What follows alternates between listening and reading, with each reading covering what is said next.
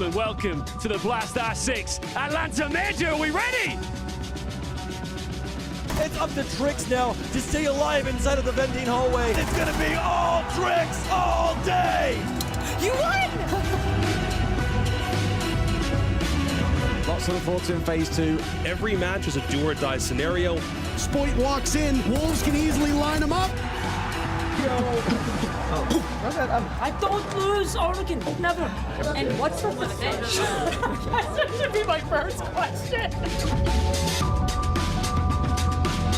Who will brave Atlanta for some Siege silverware?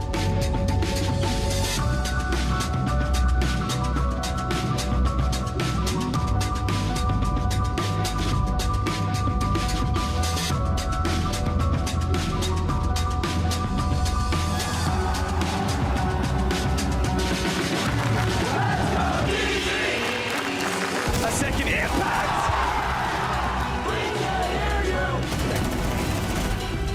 Huge by JV92. This is semi-final Saturday. Loskin out can work around. One player picked up. Globin. And they're starting. Flicks onto Virtue. The knife comes out!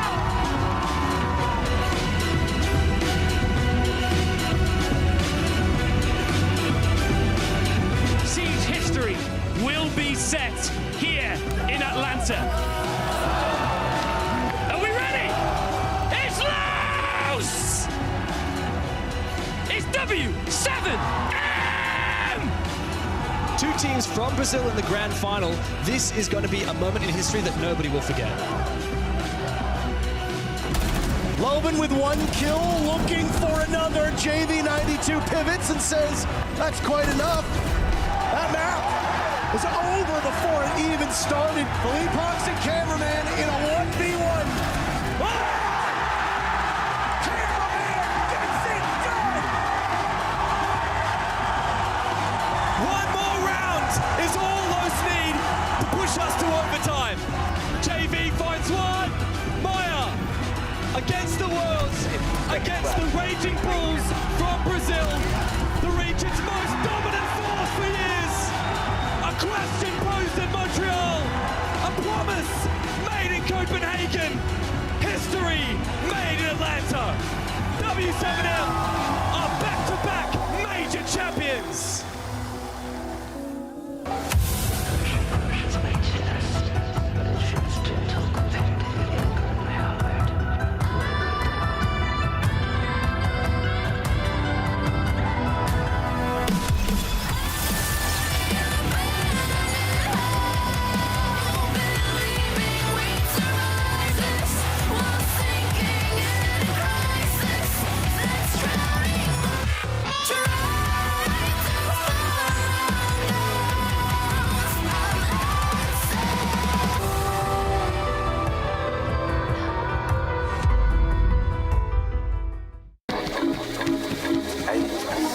Tulips in a twist. Hand out boss like communist.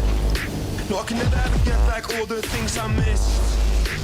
But I'm that man that think you got the gist. Got your tulips in a twist. Hand out boss like communist.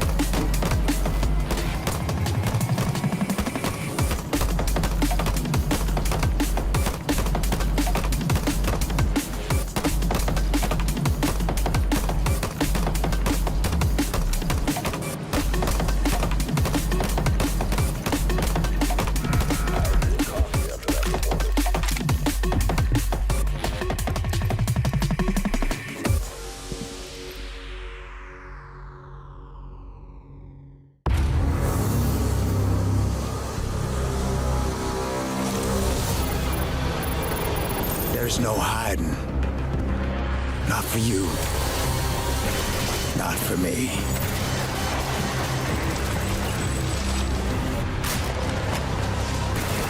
Try not to disappoint me, soldier.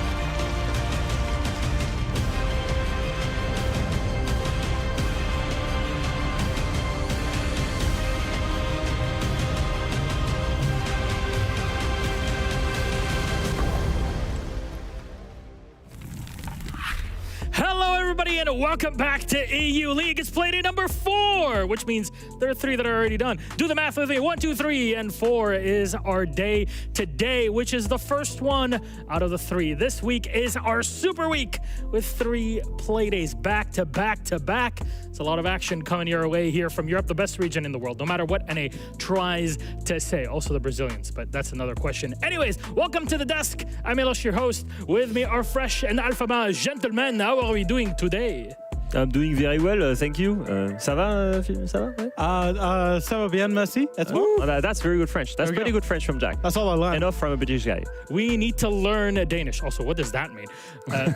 We need to get our Danish up to snuff here in Copenhagen because there's a lot to talk about, not gonna lie. And this is gonna also include a Danish operator in the game, but we'll get to it. Operation Twin Shells is officially out to play, and it's been there for almost a week. Hope you guys are enjoying these first few days. The fresh operation is kind of always some of the most entertaining days that we have. There's a lot of new stuff to explore, but for us here in competitive play, these changes apply even more. Skopos, of course, is our newest operator being added into Rainbow Six Siege. However, currently, Skopos is out of the scope of competitive play, and we'll give you more updates on that as the stage here continues in 2024. However, moving on, Dokkaebi has received changes. Some are calling it a heavy nerf. Some are arguing to the contrary. What are we thinking about that, Jack? Yeah, I don't think it's nearly as big as a nerf as what I would do if I was in charge of the balancing team, but that's why I'm not in charge of the balancing team. So here's the Dokkaebi changes. She has 0 initial charges on her gadget. Now, she can no longer call initially when the round starts. That refill time takes 45 seconds. So she gets 1 call at 45 seconds and another call at 1 minute 30, and then that is her done over a maximum of 2 calls. Now, why is that important? It's because you can no longer use Dokkaebi as essentially a pseudo drone. You can't use her to drone your entries in and just clear the map through sound. It really is focusing on that entry phase of the round. And that's the biggest reason why Dokkaebi deserved a nerf, arguably. It had a huge, even still right now in EUL, it has a 63% presence rate, right? 30% presence, 33% ban rate. It's crazy just how powerful that operator is. It wasn't always that way, but it is right now because like you said, Jack, it was super important to get in the building quickly and get that early phase, the step 1, usually where you don't want to lose anyone in attack early on. That was securing this because of the sound. Now you cannot do it because you have to wait 45 seconds. I have to say though, you still have 2 charges to play for the execute and for the middle of the round clear. It's still a very good operator, but it's a pretty good nerf, especially for that early round. Yeah, definitely needed. And I'm someone who's old, who comes from a time when Dokkaebi calls did not automatically hang up. You had to do it manually or else it'll go on forever. That's how much Dokkaebi has changed over time. And I think currently, as both of you are saying, at least implying from my own understanding, that she's in a good spot regardless of how... Don't know if I would say that. It still has a gun 6, secondary, global ability, passive ability is a free speed, DMR, Boss G, SMG secondary. She's still the best attacker in the game by a country mile. Exactly. But she has been nerfed, and that's a good start. You have to think a bit more than what you used to have. Yeah. Okay. Though our next operator, Nook, of course, we talked about a Danish op being impacted by this patch, but actually a lot of positive stuff in many ways for Nook. Yeah, I think overall the biggest news here, the ability doesn't automatically deplete. So you can just walk around the map for free, and you can always be in hell mode. And that's a big, big plus, because before, I would say it was quite limited in the way you could use it. Now you can use it almost all the time, so long as you don't run. That's the biggest thing. Now, I would still say that Nook is situational, and I think it's a big buff for solo queue and ranked. Is it really a big buff for comp, Jack? I'm not sure. No, not really. I think there's only one situation where Nook was unreal before she got those previous nerfs, which was bank on the garage to sneak in past whichever camera holds for the bank basement bomb site. But apart from that, I think, yeah, Nook will still be super situational, which is good. However, the one thing that we will see, and you highlighted it, Leo, was the barbed wire buff is actually a bigger counter to Nook than anything else right at this moment. And we'll probably just see teams bring more barbed wire as a conscious decision now. It's already happening, by the way. You see already a lot more barbed wire than you used to. The fact that it adds damage, not only damage, but also makes a lot of sounds because the operators stuck in it are now crying because they're getting hurt. So it's getting a lot more interesting for the barbed wire part, and that's why I think we see also more Sentry in defense that bring barbed wires and bring another utility on the side. Between this and Melusi change, it seems like those proxy alarms are kind of fading away from what is really a good addition, which they still are. It's just there are more options, not just the one. But moving on from Nook, we would go to Solus. And Solus arguably over the past year has been one of the strongest defenders in the entire game, but that has changed drastically, Jack. Yeah, she was the best defender by far. I think it'd be worth to say 6-9 months ago, she was the defender. Almost 100% presence. Then they made her ship. Then the first nerfs came in. She went absolutely terrible, and we saw her pick rate, presence rate fall off a cliff. 13%, Jack. 13% presence rate. There you go. So low. She used to get banned even. Yeah. Almost 100% to a 13% presence, and even then that's because probably for the good gun. Now, she's been changed. The changes are that you can only see the gadgets that are on the center of your screen as Solus, but you can't see which gadgets they are. You now have to use an overclock mode to be able to ping the gadget out, and that goes to your team. So are these changes massive? No, because she was already basically nerfed into oblivion. Yeah, and I just feel like the first nerf was so big that this one is really quite small. Yeah. Overall, the way you want to use Solus, especially his comp, is to deny the plant, right? Most of the time. So the fact that you cannot identify what kind of electronic is above you is a bit meaningless if you know it's a plant, right? So overall, I don't think it's that big of a nerf. Arguably, it might be a little bit of a buff because you can play overclock a little bit longer. And the center of the screen isn't really a big issue because most pro players, they will just look at everything really quickly. So overall, I don't think it's a big nerf for Solus. What if you run an ultra wide? I'd like to see that if that actually impacts what the center is. But that's kind of really metagaming it here. Though there are more features that have been introduced with our latest patch here in Operation Twin Shells. First of all, I was there when it was announced. The Siege Cup beta at the Invitational 2020 in Montreal, almost 5 years ago, and now it has become a truth. You're signing up for it on PC to actually get to beta test it. It's not available for all platforms yet, but will be soon as announced. Jack, that is huge news. Yeah, I can't wait. You know, we've been waiting, like you said, I was there in Montreal as well, 2020. When will it come? When will it come? It's finally here. If you're on PC, make sure to go and sign up to the beta. Let's test it out. Let's see how it goes. And it will just add another layer of competitiveness, and that's what we want. You guys want to play the OGs?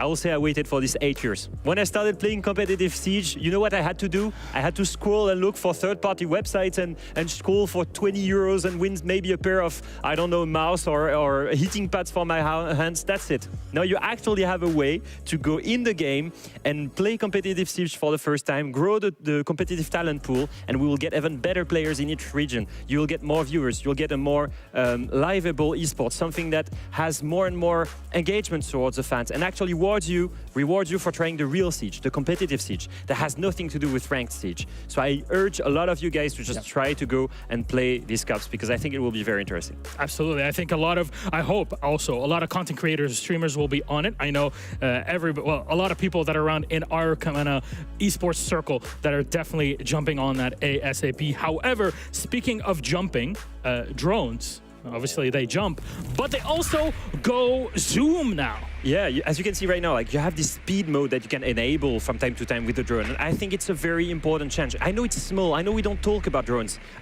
nearly enough as they should. Information gathering is the base of Siege. Drones are so important. There is even a super important aspect of economy with them. The more information you gather, the more you're able to tailor-make your attack. And here I would say The way we used to play it is you want to trade your drone for information. Either you send your drone to get it killed and you get it traded by an entry, either you just go into a room and use the speed boost to quickly go backwards and not getting shot. These speed boosts can be a real game changer, and it rises the skill ceiling from using your drone. So you can use it either defensively if you want to just back off and save the drone, or offensively if you're droning in for an attacker coming up right behind you. Yeah. Jump it right into your opponent, kind of distract them in that moment. I wonder if there's going to be like a rule 1 kind of thing where drones just can't bump into Rule 1, imagine. I mean, you know exactly the reference that we're going for here. However, also another quality of life change is motion blur being removed when you get shot, Jack. Yeah, exactly. So you can see, obviously we went into the endless drill here, and you can see that there's blur whenever you get shot. Now you can go into the accessibility settings and change that off. So you can see as we now get shot here, instead of motion blur, it darkens the screen, it makes it a little bit red, but it means there's much less blur on your screen. And from an esports player point of view, it doesn't, you know, it's not nice that it's darker and red. Obviously, you've got to have some penalty for being shot, but there's much less blur, which means like flicking back to the person shooting you should be a lot easier for the professionals. And one more quality of life change, you can now practice in the shooting range whilst queuing Alphama. That's the end of dumb scrolling on Twitter or TikTok, guys. You get into this queue of ranked, and then you start practicing your aim, because you need to, okay?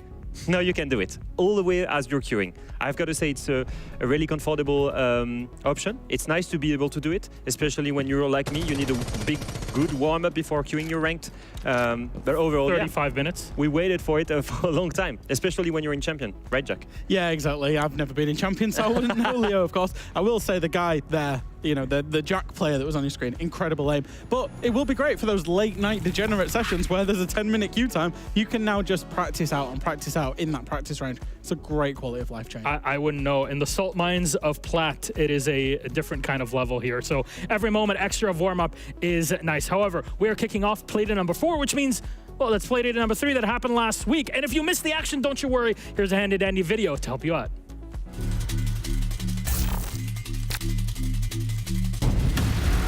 It really did slow down into the breach. It ended up being a flawless 4 BDS. It looks like it might be the same. 3 for Shaiko, 1 for Leaky Fat, and use us to close it out. And 3 kills for Shaiko when it matters. They might well choose to ban the Monty. The Blitz will be open, and they've got to find a way to play against Shields, not just one or the other. 12 seconds to go. Virtue has to try and cover. They should know where he is. Grubby will begin the defuse. Shepard, Ronin, refiring, misses his shots, and we're going to overtime. Shepard to blunder at the final hurdle. Gonna stick it. Dan, gonna be there, and barely gets out of there. And now Dan in the post plant in the 1v2, but both players are gonna be full HP. This is difficult. Needs to hit the headshots. Oh my word, Jum just drops into the open space. Dan, there's no way. You're not allowed to win that. Is there any information here for Dan to work with? There's a yellow ping. He's going to disregard the body on the floor, instead finishes him off on the way through. He's got an important engagement to win now. The stun goes out, but Virtue flashes himself. There's live ping information right now, and the shots are found. Dan, how's he managed to get it through round that reinforcement? A fantastic pick. Going up against a Titan like G2, it is never going to be straightforward. Turn out for G2, it's looking very good for them. Thank you. Who's really been, for me, the only shining light right now for ENCE. Absolutely. Oh, maybe He's not. one of the players that is, well, not anymore, but you can consistently rely on him to get a couple of kills. But it wasn't going to be enough inside of this fixture. Blaz and Loira to finish things off. It's the final game of this current patch in Rainbow Six, and you guys get to cast it. How does that feel? It's the last game ever of Rainbow Six on the current patch. The rumors is maybe they try and charge back in, but that's because they have the shield, but pushing this side of the map all is what I mean. There's so many different angles, so many crossfires that you will just get established from, but somehow it's working out for them. Just about 4 kills right now, and Wolves have just reverse swept Fnatic. 6 rounds in a row they were able to take.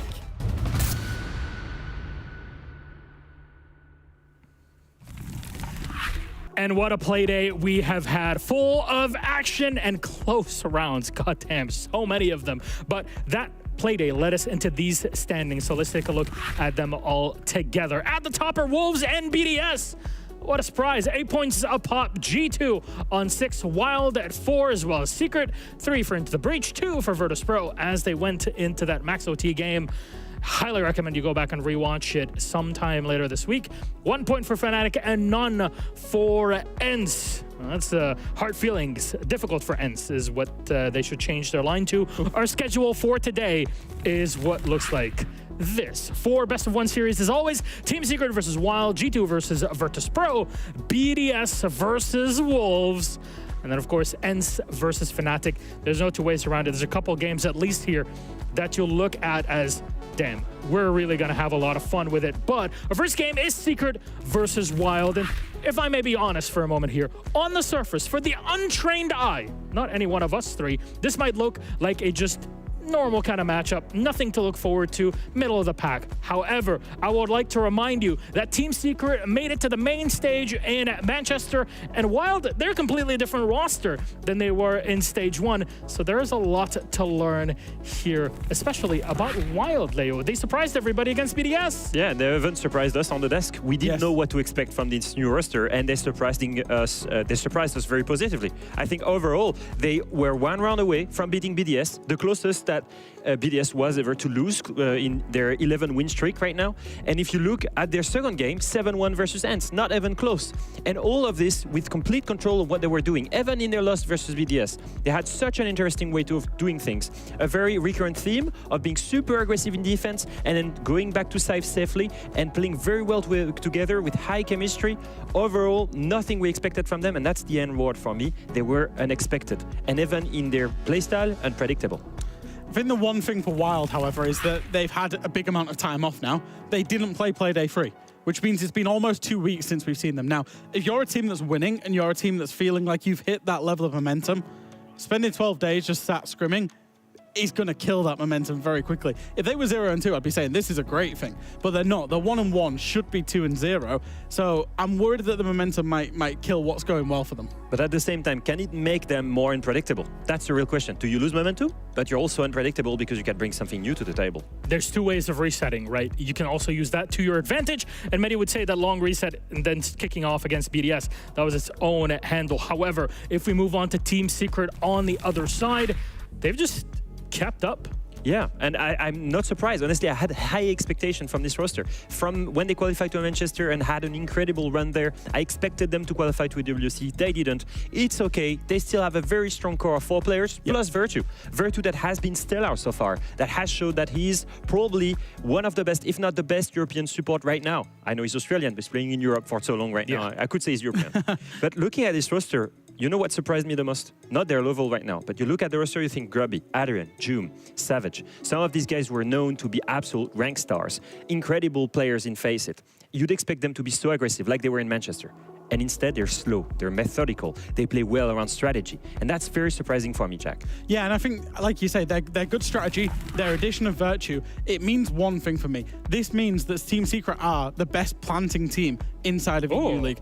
And I'll just pull the stats for you, Milos. They have planted in 10 of their rounds, 83%. Just to contextualize that, Virtus.pro are the next best planting team with only 6 plants in 46% of their rounds. So by percentage, it's almost double.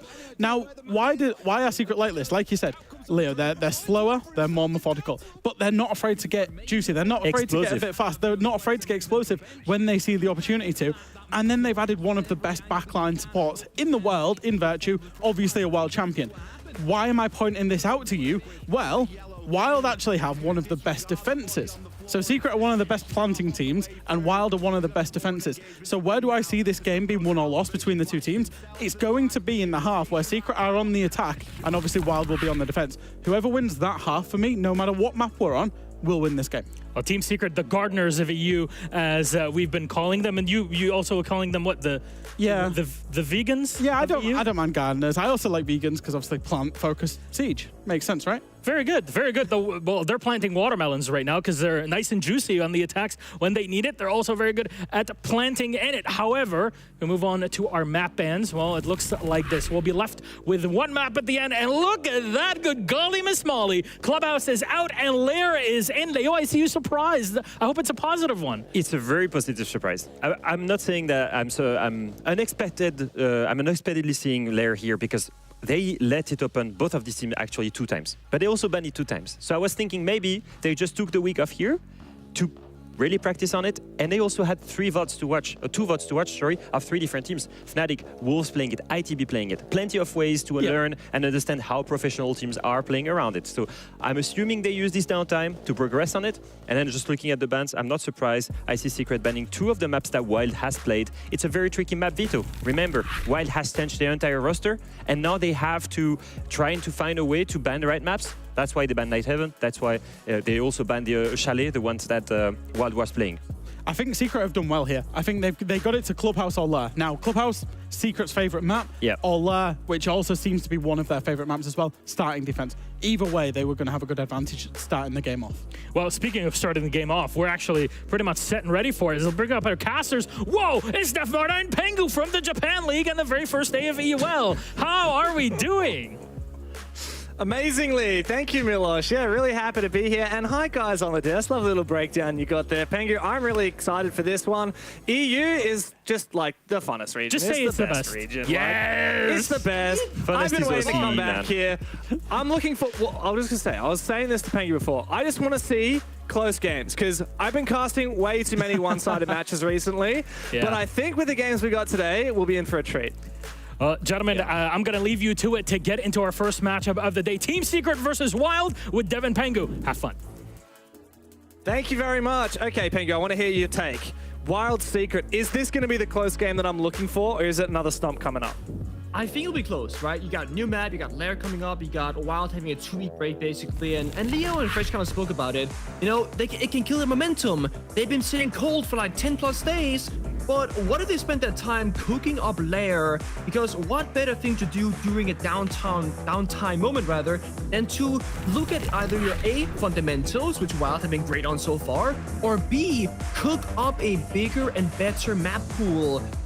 Wild have been unexpected so far, and Lair is very much an unexpected map because it's so new, it's not been figured out. I think Wild have a slight edge on this one.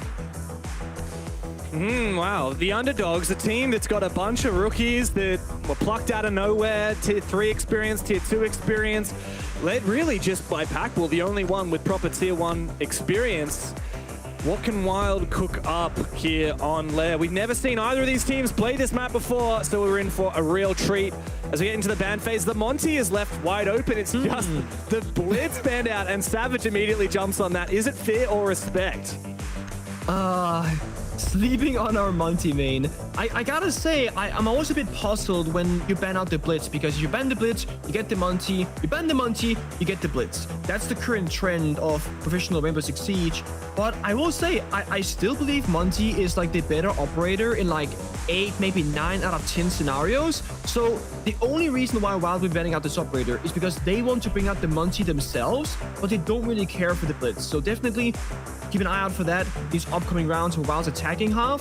The final operator ban there was Clash. So Shields, you know, they're very strong in the current meta. Not for the same reasons though. Blitz, Monty, all about taking map control, pushing in, being aggressive. Clash, all about stalling out the round, gaining free information, and just being annoying in the server. But I think these are a pretty good baseline to work with. The Mirror, the Clash, the Thatcher, and the Blitz. I think this is both teams doing a good job here in the operator ban phase. We've been treated to a lot of really good shield play recently. It's funny how that rework comes in, see a couple of nerfs here or there, and suddenly this meta shifts. And it really does feel like we haven't really found a word to describe this current meta, but I definitely think you've got to acknowledge that shields are a big part of it. Yeah, it's there is no denying it. I mean, we saw in the our first EUL playday, the actual second playday of EUL, we saw VP struggling a lot against the Monty, and in the player camps getting very frustrated. Looks like they were slamming some desk or monitors at some points, and that's kind of what shields they do to you. Like, sure, strategically it's one aspect, but also mentally, it is so tilting to have a shield just run at you, melee you. There's nothing you can do about it. You need a crossfire, you need a vertical C4, and the current meta on defense, we don't see a lot of like Echo or Ella, which are these like meta countering operators. Sure, Legion can be kind of nice with those goo mines, but they're no longer invisible, so they do get seen more often than not. I mean, there are a couple of different ways you can try to counter that Monty, but none are a sure bet. And we don't really see many of them locked in here by the defense. So when it comes to that Montaigne, Secret are going to have a bit of a headache. Of course, for now, looks like Wild have taken a little bit of map control already in the building. Freck just keeping an eye down on the stairs. Dodo here as well. His camera is off on the side. Little 9-degree camera look for Dodo. Hey, if it looks good, looks good. And that thing to keep an eye out on, the Monty versus Blitz situation. Yep, Wild, they banned the Blitz, they don't care for it, but they're playing the Monty. Ramble on in, that's an aggressive swing. Extremely from Croxon, very daring. He almost loses his life on the repick as well, though. That's so cheeky. A quick way to take down that Kiba barrier. I didn't know you could just rappel into Kiba barriers and it destroys them. That is really cheeky. I'm surprised he didn't get traded there. That's a huge opening pick for Wild. I mean, you hear that rappel in sound, you think he's gonna go on the balcony or something like that, right? No, he's going in through the window. And of course, on Lair, a arguably defender-sided map, I would argue still because it's so new, you want to get those opening picks on the attacking side. Plus, you got the Monty to work with. One of the few issues with Monty, you don't have a fifth gun. So now, double advantage gets the swing gun, but Croxon is so accurate in those gunfights. And if he wasn't going to get the kill, later on, Monty was right behind him as well. Yeah, this is so well played from Wild. Now they've got a 2-player advantage. And they start to approach the site here on R6 room. Not sure where the eventual execute is intending to go down. It does seem to be like they're looking for a few more picks first. The Kiba barrier comes up. That's going to enable the reinforcement, which does mean this is a little bit more of an awkward position for the defense to sit in. The attack has to funnel through one doorway. However, Leighton takes advantage of the commotion to find an ADS kill. Dodo's down on the ground, but hasn't been finished off. He was outside, and Secret are forced back. Oh, actually, I think that reinforce never went off. That was when the Monty went and peeked it. And now Secret just have Grubby here and Virtue. Now the flash countered by the ward, and he finds the first one. Freck is down, but revealed now by the Grimm's Bees as he falls back. 20 seconds to play, and really Secret can just now go into defense mode as that plan has been confirmed. Croxon for a 3K on the round from this prone angle. There's very little chance here of the Aussie of Virtue clutching it up in the 1v3, especially considering that Monty is still up. Dodo might be low HP, but this is a crossfire. Oh, what a shot there! Onto Croxon. The problem for Virtue, he's got no impact nades, so how is he going to win a 1v1 against this Monty? Even if he was able to take down Dodo, he can't find him for one. I don't think he even knows where the diffuser is at this point. There it is, mate. But your chances of making that happen are next to zero. Leighton comes through, finds his second kill of the rounds, and that's a huge opener for Wild. Oh, if you look at Wild, we often talk about Packbull being like that veteran, he's got the experience and the strats, but I want you guys to pay attention to the player cameras, because whenever you were watching Leighton on the Monty, he is a rap god in the server. He is just calling so many things, that mouth never stops moving, and he also has impact both on the roam clear, the strat, the plant, and goes to the ADS when to get aggressive 2 separate times in that round, but he does it in a way that's very calculated. It's not Monty being greedy, going for risky plays, feeling the desperation of getting that kill. Because they got the first initial pick in that round, they could take it slow, you know, just play off the Monty, get that information. But when that wall reinforcement comes through, when Virtue is running around looking at that final pick, that's when Monty, Leighton, he's very safe to make that aggressive play as Monty. So a really good fine line being played there. And sure, the timing here for Wild, a little bit sloppy, right? The Green Beast goes out, but they jump in the window before they pop to get that red ping going. So they do lose a player, but they stacked up 2 members. Dodo was injured, so the rotate came through, went for the revive, Beast came out, one guy jumps in, one guy stays outside. Wild understand when to get aggressive and just when to hold angles. Really phenomenal opening round from them, and again, they play that quote-unquote unexpected playstyle. Are they gonna go fast, or are they gonna go slow? Yeah. Yeah, and so often on the attack, if you find the opening pick, it completely opens up the round and changes it, because you can just look for trades, look to exchange equal material, if you will, and eventually you win the round, or you can force a plant down. And that's why you really can't undervalue the ballsiness, to be honest, of just going in for that quick repel and the quick frag. It worked for Wild, but very different bomb site we're seeing from Secret now, and we've got Doom on the infamous Boss G. It's back, baby. It's in the meta. It's no longer the meme cannon. It's a serious contender, and my god, is it deadly. Not just that, but Robbie on the Echo right now. And you might be thinking, yeah, they're roaming, they get intel, and sure, but, you know, Valkyrie can get that same kind of thing going. Echo directly counters the shield operators, especially the Monty, and that's not being played right now, so could be a mispick. Croxon again, early entry, finds Doom, that Boss G in the grave. So could be slight rework, right? 45 seconds into action phase, you get your first call. They get the first call, the first kill right after. They can hack the phone, maximum value. And mind you, there's no IQ on the attack and lineup. The fact they get that phone call hacked so early in the round means they get direct access to the yokai drones. This is gonna render Echo basically useless in the round if they can play off of that intel correctly. So Wild again, great in the first and great in the second round already. Now the roamers from Secret feel like they need to get a little bit more. We see Savage as well going for a bit of a re-roam. He's got mute jammers to try and protect his position. But I like how Wild are playing this. They're not getting ahead of themselves, Pengu.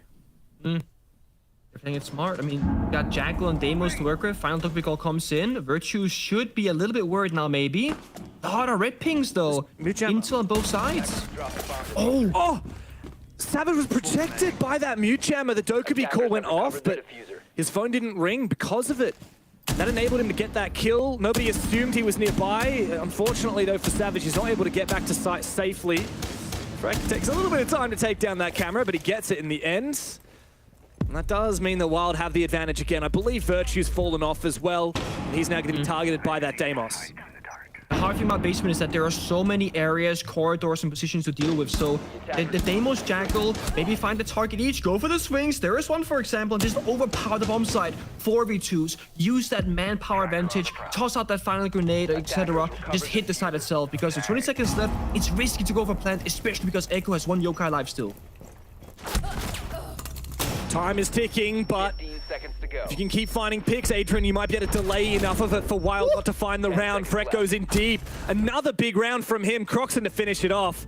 Wild are just in insane form today. Already 2 convincing attacks to kick things off. Packball, I don't know, is he typing up a storm right now? It looks like he might be. I'm loving this from Wild. We already see that they look very solid on lair. Yeah, it is certainly the look that they want. And I think the very big thing to note right now is they didn't go Monty 2 rounds in a row, and like that was the reason why they won. They played Monty the first round, went off of it in the second, went for a super aggressive roam clear with Dokkaebi, Deimos, and Jackal. And this reminds me of Theme Park rework back when I was in pro play. There was 2 ways to play that map. Either you play all around the hard destruction, you play double, triple hard breach, EMPs, Akali, etc. And it's all about the objective play.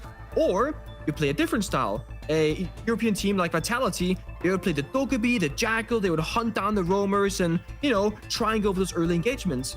Wild are showing us in the first 2 rounds that they know the theory to do both of those 2 styles on a completely new map that's only been played a handful of times across every region so far. I know Brazil, they like playing lair. Europe's shown it, what, 2 or 3 times at this point. Notably Fnatic, going back to back, of course. So I think Wild has been studying how other teams played it in professional debuts. And also, of course, with this 2-week break, they've been practicing it themselves, trying to figure out, okay, what are other teams doing correctly? What can we learn from that? But put our own, you know, spin on it, if you will.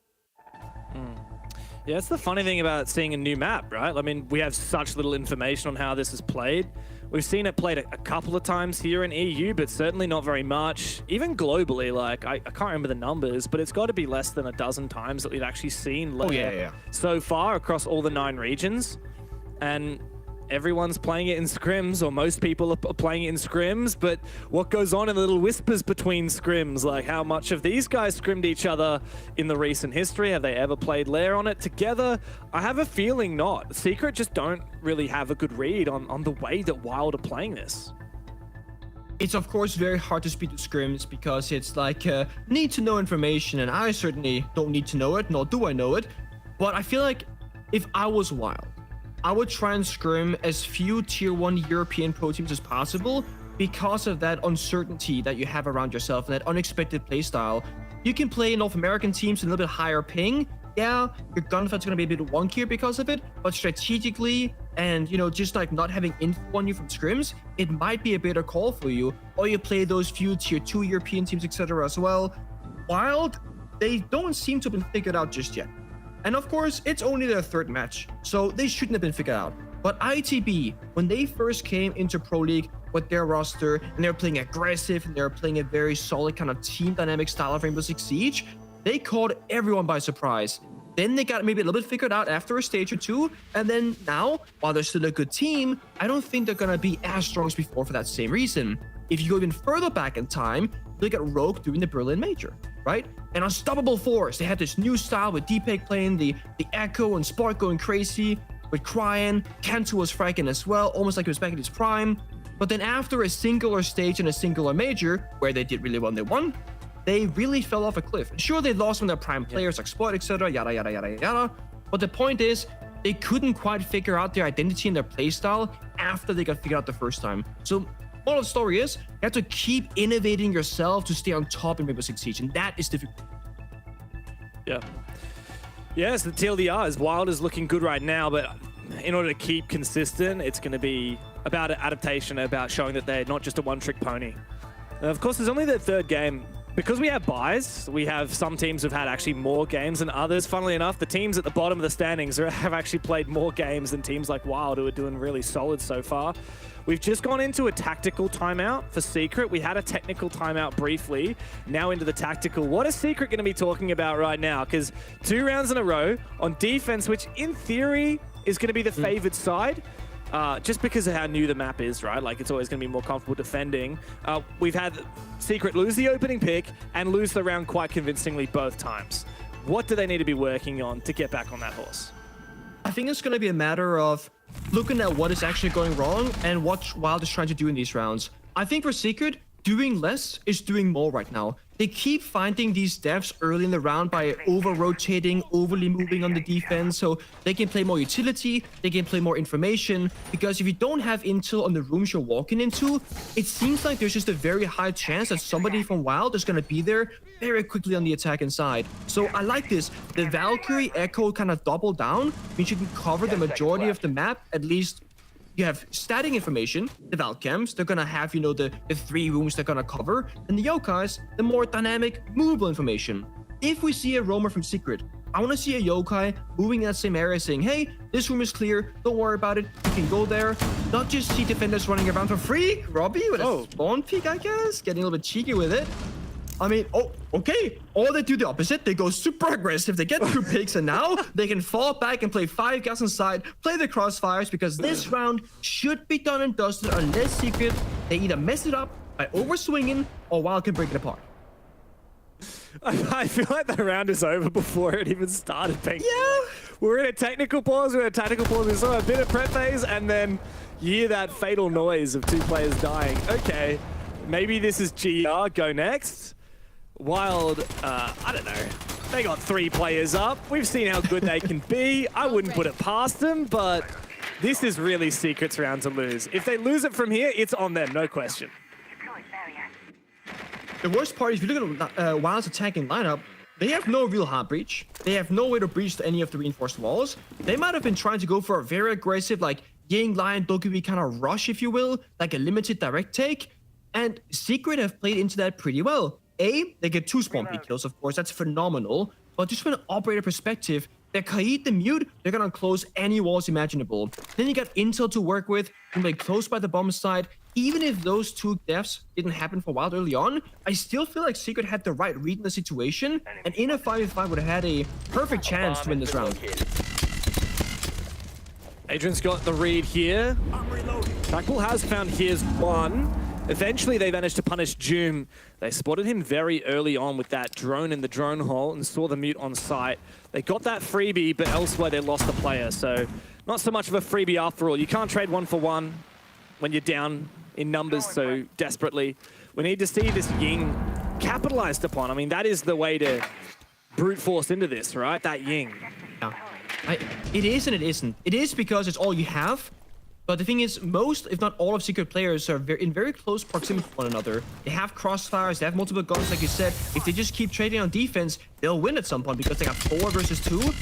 Second last Cadella comes in, still doesn't jump in the window. Deimos has 3 trackers. That's not gonna achieve much. C4 goes out, Nick gets traded. Ooh, nice. Oh wow, that's a pick. That's a really great one, actually. Yeah, I mean, not only did he shoot the C4, but he also finds the kill. He's now in the building, in the bomb site, and that does enable Leighton to make his entry. That pistol from Deimos is so deadly. Looking for more now, spotting another player. Doesn't have a very big magazine though, and he hasn't had a chance to reload. Gets swung on that reload, but Leighton's found two. A 1v1 from a 3v5, and Leighton clutches it! Wild have no right winning that round, and yet they do. Secret, what is going on? How did you jump in the window with a single Candela and get a 2k on a perfectly crossfired area of the map? Leighton, he's fragging it out. He's playing the Monty. He has the strats. He has the in-game leadership. He is doing everything right now. Also, Pack Boulder cannot be understated. On the demos, you're thinking, okay, of all players, should he be that, you know, demos hunter, getting the kills, isolating 1v1s? Well, maybe not. But Packbull using grenades together with the tracker, holding angles, denying positions, finding almost 2 picks himself in that round. It's phenomenal. But I'm really curious what Secret's game plan there. The communication. One player goes for a swing, the other one has a passive angle. We saw Grubby on that softball, he had a punch roll. If Valkyrie of Savage just waits for Grubby to make the contact, then Valkyrie swings, you have a 2v1.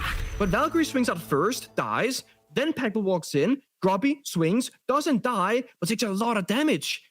Severe lack of cross has some Secret, and that's after getting 2 spawn peaks, after taking the tactical timeout. That is absolute worst case scenario in a round for them, and they're down 0-3.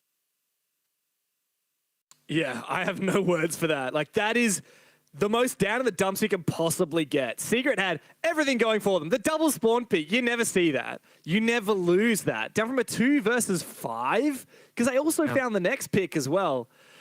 Wild, like I said, they had no right winning that round, but they did. And I got to tell you, that is a tilter. I cannot imagine any team not feeling it after that. So Secret, man, you take your tactical timeout after convincingly losing the first 2 rounds. You take that tactical timeout, you get 2 spawn peaks. Wow, how tactical of you. And then you absolutely just bloody throw it. You throw it away. Well, we can talk strats, we can talk frags, spawn peaks, kills. Right now it's about mental fortitude if you're Secret, because you could tilt yourself out of this match before the side swap even comes through. You should be getting at least 3 defenses in my mind right now, maybe ideally 4. They have none. So either you go flawless, get the following 3, or you are fighting a very difficult game of Lair, which of course you do not want. Doom finds 1, a great start for them. Frek on low HP gets injured as well. This is what Secret needs, but they've thrown this exact position just previous round. Surely not twice. Surely not. I mean, you have to laugh or you cry if you're a Secret fan if they lose this one again. But if they don't, if they just make good on the advantage that they've established for themselves, it should be an open shot case. Why are you jumping out in the 3v5, Grubby? Why are you jumping out in a 3v5, man? Don't give them any way back into this. Is that an ego challenge? Is that, oh, I'm gonna keep them down, keep them pressured? Because you're correct, you should never jump out here. It's risk assessment, right? You get the kill, it's a, you know, it's whatever if you're Secret, you've already got the first 2. But if you die, it's, you know, that snowball effect. Now, Wild feel like they have a way back into it, and they kind of do. Okay, Leighton and Croc, they're both low on HP. Dodo has to kind of step up now on the entries, maybe get a flashback from Leighton, he follows through. Secret are ratting out, they're playing these passive angles and corners. Oh no, he's close right, they don't know. Big kill there from Doom. Well, up to Leighton now. We saw him clutch up big last time with a 3k, but he'll need 4 to make this one happen. Not looking likely. There we go from Doom. Finally, Pengu. Secret have their first round on the board. And a few moments too late, perhaps, but at least they finally get 1 strike on their side of the scoreboard. Wild, though, won't be too demotivated by that, though they do need to look into what's happening in these early rounds, because that's 2 3v5s in a row. They got a miracle win out of one of them. The second one, they weren't so lucky. Certainly going to come down to just playing, I think, more passive, a little bit slower. The first 2 rounds, Wild, they spent the first, like, 45 seconds before anything really happened in the server.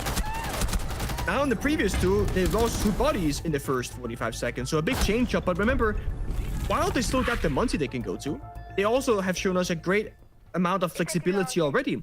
They probably got something like the O's that they can bring out. If walls become an issue, they can play the Maverick. If they see roamers, you've seen the Jackal Deimos combination with the Dokkaebi as well. So I really want to see Wild get very proactive here in the drone phase, try and get as many drones into the building, spot out the 4 or 5 defending operators in the lineup so they can make these accurate decisions in terms of operator picks. Because it's a very big map. If you're picking, like, that's what they have right now, Deimos, Jackal, Dokkaebi, but there is no roam game from Secret, you're not going to have any utility for the bomb site later on. But likewise, if you're playing a bunch of execute operators like Capital, Grim, Glass, for example, you don't really have anything to do with the roam clear. So I like this setup. Just look at it, right? We're seeing Melusi, Valkyrie, Oryx, all usually very roam-based operators, and therefore we got the roam clear from Wild. So they've done the first step. They've lost 5 drones, actually. If Secret keep track of the drone count, they can kill a couple of drones, fall back to side, and just force them to clear out the entire map purely off gadgets with Deimos and Jackal. So Intel, a little bit low here for Wild. They had to be careful with these last 5 drones. Well, that's why at least they got the Dokkaebi, Deimos, and Jackal, right? You can kind of replace some drones with that utility, get some information. But this roam is really serious. I think Secret are very aware of how many drones they've shot because of how aggressive they are on this roam. Here comes the Jackal pings onto Doom and the Dokkaebi call onto all of the players on site. 2 of them have answered their phones. But still, these roamers... Oh, Savage has just run into a mute jammer again. I'm liking these roaming mute jammers to counter the Dokkaebi. It seems to be working reasonably well. Tracks here for Croxon. He might be able to investigate. Ooh. Another roaming piece of util here from Secret. They've invested a lot of this off-site.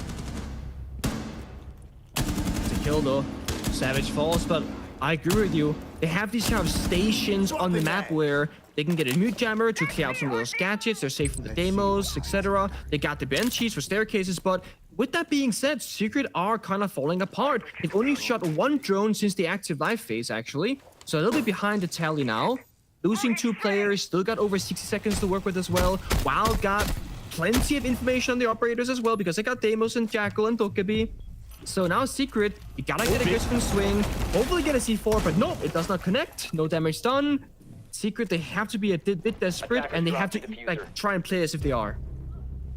Yeah, and look, they've made that work, Pengu, because Adrian has not found a C4 kill, but he's contested through the vert and found his pick. How was Leighton spectating a Valkyrie camera? I'm confused. There's no Brava on the board. Said he was spectating. No, a Dokkaebi. They hacked the camera. Oh, the Dokkaebi. Mate. He's dead, I'm so way he's gonna behind. miss it. Of course. I was Dokkaebi, like, of course. Yeah, the Dokkaebi. There you go. That's nice. Well, cameras are hacked thanks to killing that roamer. Here comes Croxon. He's actually just inches away from swinging into sight and taking down Adrian. Or is that Grooby on the other side? He's timing it, and there it is. Big entry. Grubby goes down. Good trade, though, from Virtue, but as we've said, trades won't be enough. Secret need to step it up, and there's Packbull on the vertical angle. He's covered 1. Adrian taken very low. It does deny that plan. Freck needs to start planting right now, and Packbull has got to cover him. He does indeed. Very close, but no cigar there for Secret. Wild, another successful attack round, and this is starting to look incredibly dominant in their favor. I was looking at the tail end of that round, and at first I was thinking, okay, Wild actually messed up. Croxon had a phenomenal timing on the backstab, walks in, gets the Oryx, and falls to the second play of the trade. Taking the 1-for-1 there is phenomenal for Wild, but nobody else pushed the bomb side. And at first I went, that's a mistiming, that's a mistake. But then we saw the other perspectives. They were actually, Wild that is, holding passive angles, expecting Secret to get on the offense, and they walked into their guns and just died. That's how that went from like a 3 versus 4 down to like a 3 versus 2. They're just patiently holding angles here. Again, from Vert, from bomb side. And while Dodo does die in a very scary position with 2 seconds left on the timer, it works because the coverage is so good from Wild. And that's the big thing about that base and bomb side.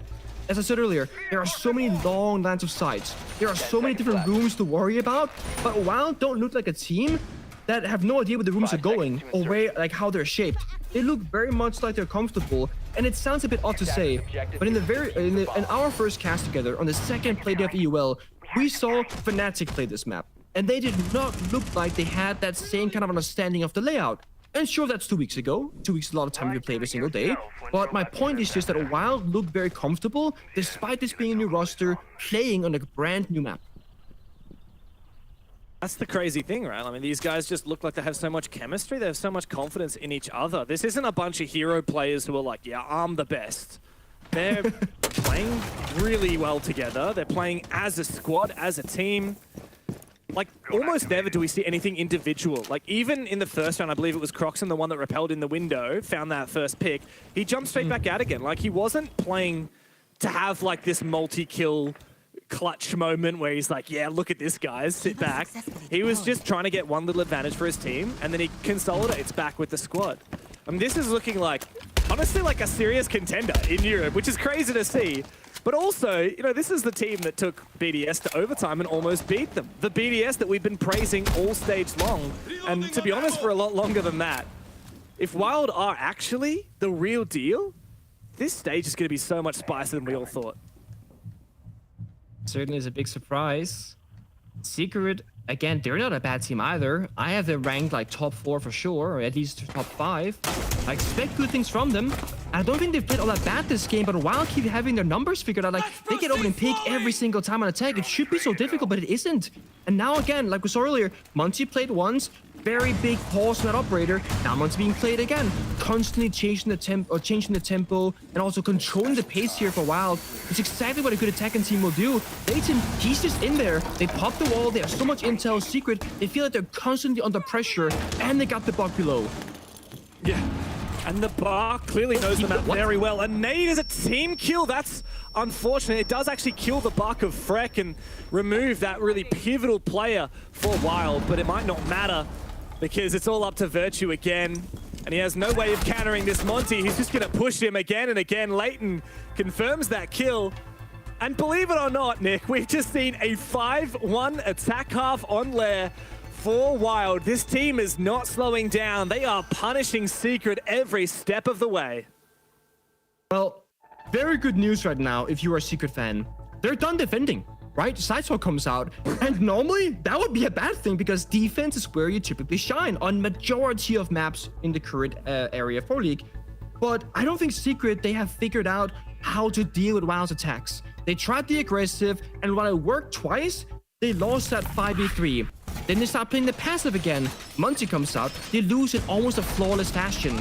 I'm curious about the team kill from Wild because it was Bok below dying to a grenade while they were trying to deal with a player on site who was kind of like stuck in a spot.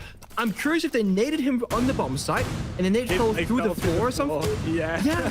And imagine that's how Bok died. I'm curious if we get to see a replay maybe. I'm not, sure of it, but that must be one of the only ways that would have been possible. Wild, they have to do something that should be simple. They have to just get 2 defending rounds on Lair, a new map that they look great on. Secret, first round, they bring out the Monty. I think that's a great choice. Again, attackers want to try and control the pace and control the tempo of things. Monty is like the #1 operator to do that.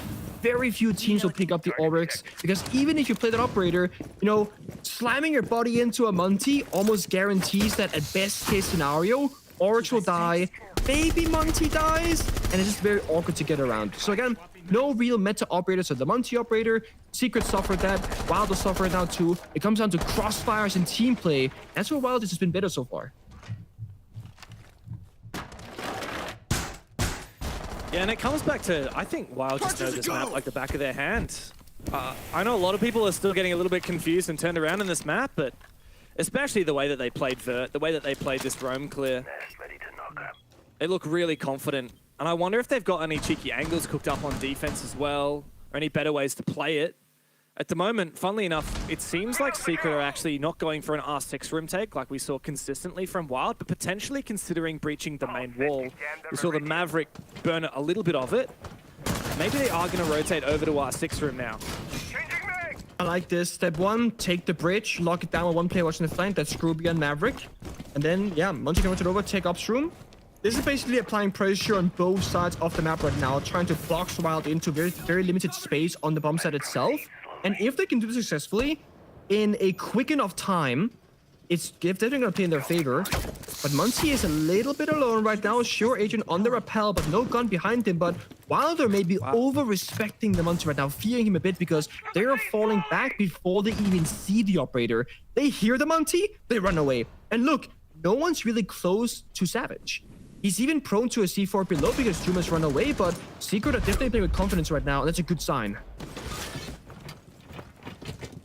And Secret, like you said, because Wild are respecting them, they've taken map control, they've taken ops room. I'm still not exactly sure whether the intended execute spot is, because Leighton is still deep in the A bomb site, and Grubby has completely forfeited his Maverick from that position, so they're not going to go and overextend on the breach. There's a jump in aggressively from Adrian, and he goes down, but here comes the aggression from Jum, and he's going to be able to retake Bathroom here. Looking to put some pressure on servers as Wild have pulled on back. Packball still holding on to his position, and he's protected by that barbed wire. He's the smoke as well. Finally, we see a little bit of a breach, but funnily enough, it's inside. Jum has covered his flank, and that finally gifts the numbers advantage over to Secret, but Packball wins his one against Grubby, coming from the other side.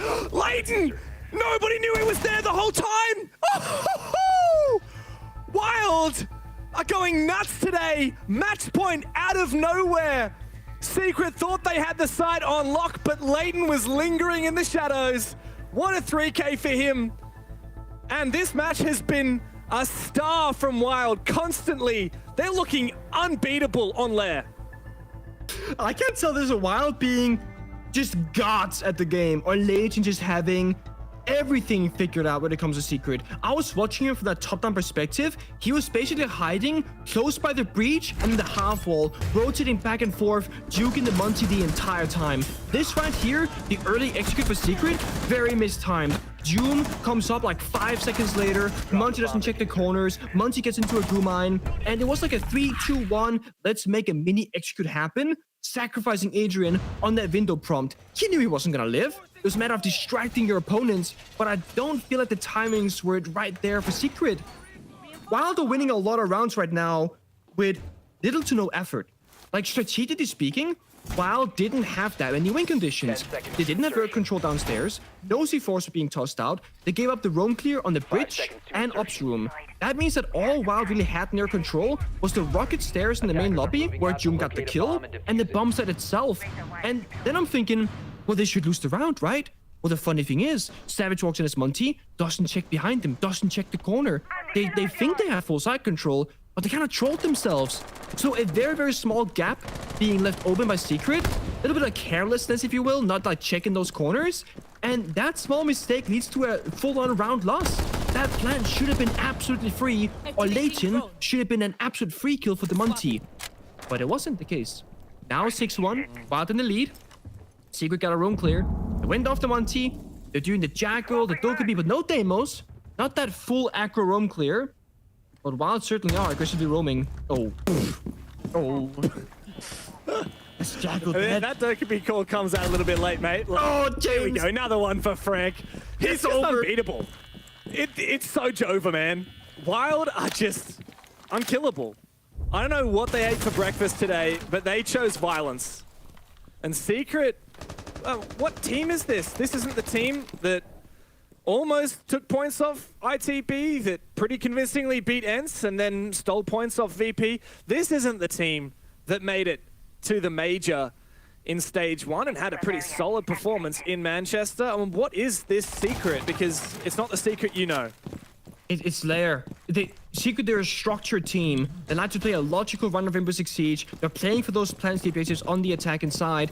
On Lair, you have to deal with the map being new. We keep saying it, but it's true. It's a very big map, hard to roam clear, and a lot of things are not going to make a ton of sense right now. It feels like to me that Secret are losing a lot of rounds based off losing individual gunfights because they don't have a way to pick these things apart strategically, so they're forced into 50-50s. Like, look at this right now. They're swinging doors. They're swinging windows. They're not really picking anything apart, cutting Wild off, doing vertical play, setting up a plan. Ruby wins a gunfight. That's the first one this round, but he takes a bunch of damage in the process. They got 60 seconds. 4 defenders alive, Frag on very low HP. It's winnable, but they had to come up super clutch for this final Dokkaebi call. At desperate times call for desperate measures for Secret. 3v4, player of theirs low, Freck is low, like you said. They need to just get some mad entries here, but Secret should be playing crossfires. The Banshee taken down, long angle, Croxon wins it. And this game is inching towards its end. Wild just sitting back and relaxing. Virtue looks to place an exothermic down. He does land his shots, so does Adrian. 2v2 winnable now. As Virtue's got that diffuser in pocket, and he can't go that way. He has to go straight into sight. Packball though, he's not going to over-aggress here. Wild know that they've got this game in their hands if they just play this perfectly. And Croxon does on the long angle the kill that he needed. The game is over.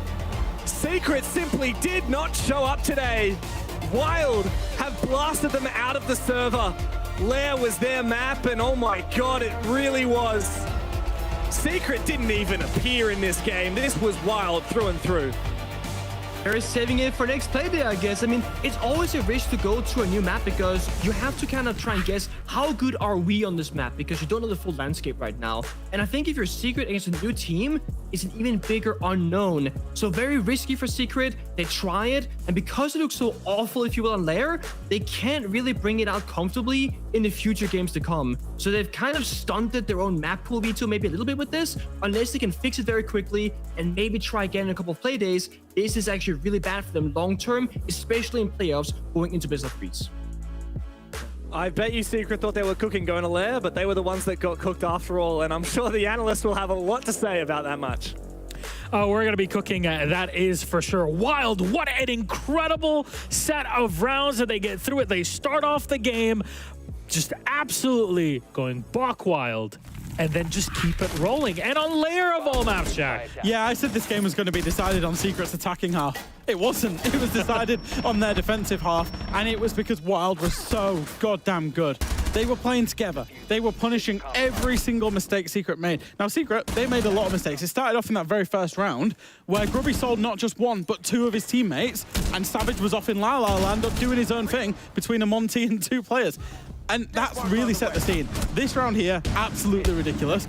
But what was the consistent factor? It was Wild playing together as a team, even in man disadvantages, creating a plan and still executing it. And sometimes, even when you do that, even if it's a 2 versus 4, 2 versus 3, if you're playing well and the opponent wants to make the mistakes, you can punish them for it. That's exactly what happened in round 3 when they were able to turn it from a 2v4 to an actual round win. And by doing so, playing together and using Yengat effectively.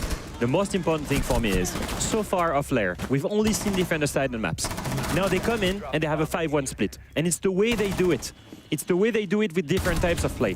In the first round, they bring Nomad, they bring Maverick for the wall, and then they bring Grimlock for the flank. So 2 flank operator, very slow and passive. On the other rounds, they bring Demos, Buck, Jackal, and Dokaibi despite the nerf. And they played it almost every round. So very aggressive roam clear. On some of them, they only use Buck as a vertical player to remove strong players on site, plus the Monty to get the plant.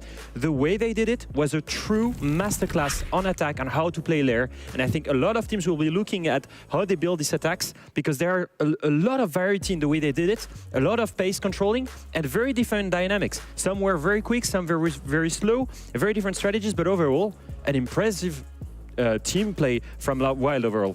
You would have not have heard us really say that in stage 1, but the changes of Wild definitely are showing. Today on Lair, it was clear they can adapt no matter the situation. Pre-round, they scout around, say if we need to change operators, they do it. If they need to roam clear, they do it. If they need to just push on site with a Monty, they do it. And all of that strategy, you got gunners also that are behind it. I mean, Leighton, he was incredible. Wow. But he was incredible in 2 ways. He was incredible in the plan, in the strategies themselves, but he was also incredible in the fragging potential, which was a big thing for me, is that it's not only being the voice and calling off all of these different styles of attack, it's also being able to be on the scoreboard. And Leighton was on the scoreboard.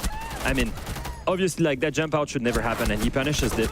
But he was the one playing the Monty during this execute. He was the one getting the triple kill, denying that execute by himself on defense.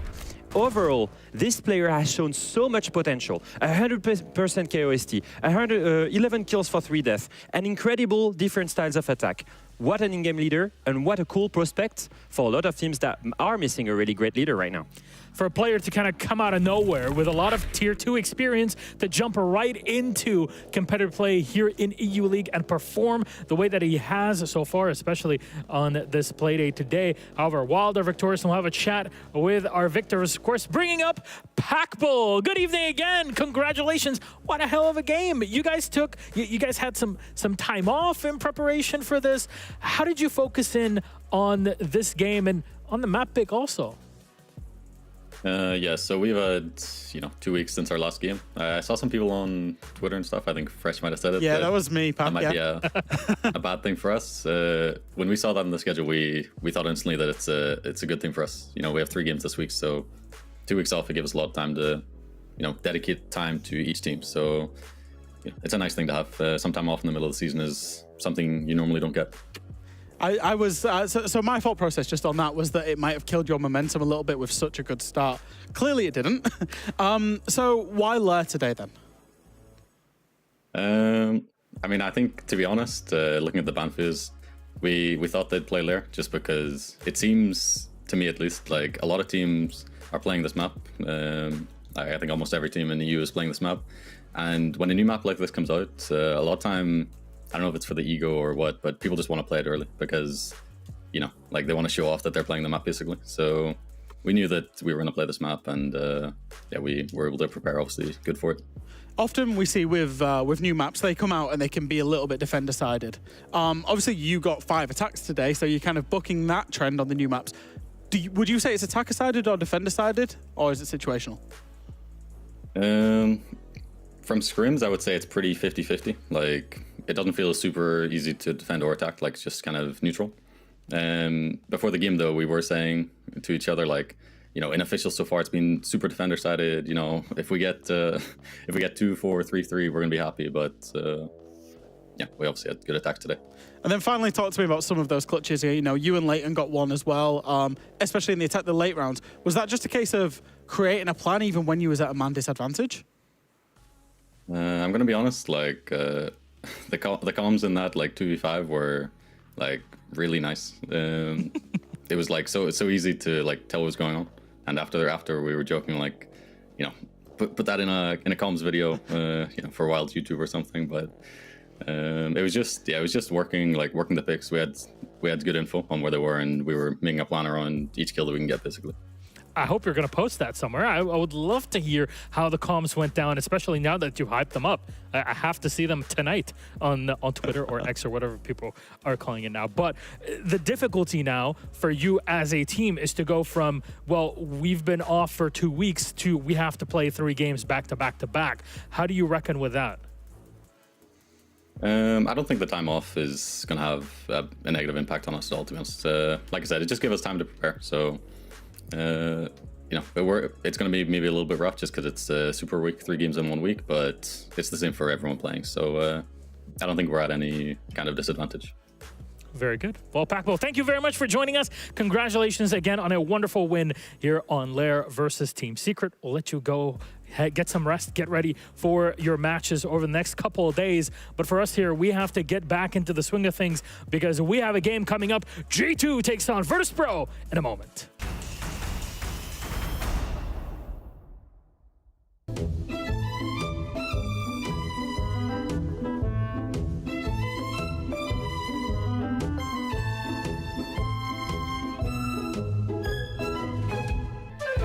This is the Blast R6 Major in Copenhagen. Are we ready, Copenhagen? 24 teams from all around the world made the trip here to Denmark. Okamesh is straight on inside. He finds one, looking for a second. Okamesh is just eating him up for lunch. Gomez, as he plays behind one of the remaining Kiva barricades, to be a big nitro out here, and it's massive. Trying to get ahead of it, spots it moving down the stairs, and there it goes for VP. The 3 go for VP. Everything falls to Sploit down in the 1v2 here. They're both focused on him. No matter. We are now down to our Elite 8. Surely not resets. He's making the 1v4 look so winnable. There's no way. Resets to ace to 1v4. Esk is trapped in a corner. But next can collect one.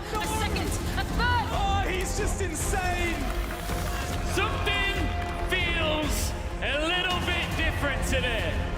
It's Championship Sunday! 24 teams made the trip, 2 remain. The defense, there comes 1 kill and 2. It looks like there's one left standing. It's Volts against his old team. It could not be any more bittersweet. Are they going to be able to close this out here and now?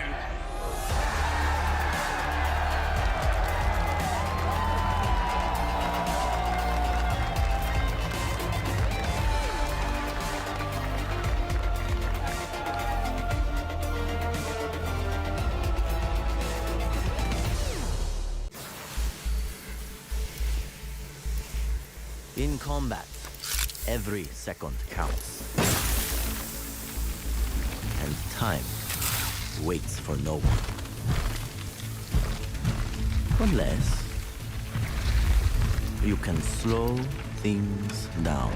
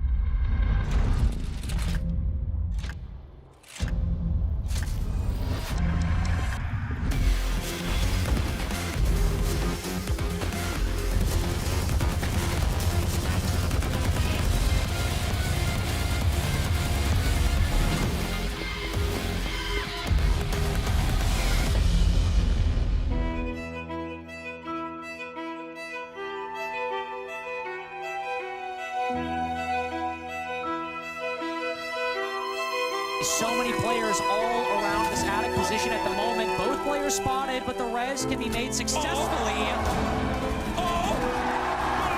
For Solotov, information from the Bees. He goes deep. Shotgun.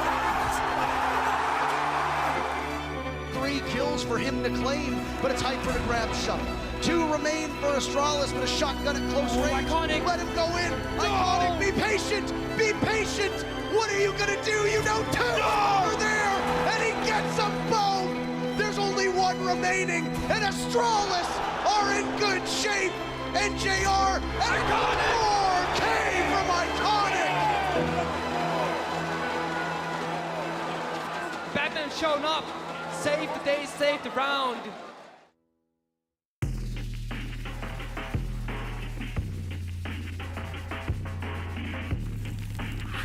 I think what makes Wild the team we are is kind of in the name. We're like aiming to be a pretty unpredictable team with a lot of aggression. That's kind of what the main strengths of our players are. We have a lot of good shooters basically on the team. So when you have that, you need to take advantage of it. And we're hoping to go into the season basically and people to struggle with our aggression and our playstyle. We think we have a pretty unpredictable way of playing the game, and it's gonna shake up a lot of teams for sure.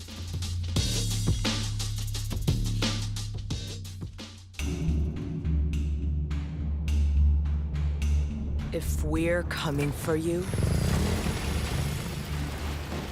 run.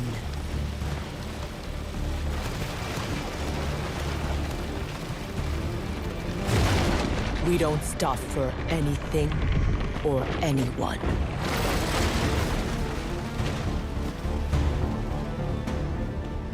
We are the danger from above.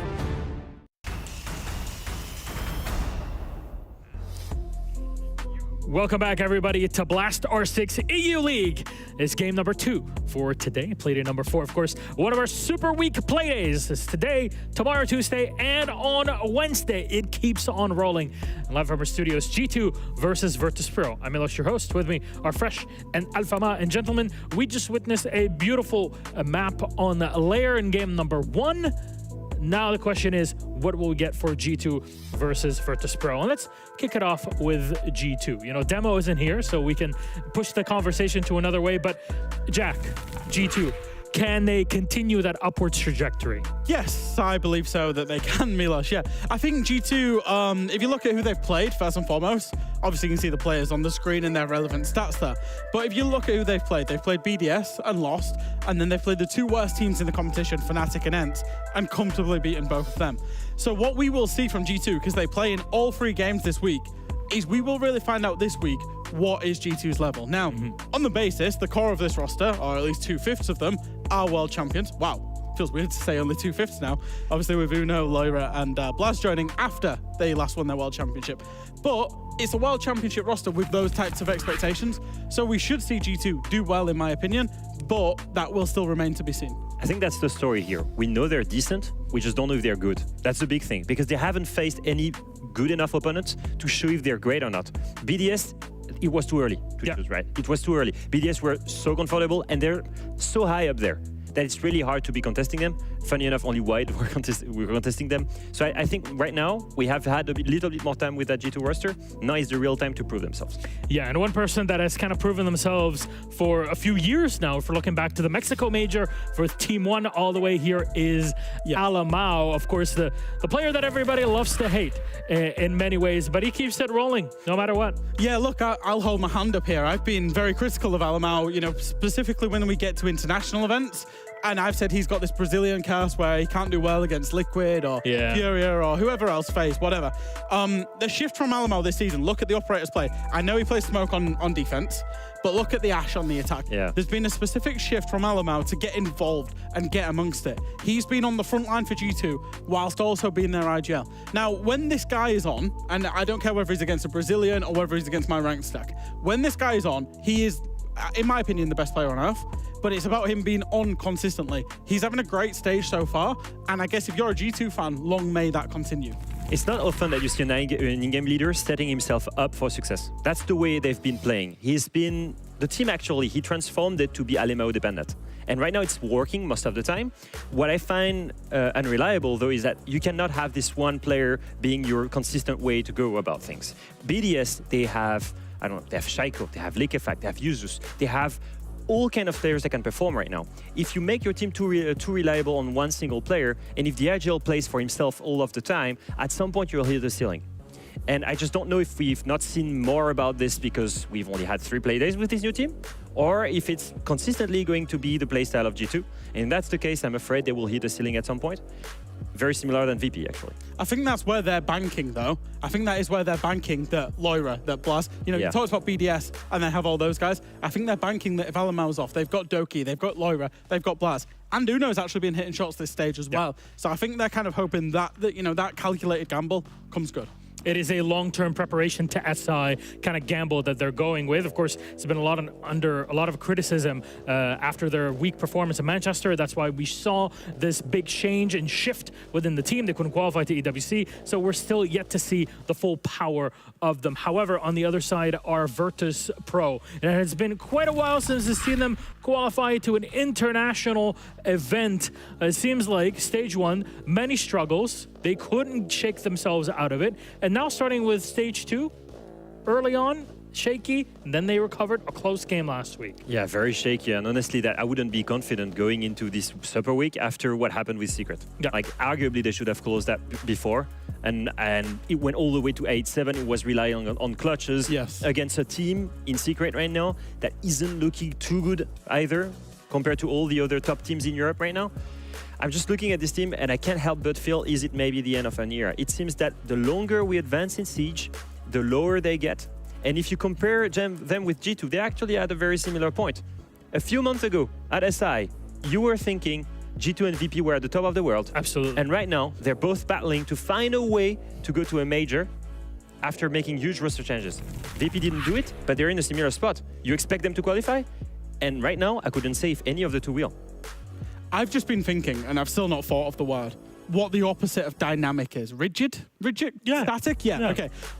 Good thinking. I suppose what Virtus.pro struggle to deal with is teams that are dynamic. You know, if you look at how map pool evolves, Virtus.pro don't evolve their map pool. Operator pool evolves, Virtus.pro don't evolve their operator pool. The meta evolves, Virtus.pro are late to that party as well. And I think that's the big problem is you talk about they were once at the heights and now they might be seeming low. That is because of the evolution and how dynamic the game is played right now. You say dynamic, evolution, a lot of things. However, the biggest rigid wall in front of him has been a Monty. And for those who kind of missed out on how that reaction has been, we have a set of clips just to take a look at it. They didn't bring the Frost, they didn't bring the operator that could counter it. They had no solution for it. Mowgli finds his one, but the pressure as VP look to hold firm. P4 goes in deep, and the Monty does his job. Lasmo's done a bit of work as well. It's always up to always from VP, it seems, but P4 shuts him on down. Monty and Calograph is eating a couple of Kumans, but the fire's there. Does it spread? Oh no. Over death? He's dead. Surely. Oh, this is bad. How? Someone help P4. This is very awkward, but thankfully P4 can just ADS and kill always. As he looks to try and make his way upstairs. Gumine's in pocket. But that is all he can use. He doesn't know that the Monty is so low HP. Lasmo comes in, a top fragger for the day. Yeah, the rush has come straight up the main stairs, and Wolves have found 2 picks off of it. However, VP are still fighting on back. P4 doing more damage now. And this Monty is going to get very awkward. Always does a lot of damage, but still the kill has not come through. He has no gas left to make this work. He has to try and find the shot. He almost does, but there's P4 with the knife. Up the joystick now, and it will be taken out.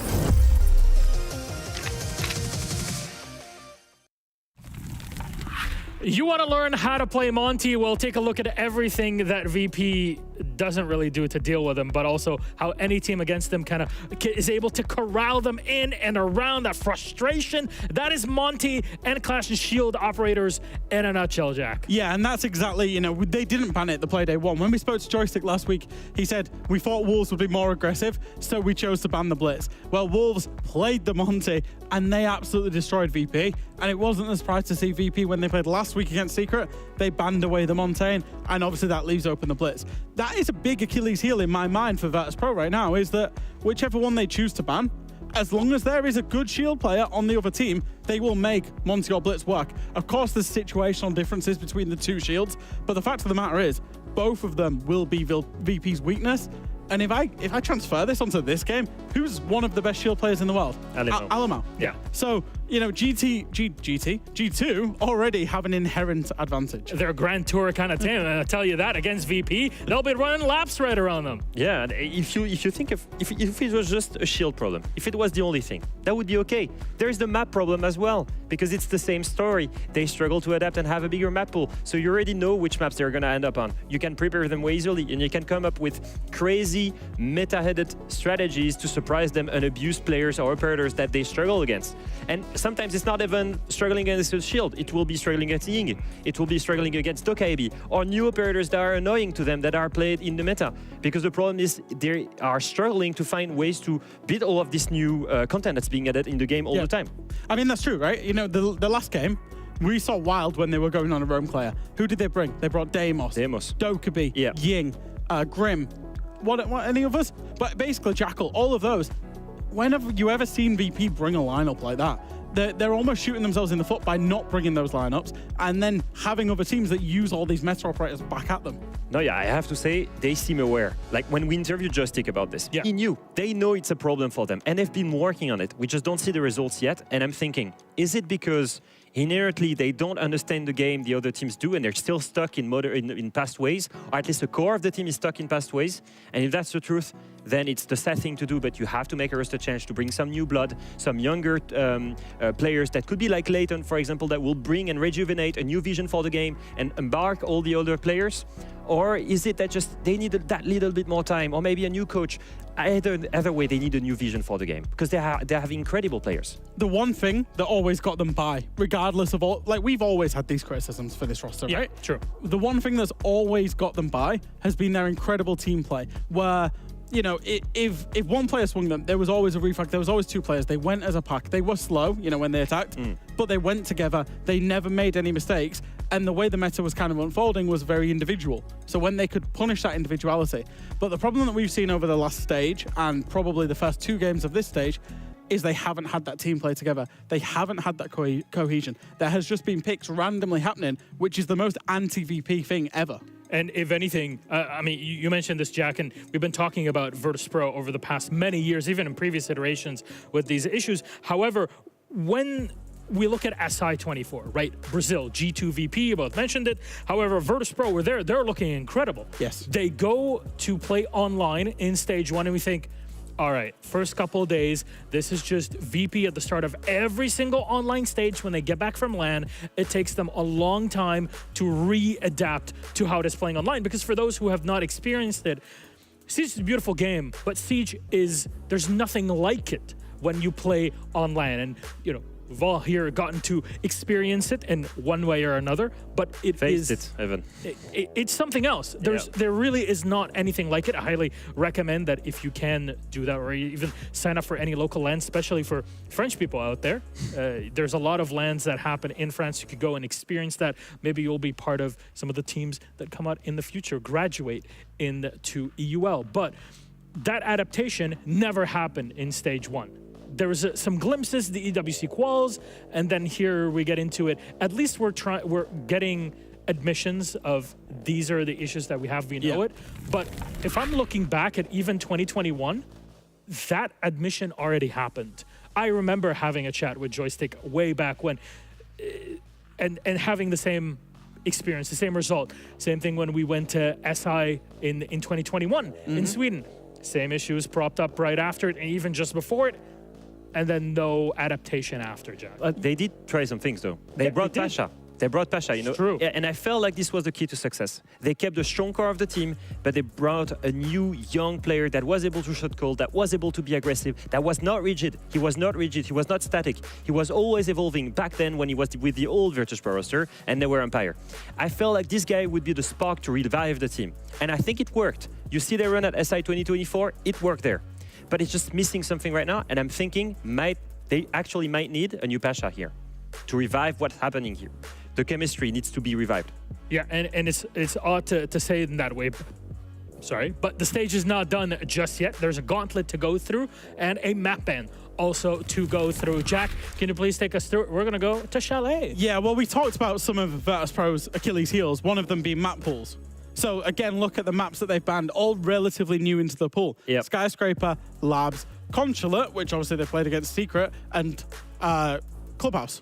So now what we're going to see is we're going to end up on a map that G2 are very much ready for in terms of Chalet. They probably picked it themselves. And I just feel like it's another advantage to G2.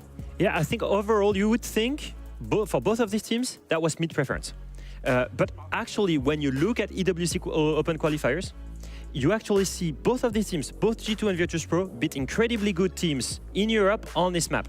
G2 actually beat Wolf 7-2 in the EWC quals on Chalet, and Virtus.pro actually beat BDS 7-3 on the same map.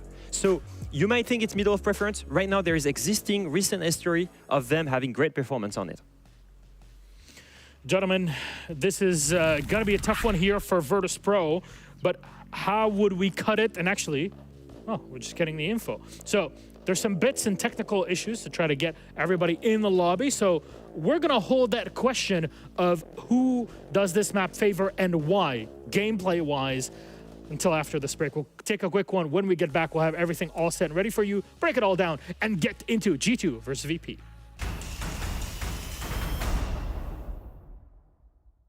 Welcome to Manchester. Feels like this one has been a long time coming. Should we show them how the UK does it, guys? SSG sent home. Scars came so close.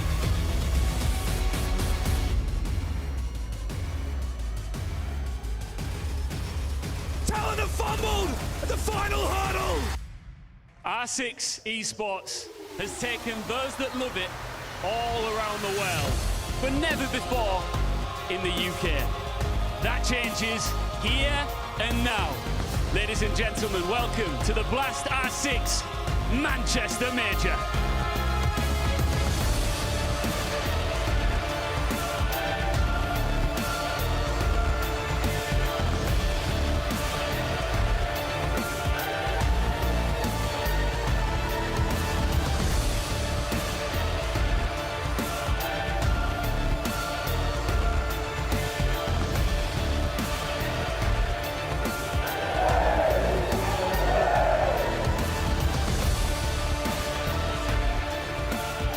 Our 8 final teams. Ladies and gentlemen, give it up for our finalists.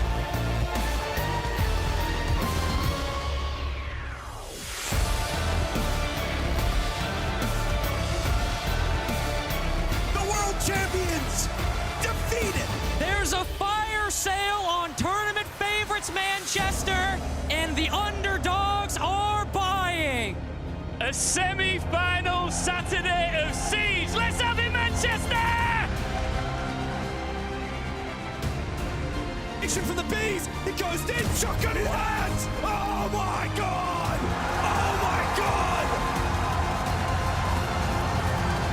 And it's heartbreak for Nath, but for BDS, their first shot in a year and a half at raising that trophy. Are you ready to introduce our show match?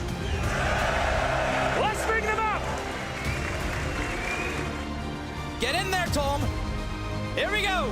Bang! How intimidating is that going to be having that stood behind it? It is absolutely massive. Our champione, Mr. Tom J. Sherlock and his team. It's a pleasure and a joy to bring you all in to the final. This is the Cinderella story, to say the least. I mean, they made themselves #1 NA, and now they find themselves here at the grand final. BDS on the other side. I think they are some of the best players in the world. Manchester, are you ready? One more time, let's bring up our team to the stage. The job isn't finished. Can you do this? 100% we can. We're just going to keep proving people wrong. Against the Solis, the bane of the ENCE.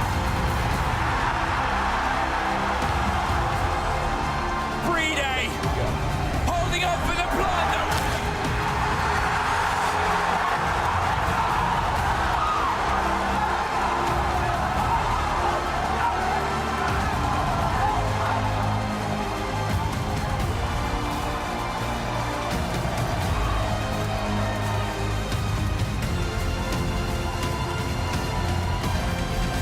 If you didn't believe in us, I love you. Let's go.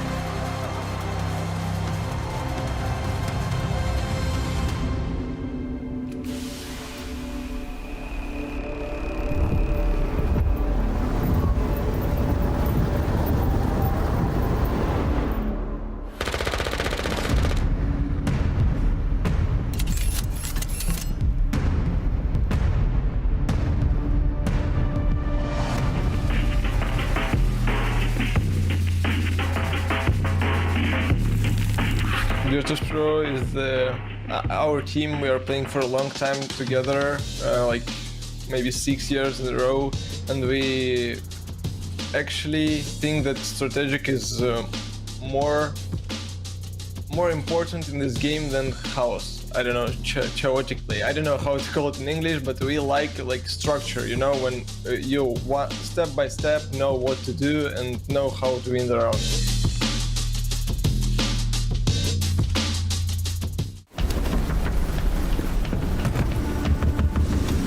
Listen up! Nighthaven Ordnance was stolen. Target anyone using our gear and put them down. Now load it up, let's go! Are you deaf, soldier? I said move! Sorry, Callie. Orders are to keep you grounded. And whose orders might that be? Mine.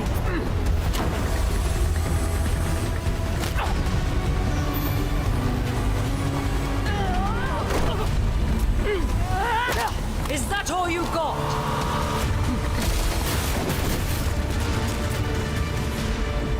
Damn it! I didn't kill Yahata! Someone stole Nighthaven Ordnance and is selling it, jeopardizing our operation. We know, but that doesn't mean you get to start a war over it. This is Rainbow's operation now. Not sure your butter knife will cut it, darling. You'll be up against very loud guns. We have a squad for that. Red Hammer.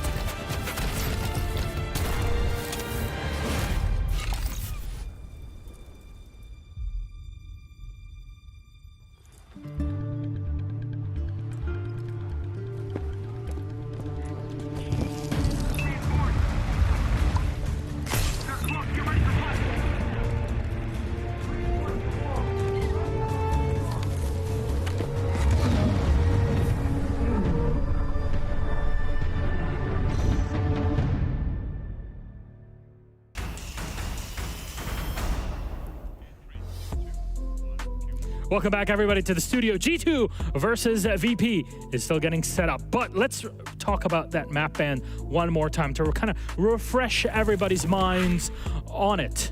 Refresh. Yeah, we've had a very small update to this. This is the actual map ban. Skyscraper, Labs, Consulate, Lair, banned by VP. All of the newer maps, it did say Clubhouse last time, now it says Lair. All of the newer maps, Leo, including the map that they went close with Secret on. Yeah. And I think the reason that they banned away the Consulate instead of the Clubhouse, which 15 is rounds, man. The one they banned last week, 15 rounds, but also G2 have been known to permaban that map as well. So it kind of gives them a little bit of leverage, but still not too much leverage. And they're still going to end up on whichever map out of the core maps that G2 want to go to. Then you look at G2, they ban Border, okay, permaban, that's okay. They ban Bank. Actually, Bank is the only map that Virtus.pro still plays like the old Virtus.pro on. Yeah. It's the only map that they're unbeatable Good on. 9 win streak, crazy map for them. Okay, you would remove that one. Clubhouse, it's their second worst map for G2, so I'm not entirely surprised. Cafe is a surprising one for me. It's a really good VP map, one of their only ones, but it's also an incredible map. 9 win streak for G2 on it. So for them to remove it, they really wanted to favor Lair or Chalet. I was expecting probably them to go to Chalet because if you leave as a decider between Lair and something, you already know that something will be there because they will ban Lair. Now, because of Chalet and G2 is starting off on the defense, I wanted to have, and take the opportunity, to have two great minds of Siege here between us. Where are they? It's a hamster under the table. I see. Okay. It is actually a miniature giant space hamster. A miniature giant space hamster. For those who understand that reference, please let me know. That's way above my English level. Okay. Didn't get that. It is one of my favorite characters in video games, actually. The hamster, not the character that interacts with him. But to talk about that, we'll ask both the hamster and the cat here. Who can take it and why? What differentiates VP and G2 on Chalet, especially with G2 starting on the fence? Jack? Am I allowed to say Split Fury, or will everyone implode if I say that? Des is watching right now. He's going to go wild. No, look, so I know Split Fury is kind of a taboo thing that people don't want to talk about, but if you think about it as like fast and loose Siege, opportunity spotting Siege, Chalet G2 were very innovative in that kind of ideology. Chalet is a map that suits that ideology so well because every bomb site has multiple entrances, multiple different ways of playing vertically, but also horizontally from 3 or 4 different directions, which means G2 can apply this phantom pressure and be everywhere and nowhere at once as well, which the map lends itself to that theory and way of playing Siege. And that's why I think G2 wanted to get VP there, because they know VP generally will attack from one starting point and finish at the end point, which is the site. Whereas when G2 attack it, they can be everywhere surrounding the site within seconds. So the map lends itself to G2's style of play so much more than it does VP. And this is why we say VP's map ban and map veto really can hinder them. So this is the piece. You talk about map veto and ideology, but specifically G2 starting on the fence. Is that something that can give them a head start in it or not? How do you see it, Leo? It could, and the reason for this is, like Jack said, the way Chalet is being played, you have multiple ways to do it, right? But for Virtus.pro, the way they will attack is easily readable. It's step by step. Most of the stuff you can do from outside. So it's easily readable, especially for a great in-game leader like Alemão. So they should know how to react to it. They should know how to get aggressive. They should know how to have jump outs, or how to be disruptive in their step-by-step plays. Or even if they want to play around the late execute, burn a lot of time, they should find ways to do it. So yes, defense can be a good start for them. At the same time, I still feel like for a team that struggles right now to play as a team, going on Chalet in attack is something quite comfortable. Like I said, most of the stuff you do is something you can rehearse because most of it is from outside. So you're definitely not at risk there. So it has both ways, right? For Virtus.pro, it's a very different win condition than from G2. G2 will find really quick and funny and creative ways to get in the bomb site, whereas for Virtus.pro, it will be slow, methodical, readable, and step by step. You know, I want to take this moment to really dig deeper into your brain. You mentioned Alemão as IGL, right? He's someone that is well known for it. He's able to flex in every moment and give the relevant information to the specific players, get them in positions where they need it to be. You want to talk kind of the theology of Siege, that idea? How do you overwhelm an IGL to the point where it disrupts a team's communication using your utility, using audio, using calls, operators, etc. to mess with them? You take them to a map that's not Chalet, Milosh. Yeah, and unfortunately, they don't have that luxury. I think and that's the thing about Chalet is, you know, if we do some theory crafting, because of course we've got a bit of a delay going on. If you think about the top floor site, one of the primary sites, if you think about how G2 might play it or could play it, and this idea of all splitting up and going at once, Solarium window, double window, office balcony door, bathroom window, piano hallway, the main breach, up solar stairs. That's 8 different routes that a G2 player could come in. And if that's pre-rehearsed and pre-thought out, oh, we do this attack on this site, it's kind of regardless of whatever VP bring. That's why G2 are so good at Chalet. What makes them so good, because Alemão can just call that in the prep phase, and that's so simple. In the current map pool, it is the map that offers the most obvious pressure points to the bomb site. Yeah. Because of so many windows and entry points, you can P-pressure everywhere. Yeah. You can even have all 5 of the players spider around the map, look for an opening, put a lot of pressure, bait and execute on one side, and have the entirety of the rest just push on the other side. That's the beauty of Chalet, and that's a playstyle that I don't see Virtus.pro using a lot. Yep. What you need to overwhelm someone like Alemão, you need explosiveness in all of 5 different players going all at once with different areas and different utility. That's not the way Virtus.pro is playing. Really not. I can't wait for Virtus.pro to win 7-0 now. Yeah, honestly, I would love that, actually, because I think they're aware of their mistakes, they're aware of their problems, they're trying to fix them. I want to see them succeed, because they're incredible players, and beyond that, from playing against these guys for years, I can tell you they're great humans as well. Well, gentlemen, it seems we have set ourselves at an impasse. As you have noticed, we're not just yapping for the fun of it, even though I do love to hear Leo and Jack just kind of talk about Siege forever, but we do have a delay to kind of put our lobby together, some technical issues, and thank you very much for sticking around with us through all of them. We will take a quick break, but actually, it is more to discover how teams, all of them here in EUL, all 9 of them, describe themselves ahead of the stage. Take a look.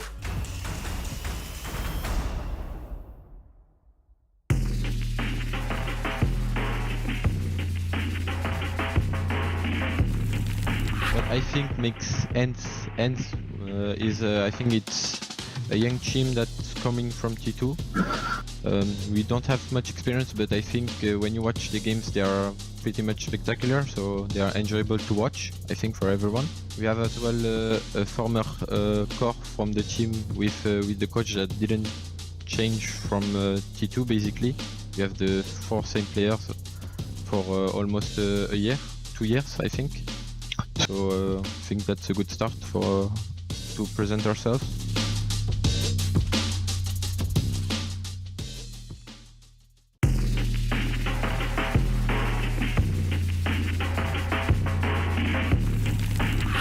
Why BDS is unique. Basically, this year we almost won everything. We did 1 top 2 major. So if you want to see a trophy and this kind of thing, you are in the good position. We're the most flexible team in the UL. All of our players can play any operator basically. We are playing the Red Rainbow Six, not like every team, I guess. And we have really good individuality. So you will see. It's not going to be boring. No worries. I think we're all just willing to try new things and stuff like that. I think that's what separates us from everyone else, to be honest.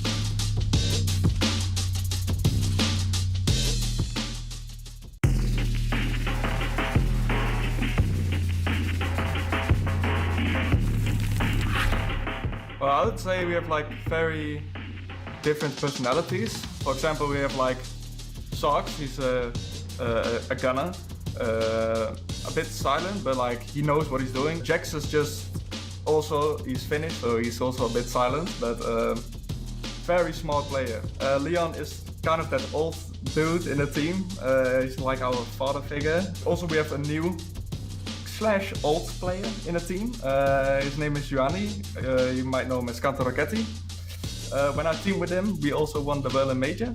Yeah, and then you have me. I've been playing for a long time. Also a calm type, flexible, and just happy to be here.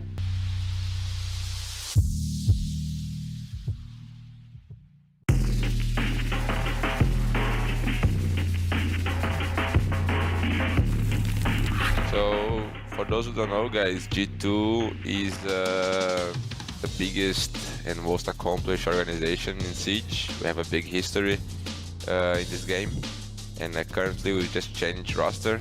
So before we had 4 players who won the last 6 Invitational from G2 in 2023, and now we have 2 new players. So from the champion roster, it's just me and Doki who are left, and so we are kind of like a new team, but we are very friends, and we have a lot of fun playing, so it's probably fun to watch us play.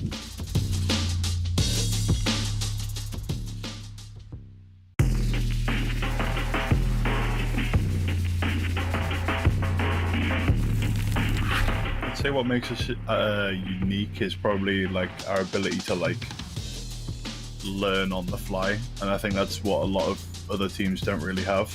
We are always learning and adapting, and basically every time we play in a visual game or a practice, we're always learning something about ourselves or a strat or whatever, and we're constantly becoming better, which is something that I haven't really experienced before.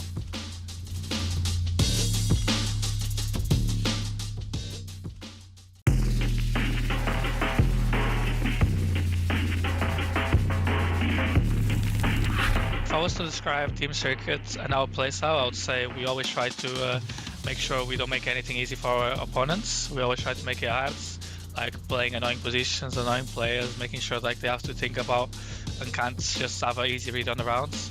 And we also have obviously a lot of fragging power. So we have really good talent players. So we always are very strong in the individuals that can always pull a round off in a 3v4 or a 3v5, just off someone having a good play.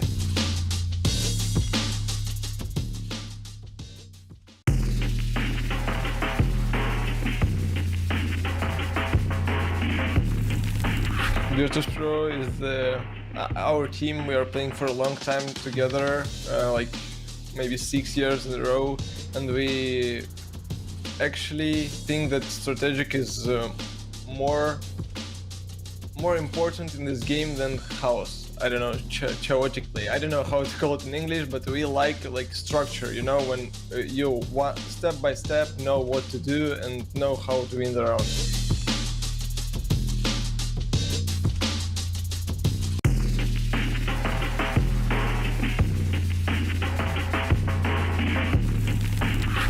I think what makes Wild the team we are is kind of in the name.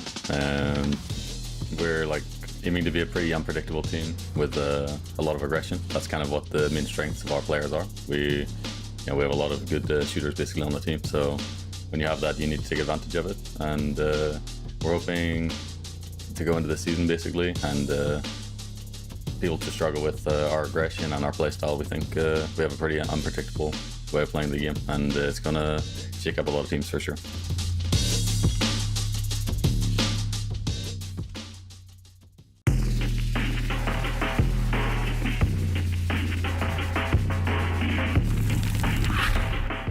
The playstyle of Wolf for me, the fresh and aggressive playstyle. I think we can play a lot of style in the game. All people in the team are the key player because we play in the team. But Mowgli can make a difference in games. But all the team is the key for me.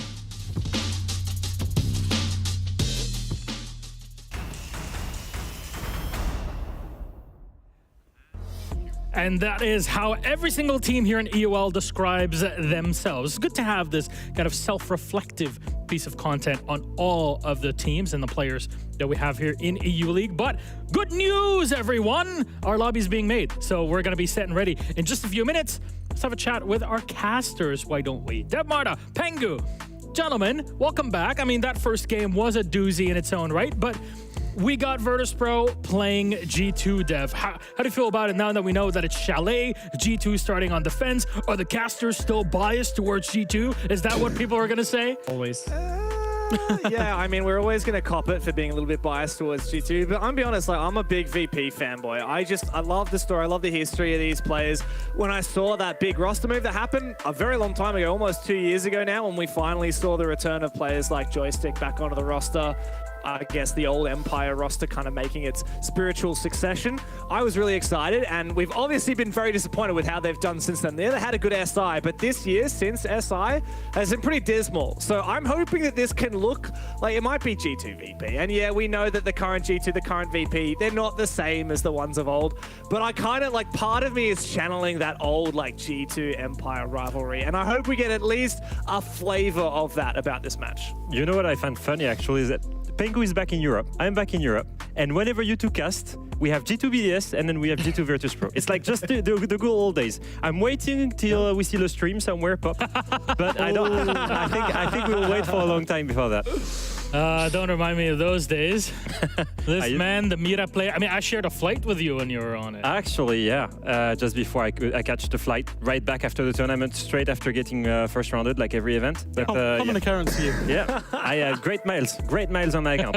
Don't worry about that. Near airport all the time. I hope you got to spend them for now. But Nick, these allegations, the old man that just keeps bringing those old memories back. Yeah, it's one of those, like, you can't really take like Fabian and myself out of G2, right? I think you always associate us to be a part of it, and the roster has changed so many times as well.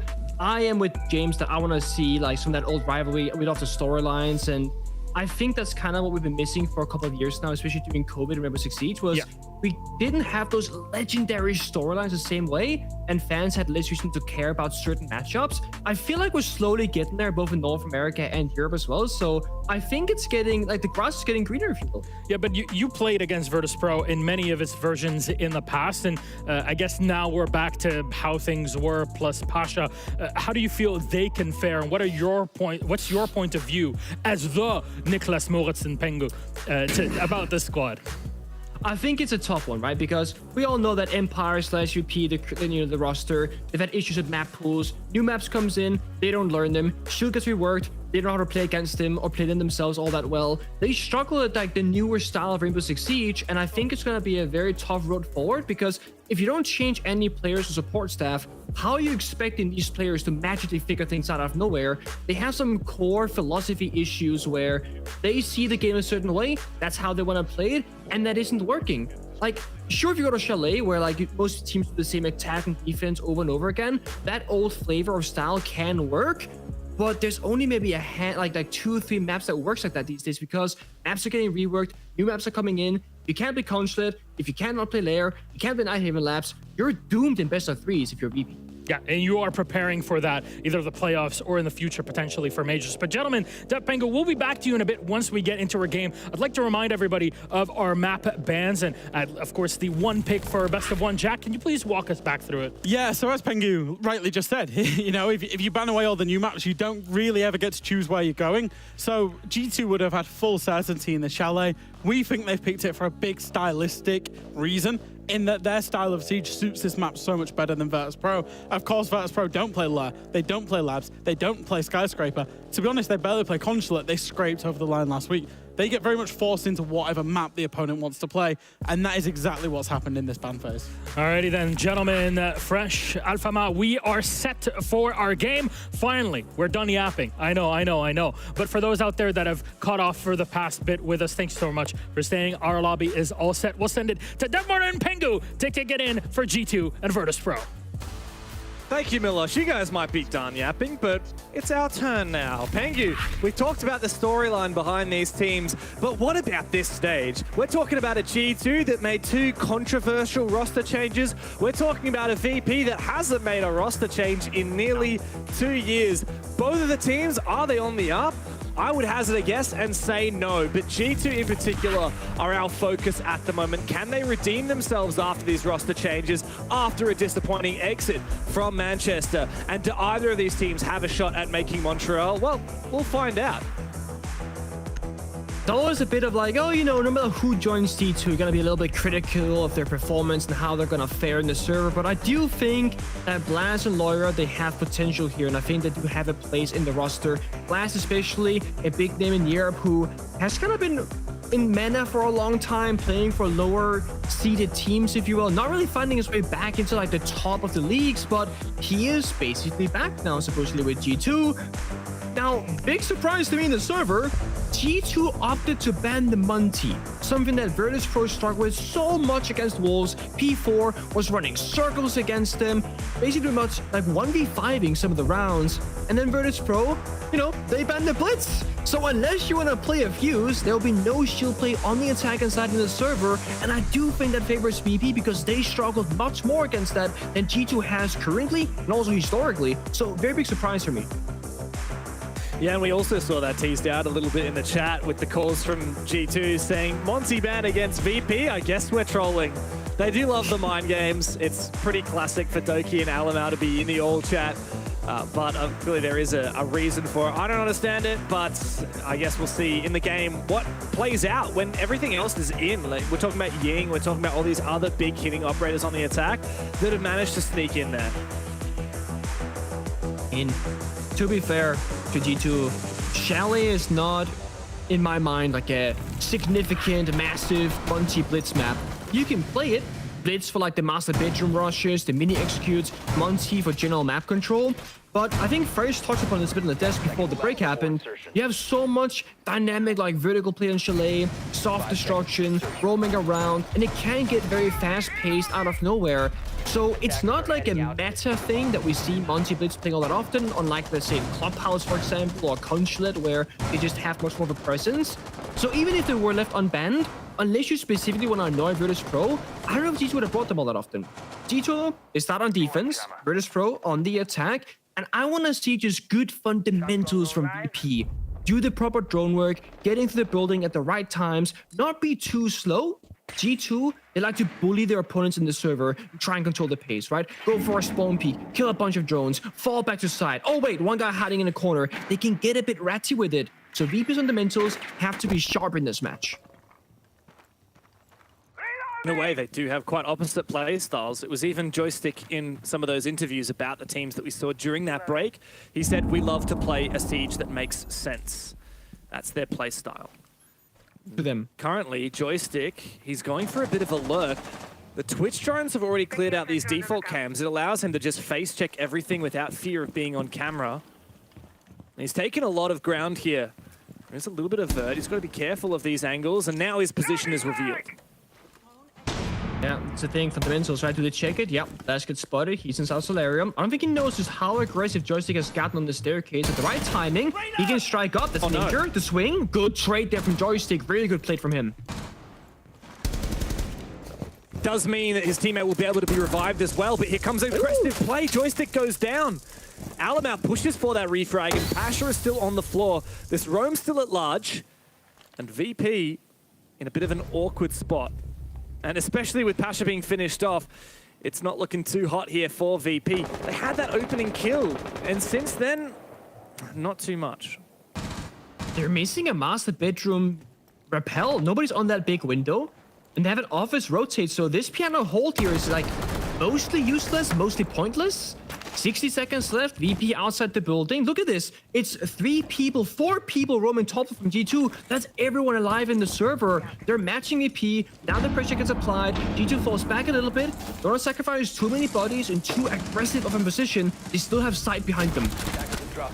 And aggression continues to pay dividends for G2. It's all up to Dan now. I like the double re-roam there from Doki and Alamau to secure that kill on the other side of the map. And just a well-timed peek from Loira. He won his one. Oh, the timing here from Dan is so unfortunate. He looks away at the worst possible moment, and that's an easy kill for Doki. And you said G2 like to control the pace, Pengu. That's exactly what they did that round.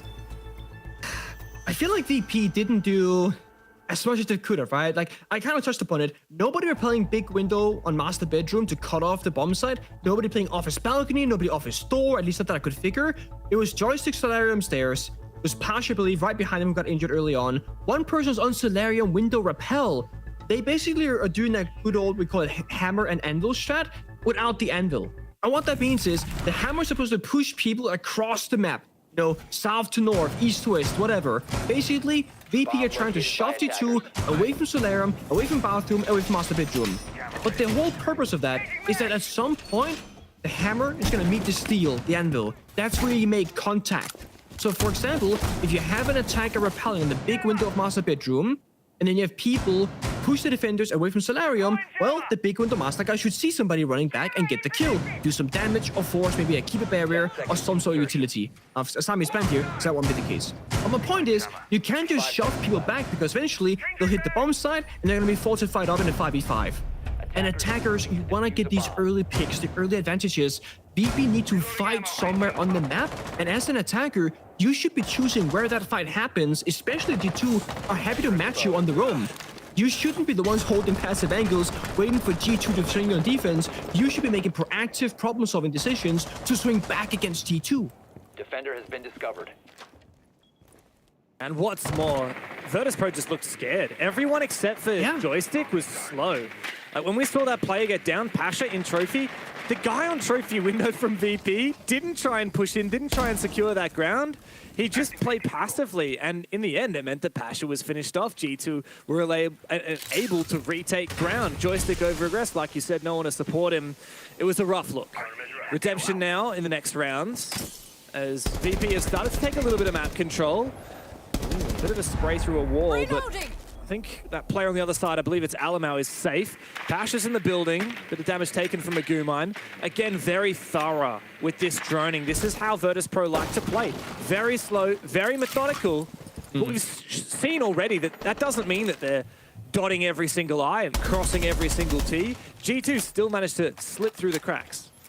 And G2 are playing a very dynamic setup right now. Like, this is like right out of Brazil, basically. Very long lines of sight, deployable shield, playing from office master bedroom, not reinforcing all the 4 walls to the bomb site, but keeping them open while roaming across all 3 floors. Doki finds a pick somewhere on blue staircase onto Dan, and Dan was the big player previously against Secret. Joystick, you said it, keeps the team alive, he plays aggressive, but where is the team? Where is the support around him? Yeah, we need to see the same level of gusto from all of the other VP players that we're seeing here from Joystick. An aggressive play. Another pick for Joystick. Aggressive downstairs. And since VP have the info that so many players are down below, they look to flood the site. 1 minute into the round, and a big double C4 from Blaz. That's the round ender right there. Well, up to Always now, and he's got information on the very low HP Doki. A single bullet will mean the end of him. And it is another spray. Blaz almost saved this round. It's all up to Always now, and he's to hide, but Blaz, the new kid on the block, he locks in another round for G2 in style. Again, Joystick puts up such a good performance. Pasha follows through at the very end, but guess what? They both will fall to a C4. So VP, they finally get something going for them, but they're playing very linear, right? And let's go back to the desk. Fresh, he was saying Chalet's dynamic, verticality, soft destruction. There's multiple layers to things. G2 are playing the layers. They're holding library from the bomb side. They're roaming basement. They have kitchen dining control. And as long as G2 will succeed in one of those 3 areas, they will have what we call a win condition. A way in which you win the round based off of the mental strategy in the game. If they keep top floor control, well, that's the bomb side. You win the round unless all 5 players die. If you keep first floor control, you have a C4, a plant deny, and of course, you can also go for backstep. If you have basement control, you can only really go for backstep. So VP, they have to worry about all 3 levels to this, but they're only really fighting 1, maybe 2. There's always a gap where G2 can punish them. Really well done though from G2 in communication. They recognize that, hey, side is weak, but the roam is strong. Let's play around that and find a way back into the round. They did that, and then of course had to win that 2v1, which was a little bit dire, but they won in the individual gunfight in the end. G2 2-0, VP, try as you might.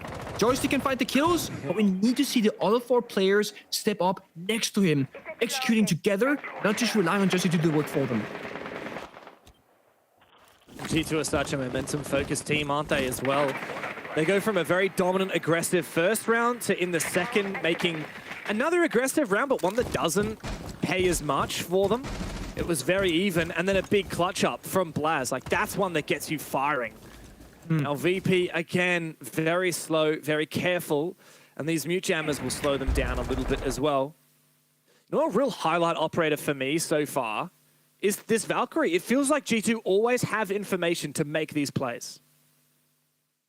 I like the IQ from Joystick 2 times in a row, but it hasn't really been about utility for the side of Virtus.pro. It's been about a bit of map control, a bit of gunfights. I think slowing down would be great, but the thing is, Virtus.pro, they've already been slow. I want to see them go faster in the early stage of the round, get into the building, and in the middle of the round, that's when they slow down, they use the IQ scanner, they get the drones going, because what they need is a foothold in the map to slow down a round. They can't sit outside the building. So this round right now, 1 minute 40 seconds, they're contesting blue staircase. I like the pace right now, but we gotta see they execute. Yeah, and that's good from Joystick. Again, he's always the one from VP to make these pushes. No one else seems brave enough to enter the building. As I say that, Alamau has managed to sneak back into games and taken Pasha down a C4, but thankfully Always is seemingly aware of it. And Joystick, again, he's the one hunting. Here's the tip of this spear for Virtus.pro, and it seems like every other player on this team is struggling to prevent themselves from getting aggressed upon. Hey, take this man off IQ right now. Get Joystick on the best gun in the game, the best gadget, Deimos. I don't care what it is. This guy is getting kills. Someone else can find the Valcams. Someone else can use the IQ scanner. This man cannot do it all. Bombside's downstairs. VP. Ideally, again, the layers, right? They want to take top floor control. Either half by watching this office breach and then going for the bombsite downstairs, or fully take top floor and do some vertical destruction. The issue is they'll have the right operators for it, and time is slipping away. While that happens, G2 keeps striking, lashing out, and they keep finding a kill to equalize whenever they're behind. Freezing metal. And they always push together, or fall back together in this case. Blaz finds that pick, and then multiple players retreat back to site. Uno is all the way down in Wine Cellar as well. While there is a line of sight here on the breach, they're not going to be able to go in through it. Laura, a big C4 onto Always as the Banshee slows down this push. A drop in down from the hatch for Joystick. He needs to go nuclear as the plan starts to be confirmed here by Shepard. Does Uno have a C4 he can toss up? He does! The big C4 from way downtown in Wine Cellar. Uno was more than happy to fall on back. He knew full well he could deny that plant, and he did. It comes down to 2D chess and 3D chess. VP are playing a very simple round of Rainbow Six Siege, and G2, they are not. They understand every single time what their weaknesses and what their strengths are. Uno is downstairs beneath that hatch with his C4 for a solid 10 or 12 seconds in that 3 versus 3. Then Loira gets a kill and dies. And the second that happened, Uno realized, okay, my win condition is no longer C4 below. I have to go up the staircase and help my teammate fight it out on the bomb side. But then Uno realizes, hey, they've dropped the hatch kitchen and the guy with the diffuser is walking in from dining door. If I go back downstairs, I can very likely kill the player who's trying to plant and just win the round on 0 seconds. So Uno within 20 seconds goes from C4 deny is the win condition, hey, stacking with teammate is my win condition, to then recognizing again, hey, the C4 is a better, safer option because VP has been so slow. Again, the depth right now, the communication with G2 shining through on Chalet defense. And it's a bit of an awkward map because historically Chalet favors the attack inside. Those long lines of sight outside the building, being able to take map control with relative ease. But in the current meta of things, I don't know if this is G2 being, you know, a really good defender team, or if it's just the meta kind of swinging this way. But I will say, VP, they don't look all that comfortable on the attack. No. I mean, one player does, yeah. He's the one with 5 kills when the rest of his team has 3 kills, right? You said put him on the best gun in the game. He's now got a DMR in the SMG-12 as he's playing that Dokkaebi. I don't know if that's the right call here. I just feel like everyone needs to match Joystick's energy levels. And I'm not saying they have to all get 5 kills. They all have to get 1,000,000 kills. You can't expect that. Obviously, the game's a lot more complicated. Joystick's the right guy in the right moment at the right time. But it just feels like nobody else is making moves. Everyone else is always holding an angle on a window, getting caught, dying, jumping through a window. Thankfully, Dan is able to get an opening pick onto Loira. Very ambitious operator to jump out on, by the way. The Wamai with the regenning util is the one that goes down spawn peeking. Also, trying to spawn peek jump out against VP, a team who is known to be very slow, holding angles and rarely dying to spawn peeks because that's such huge drone work. Oh, wait, Dan? Oh, that's risky. You see, I mean, if you lose the first player, oh my god, from dining with the holoscope? Okay, Dan gets 1. That's really great for him. But if you thought losing the Wamai early was bad, think about the Twitch. Chalet is all about those default cameras in the middle of the building, about utility, mirror windows, etc. That's gone now. You only kill default cams if you take map control, and the mirror windows can't get destroyed because you don't have an Ash, for example. I would argue that this was not worth it for VP. If they were able to make that trade, they shouldn't have, but of course, it wasn't a choice. Countered the spawn peek, and then Dan got a little bit overzealous, swinging that window, thinking he had a bit of gunfight. It's funny, really, Penga, because it's part of the G2 ideology, right? Like, the fact that they're swinging all the time, it gets in your head. Like, imagine you're Dan there, and you're taking a favored gunfight, but in the back of your mind, you're still thinking about that guy that was jumping out on you from a window 5 seconds ago, and it affects your ability to focus up and take that favored fight on dining. That's the G2 mantra. They know how to get in your head and continue forcing fights. I know for a fact, if I was Dan, I would have called Dogi some names because I would have not been happy. Because, like, what are you doing there, right? Like, I have a DMR. You have no business swinging this. Are you stupid? But that's the thing. Doki is just that kind of player. That's his playstyle. He either goes really hot or he goes a little bit cold. But G2 as a team, because they're up 3-0, they can afford to take these risks because they already got a round like a 3-round advantage. Now they gotta hold this top blue mezzanine, or they gotta fall back. We know there's nobody from VP on the library balcony, so G2 should be very comfortable here. The fire going out, that's gonna be them saying, hey, we're gonna drop downstairs. And good timing for it as well. They managed to fall back. They secede control of the top floor, but not without finding a kill for it as well. And guess who? It's Joystick who's gone down. No more logic bombs and no more top fragger for Virtus.pro. Another very aggressive angle there taken by Blaz. Everyone on G2 is looking confident. However, Pash finally brings one back. Blaz wins his one with the SMG-11 at that long range. Again, G2 disrespecting Virtus.pro in the gunfights. They know they're better, and they continue talking up this pressure. Now VP in the 2-on-2 have got information on one of these players, but he's sitting back safely. It's Alamau in position, and he finds his pick onto Pash. And Blaz swings aggressively for the last one. That tells you everything you need to know about G2 right now. They are feeling it. Siege is an FPS game. And I think sometimes we forget it because all strategy, utility, reinforcements, verticality, win conditions, C4s, all this kind of fancy stuff. But at the end of the day, you can just win rounds based off getting 5 headshots and 5 bullets round over. I don't want to judge Virtus.pro when they lose gunfights because they're taking 50-50s, because that happens, and in the current level of Rainbow Six Siege professionally, it is full of really amazing, incredibly talented players when it comes to gunfights. What I will judge them on is their strategy and their positioning. If they're gonna spend Grimpies, Capital Fire, flashbangs, and grenades upstairs to pick apart Mezzanine and top blue staircase and force G2 back, why on earth is nobody on Library balcony?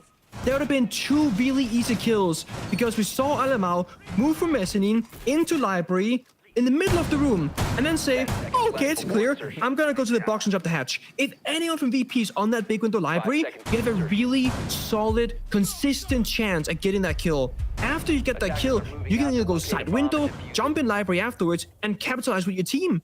They have 4 players pushing with that hammer, they do not have an anvil, and because of that, they don't get those mid-round kills that they really desperately need. If you don't have an anvil, what are you doing? You're just stoking the fire with the hot stick. Sometimes you get too close, you're gonna get burnt. That's what G2 love to do. They love to keep up that heat. 4 rounds in a row.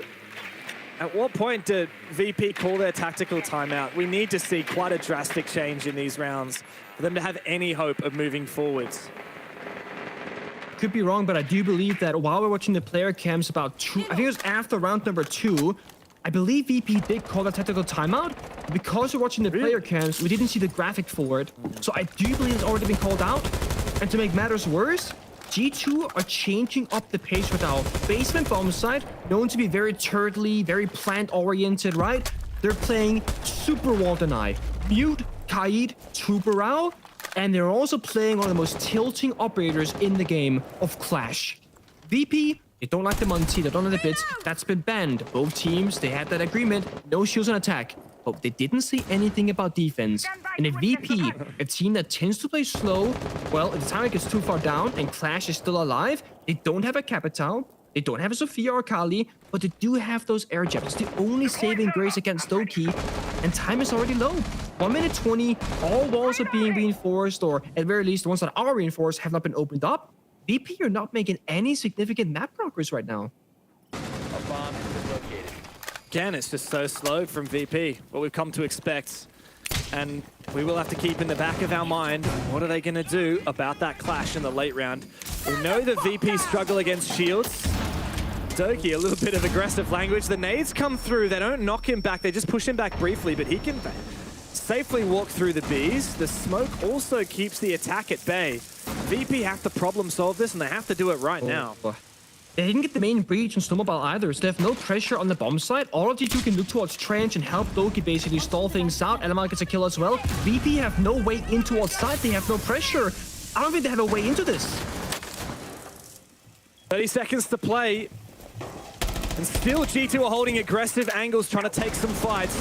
In the 5v4, they really don't need to aggress. They don't need to give VP a way into this game. The clash is looking pretty for now, but it doesn't take much for her to start to feel that pressure. Doki forced on back. He doesn't want to be in melee range, but Loira's there to support, and Blaz can jump up. 9 kills for him in this game. Shepard's the last one left. Can't even find the first.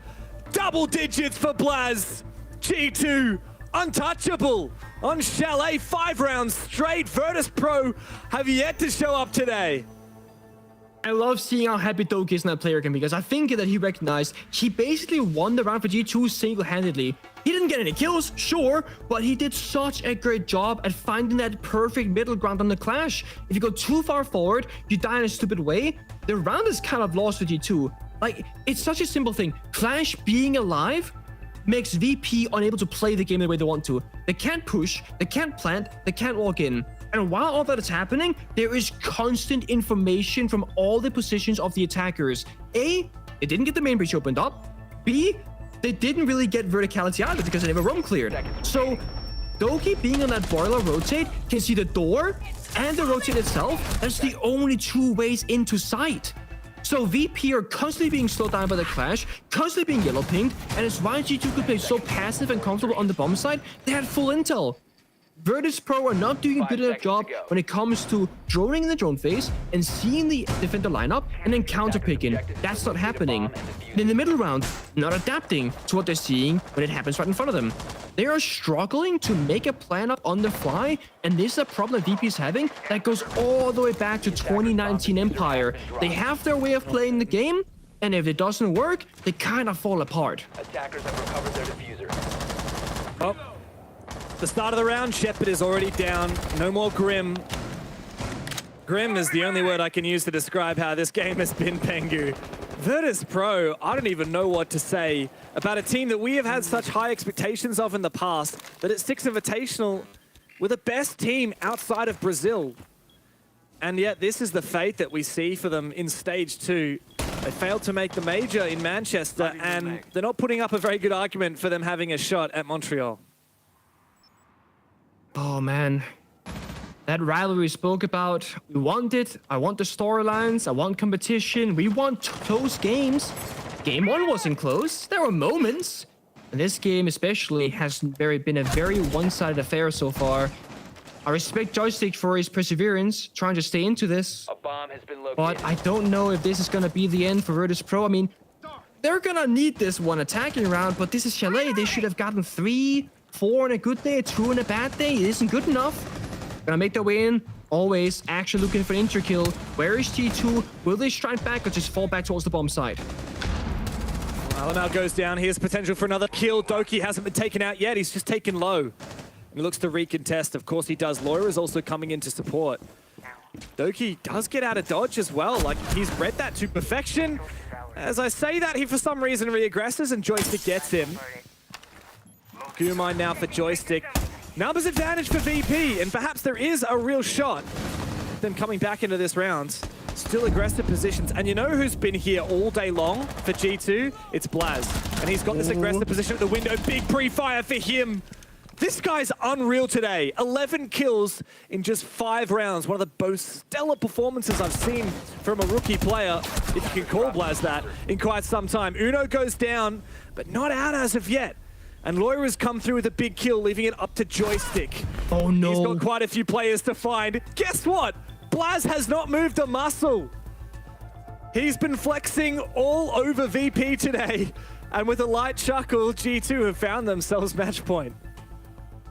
It's funny because if you haven't watched EUL or if you haven't stayed up to date with like the players in the region, you could very easily be like, oh, Blaz is a rookie. Because I haven't seen his name all that often. I haven't seen it in a long time, but Blaz has a lot of experience, but in the most odd ways. It's a lot of like different teams, a lot of roster changes, and he's been kind of been like a merchant, if you will. He goes from team to team, gets picked up, whatever, goes there for a short while, goes somewhere else, different regions. I feel like Blaz not having had like a stable, consistent tier 1 team. I mean, he's a French player who's now on an English-speaking roster, but like, Wolf's been around for a long time. He has been around for a very long time, and he was never really picked up or molded by those kind of veteran players and veteran rosters. And that to me was always a big question mark. Why didn't that happen? So I'm super happy for him that he's now getting this big opportunity for G2, a massive team in Europe, a big organization, because Blaz's name is not as big and as known, I think, as it should be. He's 12-1. You can't deny that. He's doing great right now, but he does lack a little bit of consistency. So he can go pop off today, but how will he play tomorrow? How will he play during this entire Super Week? That's the bigger question for me. It's funny because you're totally right. Blaz isn't a rookie, but it still feels like he is the new guy on G2, and this is the biggest chance he's ever had in his whole career. You could roll the clock back all the way to 2018, and this guy was playing on teams like Mocket Academy. You might remember the old Mocket roster that made it to a few international events. He was on Penta at one point. He was on Heroic, Parabellum, Makers, GK, and now finally the biggest shot this guy has ever had in his career on G2. And he's certainly proving any haters wrong. If anything, the question on people's lips right now must be, why has no one picked this guy up sooner? Oh boy. G2 struggling a bit in the early game. It's expected. Up against 2-pro Kaid. There's no Thatcher on the board right now for G2, so they might have the same similar struggles as VP. Laura down and injured. Not confirmed yet, though. Pasha have to jump out of C4, but he's not going to do either. He's going to fall back towards the bomb side, but look at this. Uno's inside a site. Does anyone just walked in? Nobody's got a clue. Somehow Uno has just snuck behind enemy lines. On the Thermite, no less, now taken down and finished off. As Virtus.pro try and consolidate, make their way back to site, and it's just a bloodbath back and forth. Big run out, always looking the wrong way. Almost loses his life as well. Alamau could have taken him down. Now the Brazilian will make his way inside. He's hunting for that refrag. He knows the diffuser is on the ground in Snowmobile as well. Half the round done, and G2 have stolen the bomb site, and yet don't feel comfortable yet to plant. Stabilize, get that utility. Deimos Tracker 3 in pocket could use it as well for one location. The thing is, joystick with the right timing, go for a great flank. Always is so far away. Sentry's being targeted. So now G2 know that, okay, the probably gonna be towards the backside of the building here. Should be a free plant. Totoki to cover, and he's looking very keen for it. He's just listening for an audio cue. As he gets out the Vendetta, looks for the long angle. He backs away at the wrong moment. Now he's got information on where one of those players is. Couple of big shots, and the joystick puts him down. Always against 2 to try and save what has been an atrocious match for Virtus.pro, but absolute heaven for G2. The game is done. 7 rounds in. G2 are proving the haters wrong, and Blaz is a huge part of that today. A well-deserved victory and a well-deserved celebration for Doki and the boys. That was as quick as it gets for G2. I'm not gonna lie to you, I thought in the map video that Chalet would be a pretty good map for VP. You can do the same kind of attacks, expect a lot of the outcomes of the round, but that's assuming that you know how to play the map, and I didn't feel like VP knew how to do that. They didn't have the right rotations, the right player positions, didn't cut off the defenders on the attacking side. They were missing from a lot of crucial round-defining positions, and only joystick, like we kept saying, was actually entering the building consistently. VP got a lot of looking on the inside right now, reflecting upon their performances, because this is super weak. They got more games to go and no time to figure things out. I have no bloody idea what's going on with Virtus.pro, but thankfully, I know some lads who do. They're on the desk.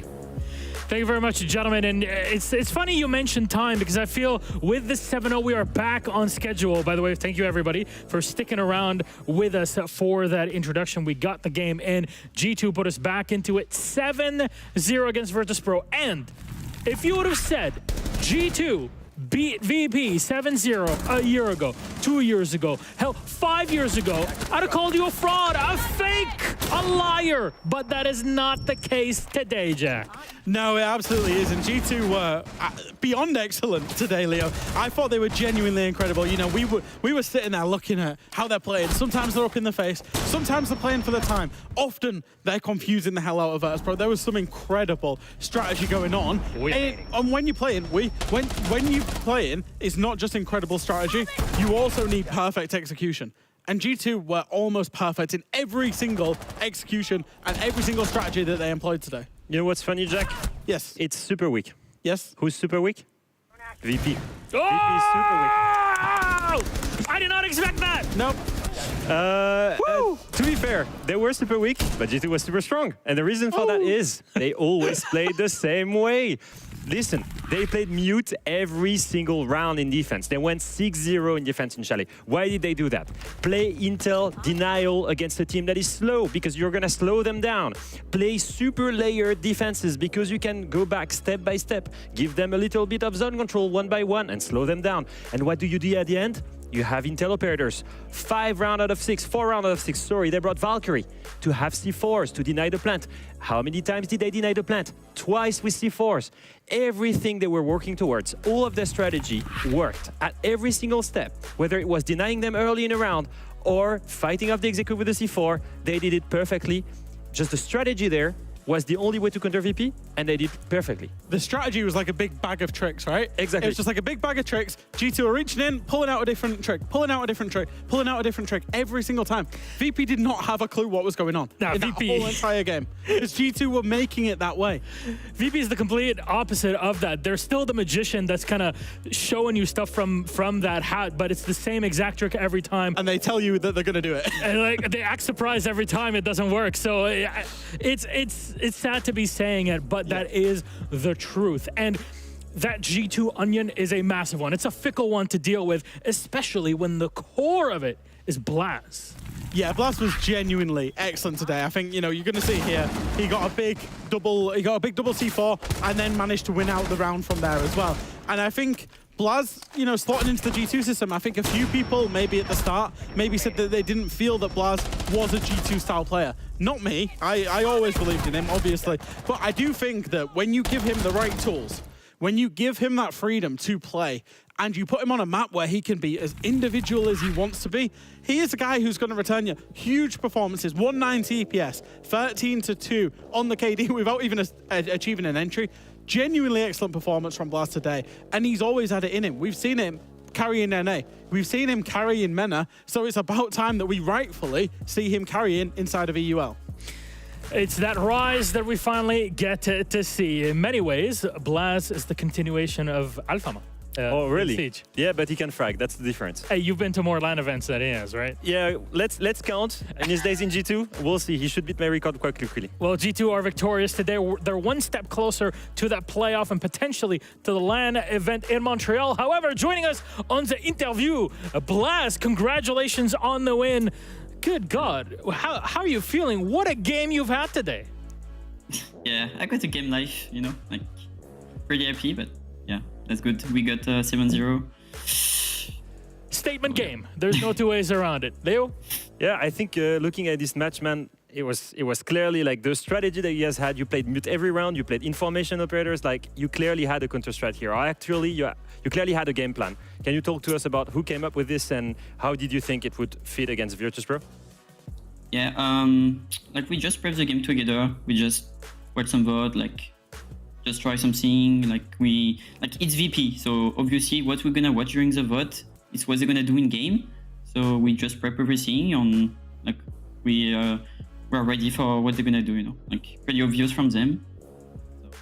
Was the map ban part of it? Going to that chalet, is that part of your preparation against VP?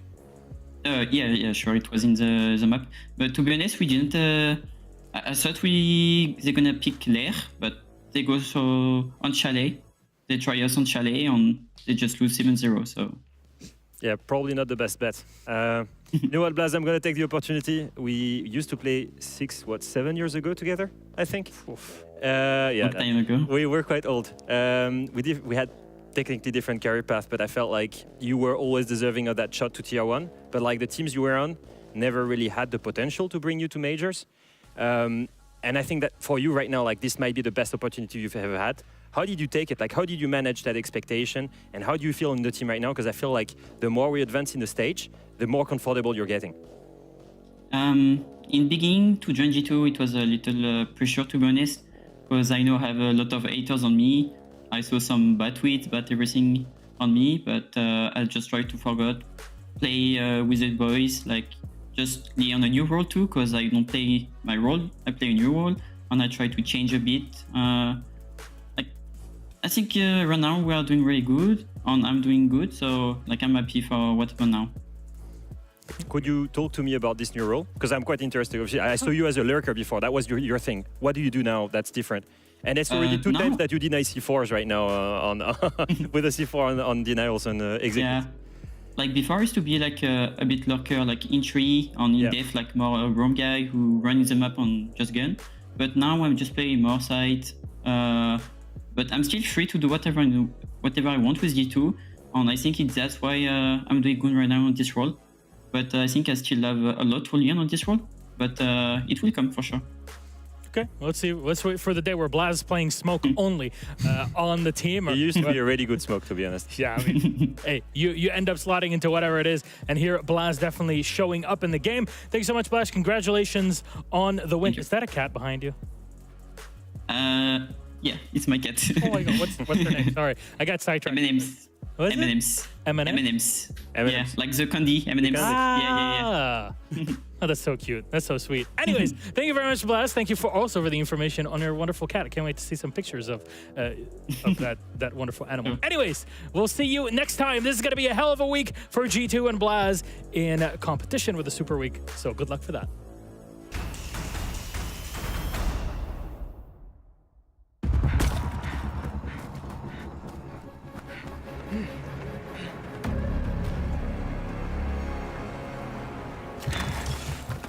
Come in. Are you still tailing Deimos' men from the Heartbreaker? Affirmative. And you'll never guess where I am.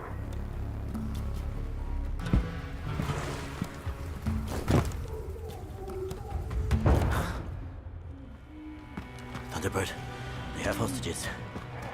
I'm a few minutes out. We don't have time. They don't have time. Go. I'm on my way.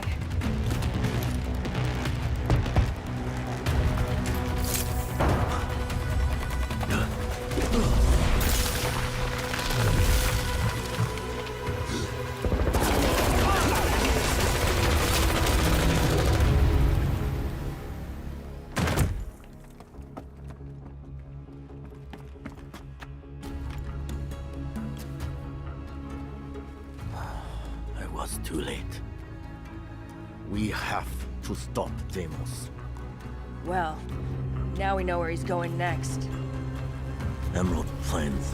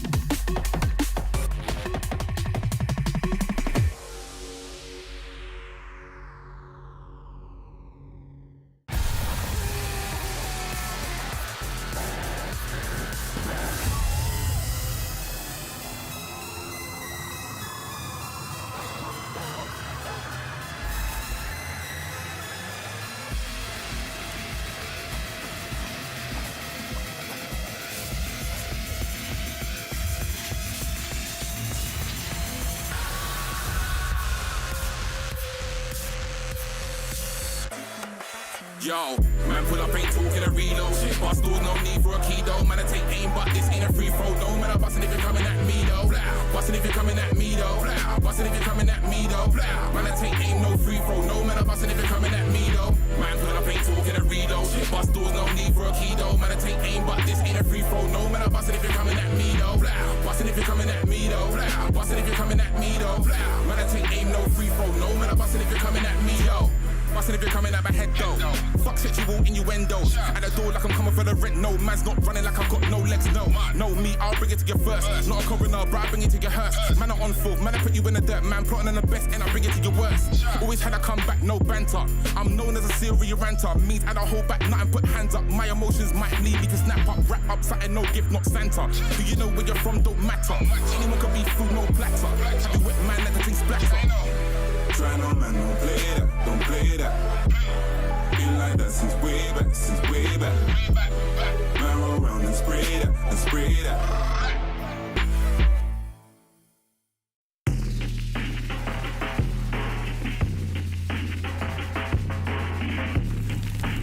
Virtus.pro is our team. We are playing for a long time together, like maybe 6 years in a row, and we actually think that strategic is more important in this game than house. I don't know, chaotically. I don't know how to call it in English, but we like structure, you know, when you step by step know what to do and know how to win the round.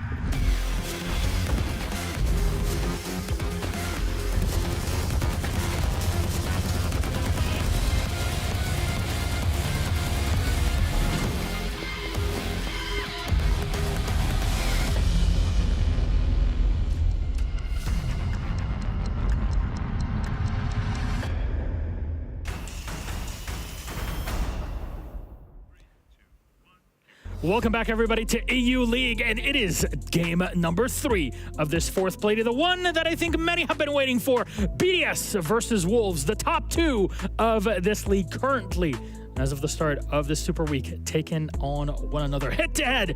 A big fight for what we would call the ex-French Derby, but it's no longer French Derby in its own way. But you know what? We're not getting like PSG versus FC Lens. We're going to get something a bit more interesting than that. Hello, welcome. I'm Milosh, your host. With me are Fresh and Alphama, and we're going to have a chat about these two squads before we land into our game, starting off with BDS. There's no two ways around it. Everybody's been calling them one of the best in the world. That's because they are Milosh. They are the current EWC champions, the current major finalists. I think, you know, in many people's heart, they are the favourites, probably for Montreal and for Six Invitational. Don't tell that to the Brazilians, or I guess maybe North America, because they're going to cling on to being major champions and all that. But genuinely, probably five of the best players in EU League in their individual roles as well. I think some of the smartest minds that can back it up with some of the most exceptional fragging ability. Now, look at this scoreboard here. Leakifak was the MVP of EWC. He's not even positive, but BDS are unbeaten, and BDS are playing well, and he's not going to care because you know who is positive? Shaiko, Usus, Solotov. It literally is just, they have got absolutely everything. They've got the best strategy, they've got the best minds, they've got the best players, they've got a great coach. They've got Shaiko, who just loves going on socials before his games. Whatever it is, they've got it. They've got no weakness, seemingly. I've got to say the resurgence of Shaiko is one of the things that I did not anticipate with this new roster, because I was thinking that Shaiko took less and less in space in the team because he had to less hard carry them because of Leakifak's arrival. And now they had Usus, now they had Solotov, two players that are amazing at fragging. So I would have thought, okay, Shaiko is going to take another step back.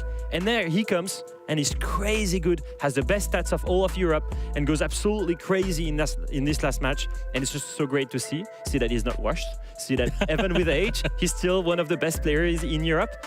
And just overall, this roster just looks so confident. But Beating them is not unachievable.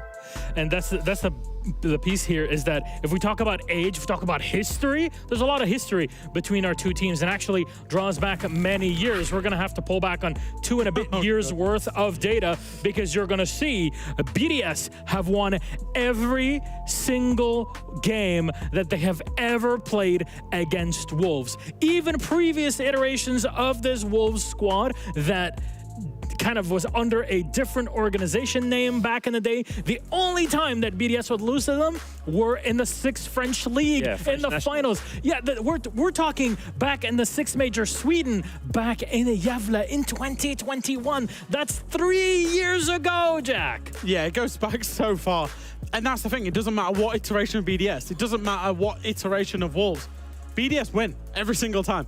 And that has got to play such a big mental impact on the side of both teams, Leo. Arguably, even more now with this. Oh, there's another graphic. Yeah, there's more to it. It was only 2022 that we looked. Now look at 2023 and look at 2024. It's been 3 years. It's been 3 years. It's crazy. Even in 2021. There's not even a map winning a best of 3 there, by the way. Yeah. And 3 years ago, if you'd have told me Shaiko is using socials, I'd have told you that you were lying to me because now he is. He absolutely is. We're even begging him to be on interview. Please, for the love of God, Shaiko. Look at what he's done. The man has quoted the graphic that our wonderful producer Tommy had created in stage 1 and saying, we are playing against this team for the first place at EUL. Must be a joke, right? That is Daddy Shaiko. It's his dominance over Wolves. That is him saying, I am your master. Last time he said this, we all know how it went.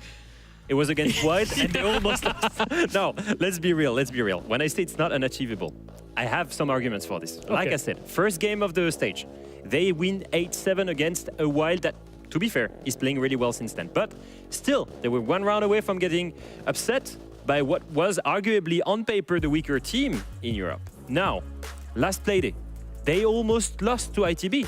It was winning 7-5 against ITB. Very close, 1 round away from getting to overtime. So like I said, not unachievable. Well, let's talk about their opponents then, Wolves. And for all intents and purposes, Wolves are #1 currently in the league. And usually they drop off around the midway part or even have a rough start to the league and then come back near the second half of it and get into it here. But so far, you can't really fault them for much, Jack. No, not really. I think if we look at it in isolation, Wolves came into EU League with 2, unknowns in terms of Lasmo and Asa. Yep. We didn't necessarily know how they'd play. They'd played well in the quals for EWC and then didn't do well at the tournament. And we're saying we don't know where Wolves are at. They've come in, they've shown us great fundamental siege. They've been confident. They've played well. They've got the wins. I will say they scraped a win last week up against Fnatic, but they've got the wins and they sit top of the pile. So for Wolves, I suppose in isolation, I've got absolutely no worries about this team. But when they play BDS, that's when I do worry about them. In that matchup, on paper, you think they have Shaiko? Or they have P4. Wolves have P4. It's fine, right? Sure. And you look at the standings. Oh, they both have 8 points, and they're all winning right now. They're all at the top of the standings. So you might think, oh, equal chances here. Not at all. I don't think it's equal chances. I think actually Wolves have 2 new young players that have stayed themselves. They have nerves problem. They are slowly growing. It's fine. They're already betting on youth to be performing well and potential. Now, let's think about this for a second. Asta and Lasmo, they've been watching Shaiko play for years. Oh, yes. They must have been fanboys of these guys. For sure, they have incredible respect for them. And I will say one quote that Rice told me. Rice, who was the captain for Wolves, by the way. He told me when I arrived in this roster, a lot of years ago, he told me stop playing against nicknames, start playing against operators. Because when I would kill someone, I would say, oh, I killed Shaiko. Oh, Shaiko is over there. Yeah. That's the worst thing you want to say because it means that you're focused on who you're playing against instead of playing in the game and thinking of which operator you just killed.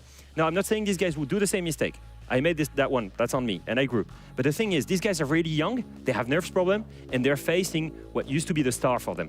And in this case, we have to look at P4 on the Wolves side to pull this team together and get them across the line. Because so far, he's been pretty active at doing it, Jack. Yeah, I think so. I think he's been probably the shining light of Wolves so far. I think last week when we saw him, he got 3 1vx's back to back to back. And that's honestly nothing short of incredible. He's inside of a leadership position in this team now.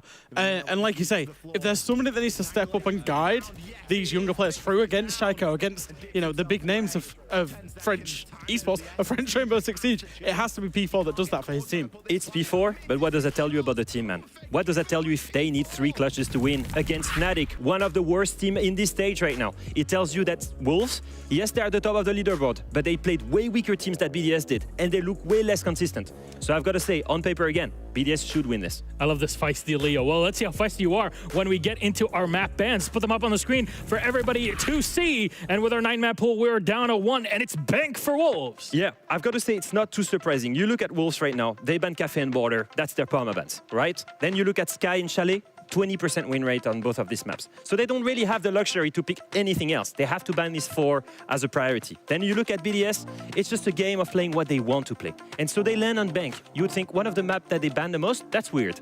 But then look at their record on it. 11 straight win streak. Whoa. 11 win streak. They have a 100% win rate on bank in 2024. And then on top of that, 70% round win rate. It's not even close. They beat everyone on it. Not even close, Jack. And then just add on the quality of their opponents as well. You know, you talk about the win streak. The last time they played bank was against G2. The times before that were Esports World Cup. So against Furia, against FaZe, W7M, against W7M. Pick every top team in the world. BDS have faced them on bank, and they've beaten them on bank recently as well. So permaban or not, they love that, man. And that's a ballsy move from Wolves to take them there. Online, on LAN, BDS can perform, and there's a reason why you've heard this conversation from stage 1 and into stage 2 throughout the summer, also at EWC, that this is the team to beat. And yeah, they, in many ways, they should have won it in Manchester. We'll just leave our EU copium aside. Bias. I know, EU copium, we'll put it on the side. We can have EU bias when we're on the EUL, right? That's how it works. But it's a mountain to climb when you play against BDS, no matter who it is on the other side. Maybe best of 1 would kind of give Wolves that favor. Honestly, there's too many variables to call in it. And so far, it seems like BDS, at least from a statistical point of view, should be the ones to take it. But do we have our casters? Let's bring them in. Come, give us a call. Hey, James, Nick, look. Ring, ring, ring. Yeah. Nick. It's Devin Pengu calling in. Bring, bring. What's up, guys? From 2 completely different parts of the world. Now, Nick, I hear that you like Shaiko a lot, and you've never criticized Shaiko for anything, especially when it's in the game. Now you get to cast him. Are we going to hear any criticism? Anything to say about the man himself? There's very few things to say about Shaiko these days, and that is he is an undisputed GOAT, greatest player in Europe, arguably greatest player in the world for a very long time right now. The consistency on this man is something that no other players have done over such a long stretch of time. I mean, his relevance and his dominance cannot be argued against. Like, he is so. That coming from Pengu does mean a lot, I have to say, for that weight. It's just weighty words. But James, I'll let you weigh those words in the server itself as you and Nick dive straight into Wolves and BDS. Enjoy. Aye, Captain Milosh and the guys on the desk, thank you for breaking that one down. It was a little bit of a grim graphic that we saw, Pengu, there. The fact that Wolves have never, ever, ever, ever, ever, ever in the history of anything beaten BDS. It was, what, 13-0 in maps, 10-0 in series, because best of 1s and best of 3s, and you take that on top of Shaiko's tweet about, we're playing these guys for first place in the EUL, that's gotta be a joke, right? And when you look at it as a BDS player, it kind of is a joke, because this is like your easiest opponent historically over like 2.5 years, but for Wolves, this is the biggest game of the season most likely for them. They're fighting the first, up against BDS, they got new players, P4 is absolutely on fire, carrying 2 of their 3 games so far, but I think Leo really hit this one really well. They have rookies, and you're up against Shaiko, and you might be in your head like, oh, Shaiko's here, Shaiko's there, oh no, I'm fighting Shaiko. And Leo's right, no, you're fighting the operator, you're fighting a Jaeger, or you're fighting an Iana. It doesn't matter what the player is, it's about the operator. Don't let Shaiko, don't let BDS get in your head. It's just another game. Very true. That's the thing. Wolves have been playing exceptionally well this stage. With a few exceptions, that Fnatic game was a little bit rough around the edges, but we can say the same thing about BDS against Wild. Both of these teams have looked amazing, but not flawless. There is a gap. There is an opening for Wolves to take the fight to BDS, and there's no doubt about it. This is the hardest game that they have had for a really long time. However, as the guys on the desk said, this is also a map that BDS are really, really good on. it might be one of their most bad maps, in fact their most bad map all year long, but they 7-0'd FaZe at the Esports World Cup. They beat Furia on this map. They beat Secret on this map.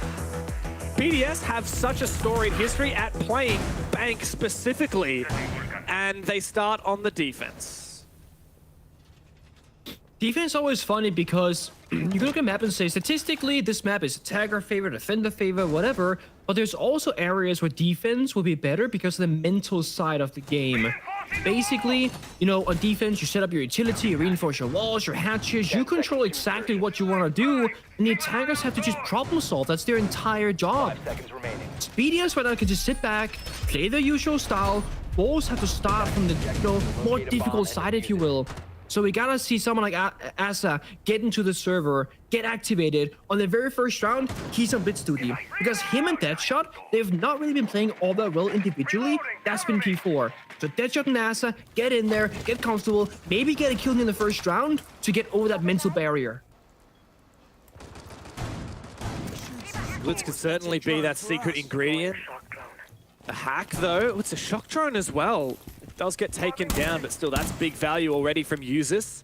He's been droned on out. He's cautious of being peeked. C4 comes out, and he loses it already. Bit dangerous to be losing that util so early when there is a shield on the board, but now he's spotted that blitz. He knows exactly what he's coming up against. I should check for the crossfire, or not, just go straight at the Mossy. But they're playing the bait game. There are now 2 players inside of server to kind of force Asa back here. Blitz can be excellent in a 1 versus 1 engagement, but not in a 1 versus 2. But the good thing for Wolves is he is taking so much pressure off the roam game by forcing BDS with the backup. But Solotov, so great in the 1v1s, takes down Moke inside of Garage. And that still could be dead. Can't hack the cameras. That last final phone call won't be activated, and Wolves start off in a 4v5. That removes one element of the pressure that Wolves were applying as well. Like you said, the hope in having that blitz so aggressive early in server was that it would draw attention away from this roam and potentially allow them to push on through, but half the round done, and this roam has fallen back on BDS's own time. Got a soft touch here. Hello. That's gonna be popped right open, but sadly you gotta use that hard breach anyways because there is no sledge, there is no buck. For execute purposes here, because let's assume that Wolves will hit the bomb site because they have server control, they have roam control, they got the hatches opened up.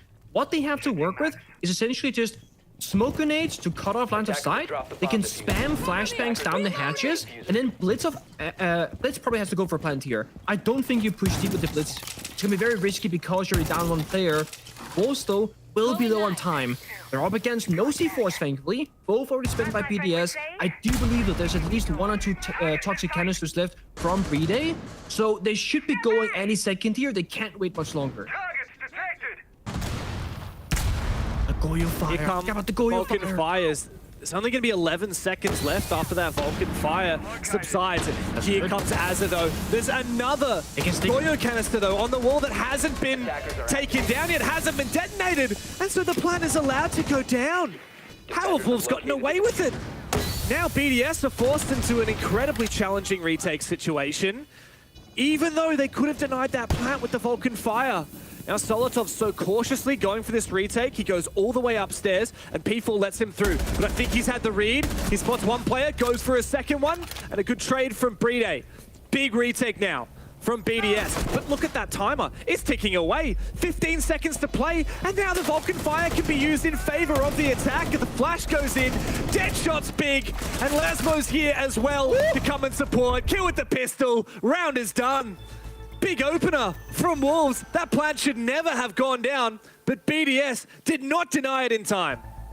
Yeah, and I think it's hard to put your finger on what exactly went wrong there. There is basically 3 things in play. 1, BDS did not have any real information on the bomb site to know when and where the bomb was going down. Secondly, they popped the Goyo fire and knew the default plant spot would be covered, so that's not going to be a plant position. So did Breeday miss the first toxic wave that they threw, or did they just not realize what was happening? Because if they're stacking the smoke and the fire on default plant position, that tells me they know what plant is going down. But by stacking the fire and the toxic bait in the same spot, they're only denying 1 of 3 possible plant positions, because you can plant default, that's by the breach, you can plant deep by the door, that's where Wolves went for it, or by the bomb chassis. So there's 3 options, they're only denying 1, and of course it was the wrong one. So BDS is simply lacked information, I think. They then went for a flank up the main staircase, tried to, you know, figure out a way back into the round, but Wolves played it well. They just sat back and held angles. 10 seconds You should never lose on the retake if the opponents are playing well. Attackers have located And a bomb. that's 5 exactly what seconds Wolves left did. before insertion. I'm really surprised that BDS let that plant go down, knowing that it was a blitz, right? Like, you talked about the different plant spot options. When you know there's a shield, that opens up the gateway for going for that reverse turtle plant. And that means you can plant in a spot where you would otherwise be able to shoot them, but now you need to deny with some form of util. And like we said, the Goyo was not popped, didn't deny it, the smoke missed. Bit of a question mark there for BDS. Certainly not the BDS that we've hyped up, because there's no two ways about it. We knew who was favored in this game, and it wasn't Wolves. They can fight back though, BDS. I mean, they're not known to be a plant-denying team, and they can breach the walls on Clubhouse. No, they're known to not breach the walls on Clubhouse on attack and just walk in garage and get 5 kills. That's the BDS that typically shows up on the server. They just out-brawl their opponent.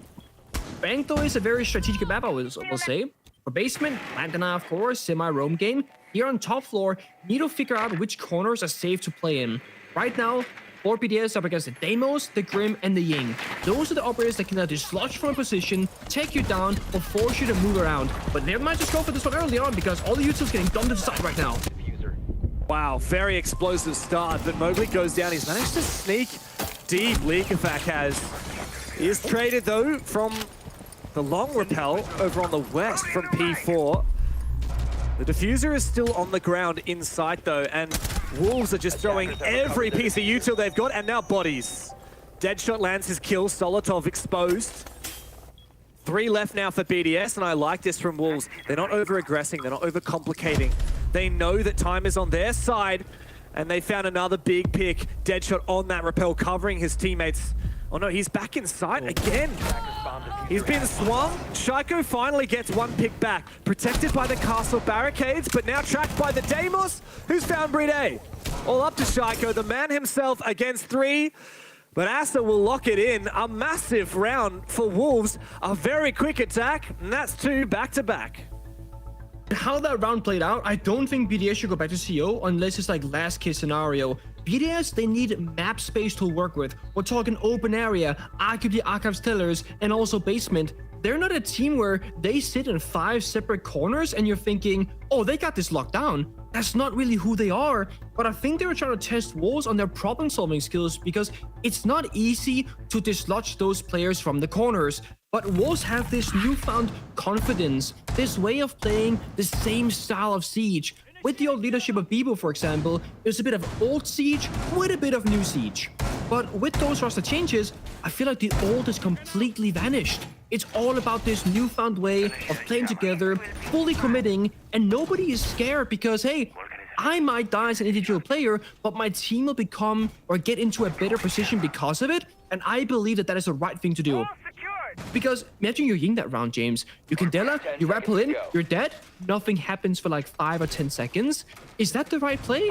I mean, they won the round, so obviously it was. Yeah. I mean, one thing we can agree on is that was just such a hard attack to read for Wolves. So you can't blame BDS for struggling a little bit, but I think you hit the nail on the head. I'm not going back there. That was a really hard attack to try and counter. I think going back to basement and going back to basics a little bit is probably the right play here for BDS. Particularly because we keep harping on about it, but all it takes is a 1 piece of plant denial, and that attack round win in the first round from Wolves would not have been successful.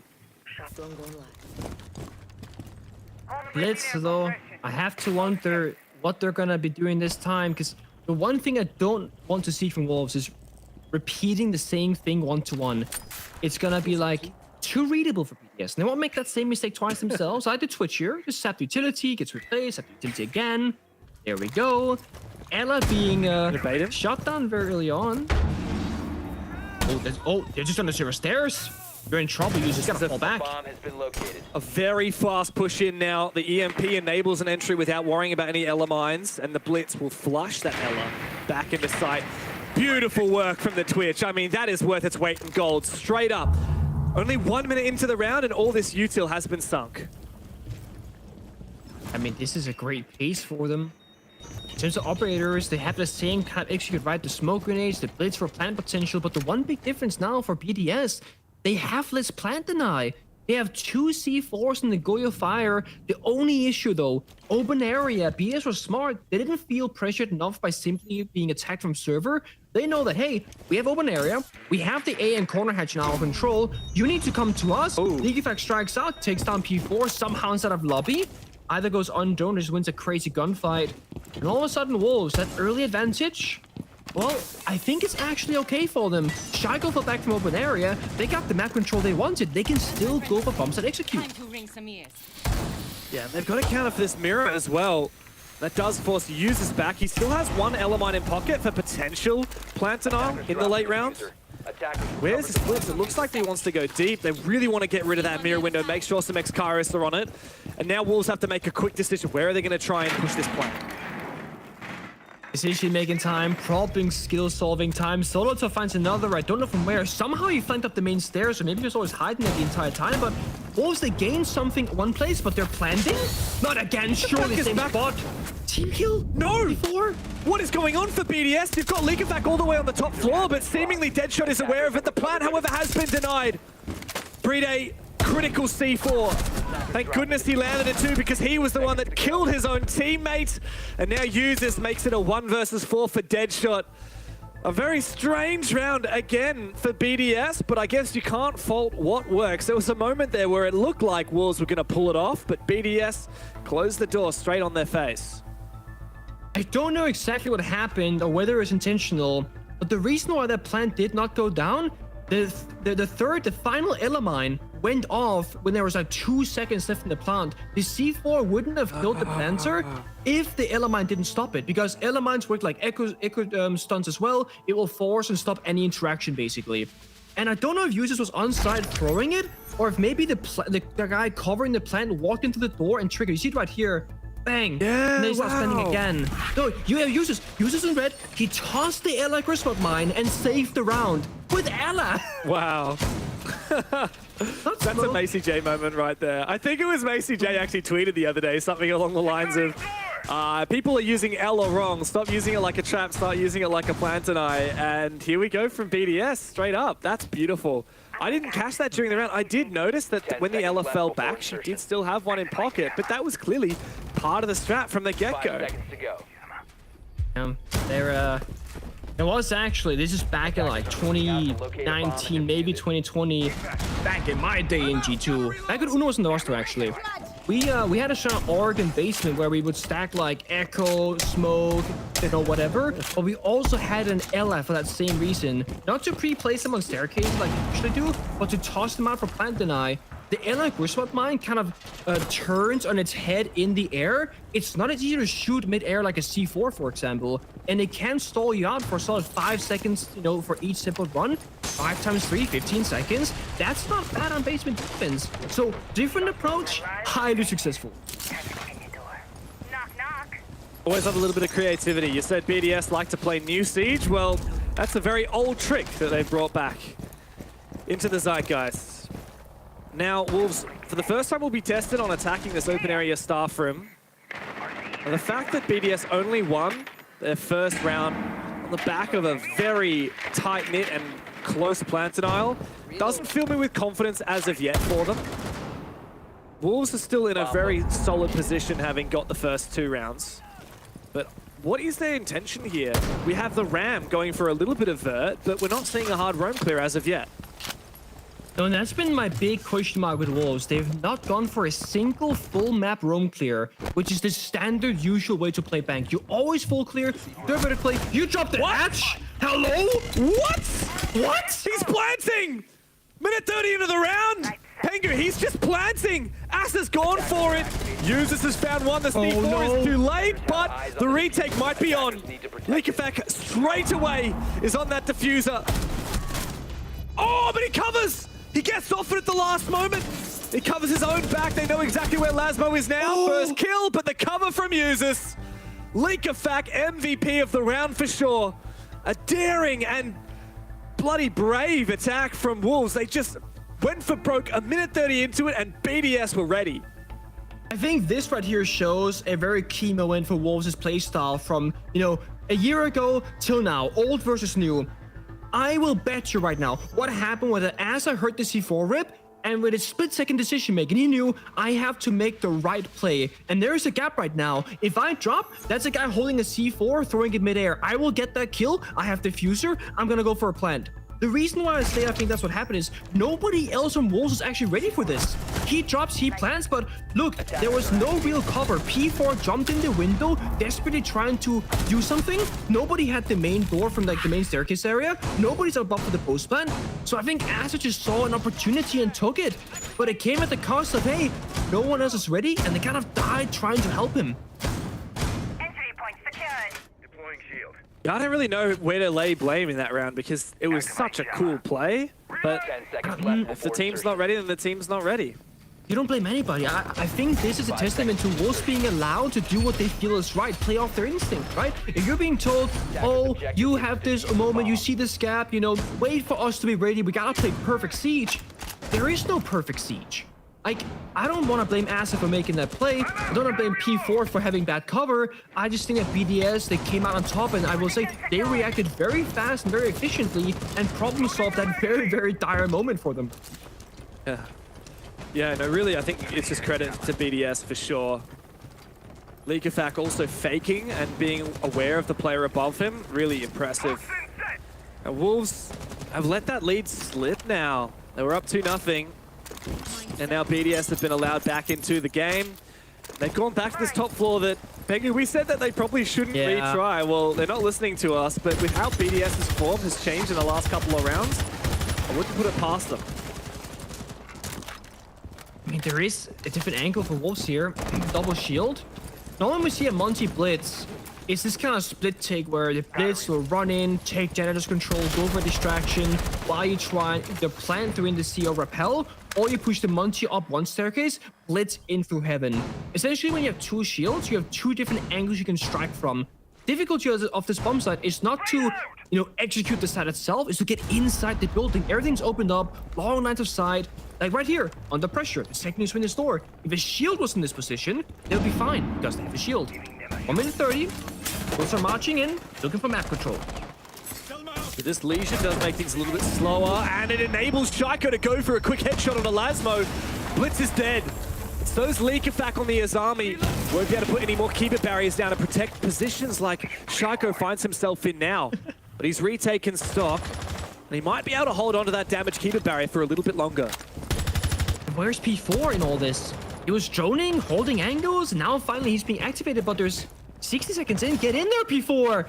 Up against VP, this man was 1v5ing his Monty. Right now, he is watching his teammates struggle and not doing much to help them. In comes the Goo Mine. It doesn't save Shaiko. Mowgli cuts him down as the Monty forces him back.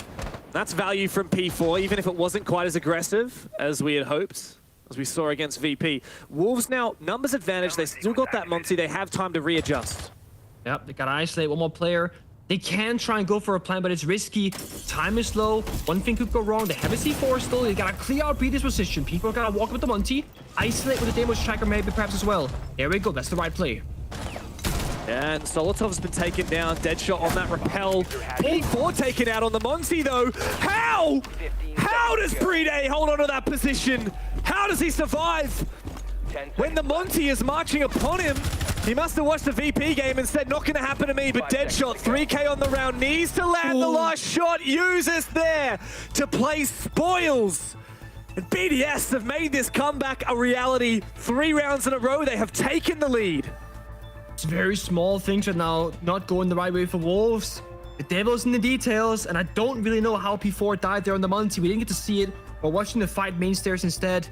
Great shotgun play from the last 2 players of BDS, but Wolves, they're putting up a fight, and to be honest, given how one-sided these 2 orgs have been so far, putting up a fight is good enough. But also Wolves, this is their attacking side. Arguably the easier half on bank. They gotta go massive on defense if they can't find more rounds here. 15 left. I don't know how that round was lost by Wolves. I don't know how we went from Wolves having 2 really great attacks in a row to BDS now leading the game. But this really feels like, if you just asked me point blank, Pengu, like who's played better Siege this game, I probably would have said it's really like 51%, 49, but I probably put Wolves ahead. BDS have made more mistakes. Wolves aren't losing rounds because they're making mistakes. They're being outplayed by BDS. Yeah. This is a classic scenario of a team in Wolves making the right decisions, more often than not, but BDS being disgusting in individual gunfights, and of course team play as well. Because strategically, I fully agree with you. I think Wolves, I don't want to say 51-49. I think it's like a 65-35 situation, yet the scoreline says otherwise. Yeah, it does. Yeah, I still cannot get over the fact that Brede won his position in Janitors when he's fighting a Monty and the guy behind the Monty. That's just disgusting. It should never happen. Yeah, he is. And P4, he was him against VP last week. He was unstoppable, absolutely farming. And P4 was also clutching up a lot in the Fnatic game. Yeah, we haven't really seen... Yeah, we haven't seen that P4 today, not yet. I mean, as El Farmer said on the desk, you really don't want to rely on P4 clutching up. Like, if a player is clutching, it usually means that something in the team is missing. But P4's done a good job of droning this player. Anyway, I might be able to confirm that kill himself. Great job, droning for himself, cutting off the player, and Leakafak, who's been so deadly today, is already down. I'm curious what the train of thought there was from Leakafak. Maybe heard it down the CO repel, thought I'd go for a quick swing around, but it's very risky. To be fair for BDS, I mean, this space and bomb side, yeah, they won it once, lost it once, but it didn't really go all that well in either situation, so very close. Never. Now there was the first body early again. Capcan though, those deep range traps, not gonna be a huge loss. They got planted, they got smoke, they got the coil fire. But look at Wolves, every time they attack this bomb site, they get quicker and they get better. No blitz though, landing might be a bit more difficult, but they got the Incandelas, 2 in pocket. They also have smoke grenades available, and they popped the coil fire at 1:25 because they're playing Twitch. They got the counter ups. Yeah, that's 3 of the Vulcans popped by the Twitch with so much time left to play. And Lasmus still has a drone. He's just left that inside CCTV as well for some late round information. This is all signs pointing to Wolves to win this round, unless BDS do something crazy. I think you just go for default plant. Don't overcomplicate it. Don't drop the hatch and plant in a funky position, because the big thing right now, Wolves have manpower advantage and they have time. They are allowed to plant, get C4, and plant again. Just walk in the breach, plant default, and you're good to go. But the smoke goes out. Candela goes out too.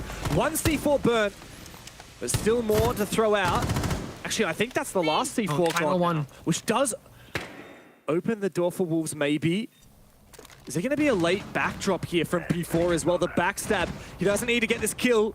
He just needs to burn time from BDS, but he needs to make it work with the rest of Wolves. As Asa prepares to go for that plant again, Deadshot will try and make his move. He's being caught. He finds his one, and that might be enough, but he's got a second as well. And that's the smoke gone down. No plant denial in sight. All up to Solotov now, as Asa confirms his plant again. But the only one to cover is P4. The plant doesn't go down, but isn't needed. Asa springs up and finds the kill on the buzzer. Wolves finish the half, and they redeem themselves. A 3rd round is found. It comes down to instincts again. Those split-second decisions are being made from Wolves so precisely, so consistently right now. If you stick that diffuser for 1 or 2 more seconds, you don't have time for a swing. However, if you get off too early, you don't force out the defender to go for the aggressive play either. It's picture perfect for Wolves, but they're playing on a knife's edge. That could have been another one of those rounds that could easily go towards BDS. This early swing from Leakafak now, we can start to question, why would you do that? Because that right there is one of their 2 C4s. That 1 more C4, 1 more gun by the bomb side, you have more plant deny, more angles to cover, a more... Oh, there we go, about 2.5 seconds left, yeah. You have a different way of playing the round. BDS were forced into a bit of an uncomfortable spot because when you have 4 defenders, and one of them is Smoke trying to, deny the plant position, that only really leaves 3 people holding angles. You got main stairs, you got elevator and lobby hatch, you have garage, you have breach, you have side and corner hatch. That's like 7 positions that 3 players have to cover. And we saw it right there. Wolves walked down main staircase, they found the gap, they got a kill and injure, and that turned the tide. Attacker's objective is to locate a bomb and defuse it. I feel very lucky to be casting this game. This is probably the best game that I've seen all stage so far. Of course, it's just early days. We're only 6 rounds in. This could end up being a bit of a sleeper end to the game if BDS runs away on attack or the opposite for Wolves on defense. But I have a feeling we're just warming into it. Yeah, I think it's where the real BDS will show up, because now, you know, on defense, you don't have that space to work with because you want to play your setup, your structure on attack. However, you gotta break it all apart. You gotta take that map space and create openings for yourself. This is playing more into BDS's strengths as a team, I would argue. And they got server control very quickly with the Monty. That's really all alone, just taking that control. They're roam clearing top floor, they're droning lobby. They spent 40 seconds and they've gotten almost the same amount of map control as Wolves did in half the round. Big question though, the mid game here for BDS. Will they go for an easy plant once they burn those Goyo Vulcan canisters, or will they actually go for a full-on roam clear? The fact that Brede is downstairs might lead us to believe they're gonna just open up those soft walls, plant behind the Monty, and to be honest, they kind of could go for that. Once again, Twitch is seemingly the MVP of the side, clearing out all that util. Oh, here we go. Aggressive Asa spotted here in Garage. Solotov's done good work on that drone. He's also got a DMR for the fight as well, which is really good in that position. And Shaiko's taken down P4, the mute. There is, however, a trade upstairs as Mowgli's fought back. Still a little bit of a roam present here. Wolves need to be careful because, as you said, a plant could be threatened very soon by BDS. The side was free. BDS don't know this, but there was nobody on the side until Mowgli fell back. They could have 100% planted, but they didn't want to risk it. Now they're going to try and go for it. They got character control. This might still work. Here comes Solotov on the garage control. He can just play passively, and the plant goes down. A very quiet round so far. Not a lot of bullets exchanged before that diffuser is planted. Now Wolves trying to make this work. They never lost that roam game, and yet they weren't able to deny the plant due to it being a Monty Turtle. Deadshots are all the way in top square, but BDS don't need to over-aggress here. They can go all the way on the roof. And now his position is revealed. Deadshot's not going to find anything from here. Usus locking out Asa, and yeah, this round is done. Nice aggro there from Lasmo, but ooh. Nope, there we go. The Monty's going to lock it in. BDS are fired up after that one. And, well, Wolves just didn't really have a response. Like you said, site was free for BDS. It goes to show the difference between these two teams and how they approach the map, right? Wolves, they're very... And this is not a bad thing. It's a different way of doing it. They're very simple-minded. Okay, let's take this room, done. Let's take this room, done. Very ABC. BDS, they're working step A, while they're working step B, and they're preparing for C. Because think about it, step A was server control. Okay, they got that with the Monty for free. Step B was like the roam clear, the open area, the upstairs, going in lobby, etc. And they didn't fully commit to taking the map control because they were roamers, but they were droning it so that when the roamers fell back, they could take it if they wanted to. And step C, which is of course the execute the bomb going down, well, they worked on that during step 1. Because the second they took servers, the Twitch drone went into side and popped the Goyo canisters. And once those are popped, then you can plant. So it's really a matter of how efficient you can be in a round, and one team doing everything all at once, and the other being very much like a one-track mind. 10 seconds to insertion. 5 seconds left before insertion. Well, BDS has shown us sparkles of greatness on attack. But one bomb site is just one bomb site. Thank you. Like, we really learned that, right? The attacks, even the same bomb site attacking it different ways. Wolves looked so good attacking the bomb site for that repel plan with the Ying. And when they went from top square, they looked nowhere near as good. So BDS, how are they on this top floor? Because Wolves have picked it over Kitchen, which is almost a surprise to me. This top floor bomb site can be really challenging to hold. I gotta agree. I think a lot of teams right now are kind of underestimating open area. It just gives you so much space and freedom to be creative with. CEO really doesn't. I mean, okay, you have an Echo, sure. Good for plant deny, good for a counter to Monty, you can get a good timing on it, but other than that, this is the same kind of setup as BDS were trying to do, and that didn't really go all that well for them either. Comes down to how good are you on the rappel. Can Monty, Brede, lead his team into the building, either walk up lobby stairs, in through heaven? Right now, it's just discovery phase. BDS is trying to figure out, okay, what are the player positions? Let's breach open that Kanto 90 wall, maybe kill those castle barricades. Because BDS, let's be honest, they're not in a rush. They're only inside of lobby, just barely, but that's not far from bomb site. I think Wolves are starting to get a read on where this push might come from. Yeah. The Echo drones are constantly scouting it. And here we go. The EMP is going to come through. Not actually necessary, as the X-Kairos can detonate. I believe the plan here for Mobius is to keep plugging those holes with Keeper barriers, and he does so. But this push has well and truly been telegraphed now as the Monty is making his way up the main stairs, or I should say the lobby stairs, spiral, and back down again. So BDS haven't quite committed. The crossfire from Wolves, this is excellent. They're playing main stairs, they're playing elevator, they're playing inside of 2 players, actually Motin dead shots, tagged in the 4-window room. Breeders shouldn't be able to walk up here and get anything done, really. Because he's playing secondary MPs, not smoke grenades, he can smoke off one angle and push the other. So someone else like Shaiko has to step up massive right now and get a pick to alleviate pressure from Brede to destroy those crossfires. Oh, but Lasmo's jumped out the windows and found one. He gets traded by the Claymore, but at that point, he's been worth his weight in gold, removing that window player. Now Shaiko needs to desperately try and find this player, and Hazard does take a hell of a lot of damage through the wall there, but hasn't been taken out as of yet. The diffuser caught on the ground on Banana. Big shot there from Leakafak. Up the dead shot potatoes a little bit, but P4 does trade, leaving it up to Shaiko now. The man we always talk about, he's got info on that first player, but he doesn't want to get baited into a crossfire. Mowgli is toying with him, simply playing with his food. Going in for a kill now. There it is. Finally for Shaiko. 2 more to find. No diffuser to speak of, and they know exactly where it is. Bringing in the Vendetta, but I think it's Wolves who are about to tie the score. Another big kill, but no time to find the last. And the round is done for Wolves. We continue to be neck and neck on Bank. Very linear attack there from BDS, and you called it perfectly. You said, I think Wolves have figured out where that attack is coming from, and they did. They had 4 players rotated just to stop it, and at the perfect read. They had a player watching that main skylight. That's where Shaiko was gonna drop. They had a player jump out the side window, and sure, he dies to a Claymore, but he killed the person on the rappel, which opens up the entire bomb site for free rotations for Wolves. So they had everything figured out, everything was covered, and sure, it comes down to a 1v1 with Shaiko getting some nice kills, but they win the round, and they look good doing so. Wolves don't stop fighting. They stack up 2 players together and say, hey, we're gonna go 2 against 1 and play the numbers game.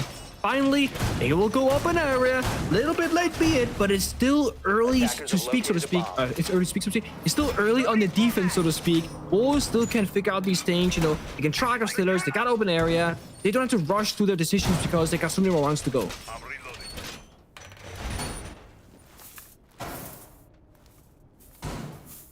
I do feel like BDS found a little bit of momentum in the what was it? Round 3, 4, 5. BDS got in a row, right?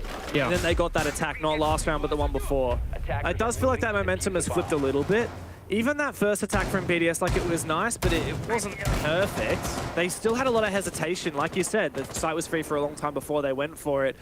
I feel like BDS are maybe respecting Wolves more than we've ever seen them respected before, which is funny considering the tweet we saw from Shaiko before the game started that suggested there wasn't a lot of respect going on at all. In the last 3 maps these teams have played against each other, they've all been convincing wins for BDS, 7-4s and 7-3s. Not talking overtime games, and this is a completely different conversation now. This is a neck-and-neck match, and both teams at the moment could easily take it in regulation, or we could head towards an overtime. Yeah, I'm surprised at BDS not being a little bit faster, a bit more explosive on the attacking side. And I'm not like hating it, just surprising. A bit of intel given from League Effect, but the thing is, how do you get into the middle of the building by spamming the yellow ping for a while? Maybe further down. Come on, reload. Further down, try again. Hits him. Bro, that is just so close. How does he not? How does he not get that kill, man? That is so unlucky. The yellow ping was perfect. I'm not gonna lie. Maybe there's a world in which you do like a 3-2-1 countdown and you go for a red ping instead for a more accurate one. But hey, they get the 1-for-1 trade. Almost hit the second. This game, man. This game is just... It's just everyone sending it at all times. So many moments of just pure chaos and bloodshed. And Now, on this vertical, Shaiko's trying to get a gnarly angle, but he's not going to find that. Looks like Wolves are happy to just leave map control. Yeah, that's the explosiveness, though, that we're kind of missing from them. Like, they trade 1-for-1, and it's a little bit messy. They lose 0 early on, but they progress through the round, and they kind of problem-solve that middle portion of lobby. So I think it's worth for BDS because they get what they want. Now they've got upstairs control, they can do some verticality, they just need to rotate over the edge of the hatches, uses, finds a kill, onto Deadshot, don't know exactly where that was. But BDS are just finding these things seemingly for free. And the Deimos continues to get them information. Now it's just Mowgli and Asa left, and Shaiko quickly takes down Asa. Poor Mowgli, gonna have to ace up now. Big kill. Oh, not another one though. Shaiko locks him down with that pistol. And BDS have taken the lead once again, barely edging ahead of Wolves. Narrow margins has been this whole game. That was a little bit of an overwhelming push at the end of it from BDS, but when it rains, it pours. I don't really know what happened that round. It felt like BDS, they got the map control they desired, but they never worked it. They didn't reach anything, didn't do soft destruction. We were watching, I think it was the Dokkaebi top floor, and then all of a sudden they get 2 kills. I think Wolves might have tried to re-aggress, but way too early. There's still like over a minute left, and they're actually gonna go straight back to open area, James. Wow. Okay. Re-attempting the same bombs. I mean, it makes me wonder, like, what did Wolves identify that was wrong with that push? Was it the fact that they fell back so early? Because in the end, like you said, BDS didn't have to like hard clear and execute like most teams do on that side. They found enough picks that they could just kind of brute force it. Typically when a team goes back-to-back on a bomb site, it's because they deemed that something super unfortunate or like a massive blunder occurred, and they say, hey, the strat was good, the way that we played it was good, but this small thing really ruined the whole thing for us. So you go back, you do that same thing, you get a bit more intel now with the echo as well to kind of move around that information. And BDS also had to readjust their attack. They cannot do the exact same approach now because they're going to be ready for it. I don't hate this. I really don't, but it's a bit of a gamble, of course, because if Wolves can't figure out their problems and they'll have a similar, struggle this round, then they're going to be, 4-6 down, look at that match point. And that's, pretty much worst case scenario because the best you can do now is overtime. A bomb has been located. Yeah, Wolves can't afford to make any more mistakes, and they're gunning for the full 3 points. It would be next level to see Wolves on the top of the standings above BDS, having beat BDS. I mean, currently Wolves are technically just above them, but it comes down to round difference. The 2 teams are tied on points. This is the separator match. This is the game that determines the best team in Europe right now. And everyone is saying it's BDS. Wolves want to be in that conversation, and they have to turn it up on this defense. They are still trying to hold on to this top floor, but I do wonder how long they're going to do that, because if they overstay their welcome, they'll just lose picks again. Yeah. Let's see it. We tend to see rounds slow down a little bit when it gets to these, not the final moments, but, in overtime, close to overtime, pushing that match point scoreline. Yes, they want this really badly, and last round, it was a very chaotic mess, and frankly, I still don't really know what happened. I think BS want to go for more calculated risk right now. Get top floor, okay, pretty usual stuff. Look, because it's still ringing from the defenders, so top floor should be fully clear now. Yes, it is. That's step 1 for BDS. Step 2, of course, break the reinforced hatches, break the soft floor as well, and then they gotta drone out the bomb side. Wolves are doing a good job right now. They're playing very spread apart, playing towards the main staircase, towards basement, playing inside the bomb side itself, of course, and P4 is still holding the roam on Cello's archives. So Wolves got the map in their control, but BDS might just look to execute.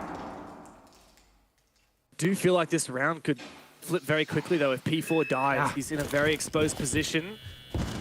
He was on drone for a while there. Here comes a hunt, though. Deadshot knows there was a player downstairs. Leakafak seemingly aware of that drop, though. He's watching the angle. He's ready for it. Damage done. No kill confirmed. And now Leakafak is stuck between a rock and a hard place. I know exactly where he is. And eventually a C4 ends him. The Bride is able to finally take down P4. No more Echo drones alive. Lasmo comes around a flank from lobby and finds one as well. Shaiko's now going to go hunting for him. They've lost the numbers advantage of BDS, and they've got no time on the clock. They need to find these kills as soon as possible.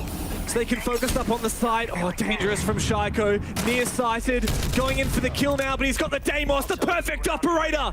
Counters the Fenrir. 2 up now for Wolves, plus Deadshot on low HP. They need to keep that flanker at bay, but they cannot execute onto the site and survive. Big round from Azza in the dying moments. And Wolves have pushed us all the way into break points. What is going on open area? This is the most chaotic bomb set ever. Normally we see these slow attacks where a 3-2-1 execute, drop down the hatch, go for a plant attempt. No, they both want to brawl it out. On that final Dokkaebi call, we saw Wolves make a very clear goal. Hey, let's re-aggress all 5 defenders. It's an Echo swinging out. Oryx go for a downstairs flank. Lastmo finding 2 picks as well. And BDS, they're happily matching it. And usually BDS, they win in these engagements. They come out on top, but Wolves are so good at equalizing back to like that 3-on-3 to 2-on-2s, and that's where they tend to win a lot of these wonky rounds. The only thing I fear for Wolves now is open area is locked. We can no longer thrive in chaos unless you go for like a really aggressive basement roam or a ridiculous window jump out CEO defense that can fall apart so quickly. They need to figure out a way to stabilize these rounds from Wolves' perspective and try and figure out how, I guess, figure out exactly where BDS they struggle. Because right now it seems like they're guessing more than not, but they get the right timings. That was the big spray down at the end, the big 3K. They are going to go back to the top floor. Wolves are terrified of the basement, and I kind of don't blame them. BDS are really good at playing that basement bomb site. But you were talking about chaos. Yeah, that kitchen open area bomb site's chaos. So is this one, man. Like, BDS have so many options about how to attack this. And I don't know, I'm convinced. This really could flip on a dime. What if you go Telos Archives though? Because like you can play CEO vertically like you would with CEO, but you can play more of the map control. It's not a very popular bomb site, very few teams in regions play it. But it might be like the perfect mixture of chaos and organization. Either way, not this round. Leaky is gonna play Kali instead. And not, far outside the building, James. He is in main lobby, clearing util because Kali can do that too. Yeah, bulletproof camera, he's already taken down. Good bit of util. Oh, he's looking for more.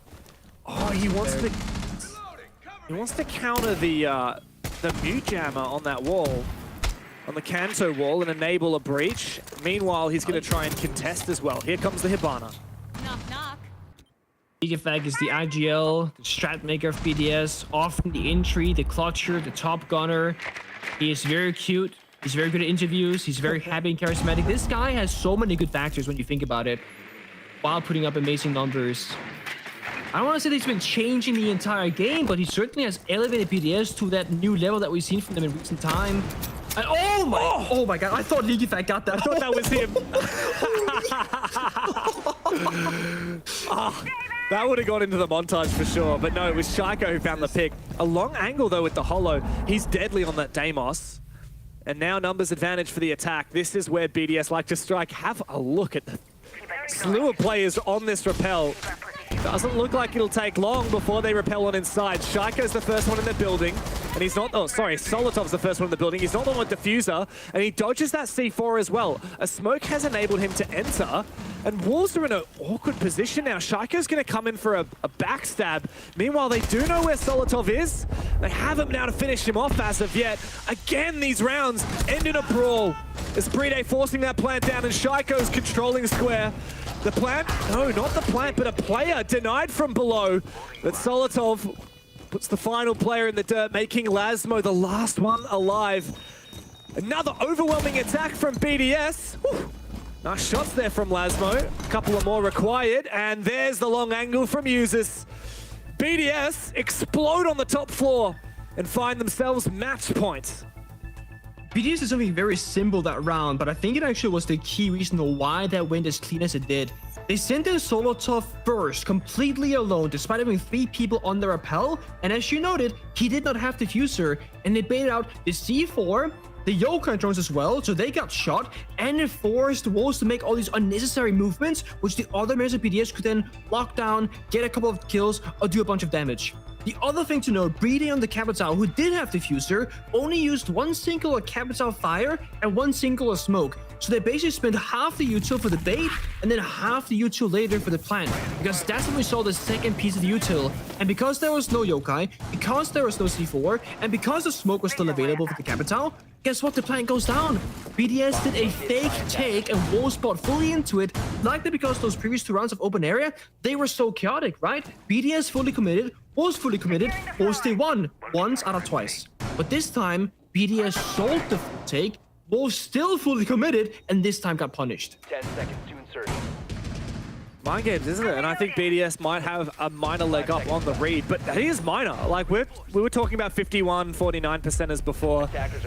I wouldn't be surprised if Wolves come through here. Like, this has been neck and neck. And BDS, they outplayed Wolves that round. And guess what? Wolves will have learned from it as well. They will expect bait plants now, bait pushes. They don't want to throw all of their eggs out in one basket. Now they go back to the basement.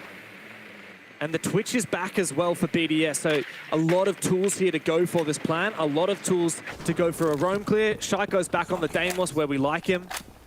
And the Capital Grim combo is pretty cheeky as well. When it comes to execute, so many options here. Deadshot. He reveals his position, and now the Deimos is going to spot him too. He's being hunted by Shaiko, and he doesn't know where he needs to go as a result. I don't know what the win con is for Wolves right now. Like, the Trooper now, without the Kai because it's banned, I don't know where this fits in. No Aruni for Hatch Deny either for, like, the tricking mechanic. It just feels like the Trooper now is completely random to me right now. Sure, you get some utility and some stalling for time, but there are only a single C4 for the defense, 3 toxic babes, and they're not roaming. They fully give up the roam control. So this is... Right now, it's a plant deny strat for Wolves, with almost no plant deny available. I guess the saving grace is that Lastmo can pretty comfortably hold Garage. Actually, no DMR, he has the MPX, I don't know. They got P4 playing server stairs, that could be the saving grace. Like, if he holds this position successfully, that's gonna stop the entire BDS execute. But BDS don't have to go for servers. They can go anywhere because they got Capital, they got Grim, they got Deimos. They don't have to choose one area, they can go wherever they desire. I can't help but feel a little bit scared for Wolves. Yes, they do have a couple of deadly options. They got the Warden with a shield here. But as you said, I mean, P4, he could win this round or he could lose it. Like, he dies in his position. There's no plant denial. He's able to assist. There's barbed wire on the drop to support him. BDS look like they might be trying to tempt server. Smoke it off, push together, one door, one staircase. You gotta take people down right now. They got little time to work with. Shotgun, who will win? Shotgun versus shotgun, but it's a bait for Solotov to come through with the DMR from below. Now 30 seconds to play. This is where we see what is Wolves' plant denial game like. Is there enough time? They're not going to be able to do this. They need the Grim to come over with that shotgun. BDS are running out of time, and Wolves have a solid position to try and make this work in the plant denial. 15 seconds, it means that BDS have no choice but to go for broke. And Shaiko needs to frag out on that Deimos. Numbers advantage is squarely on BDS's side, but Mowgli finished off by the Flames, and Solotov and Yunes have found frags as well. Deadshot punished on the flank. Asa cannot find anything!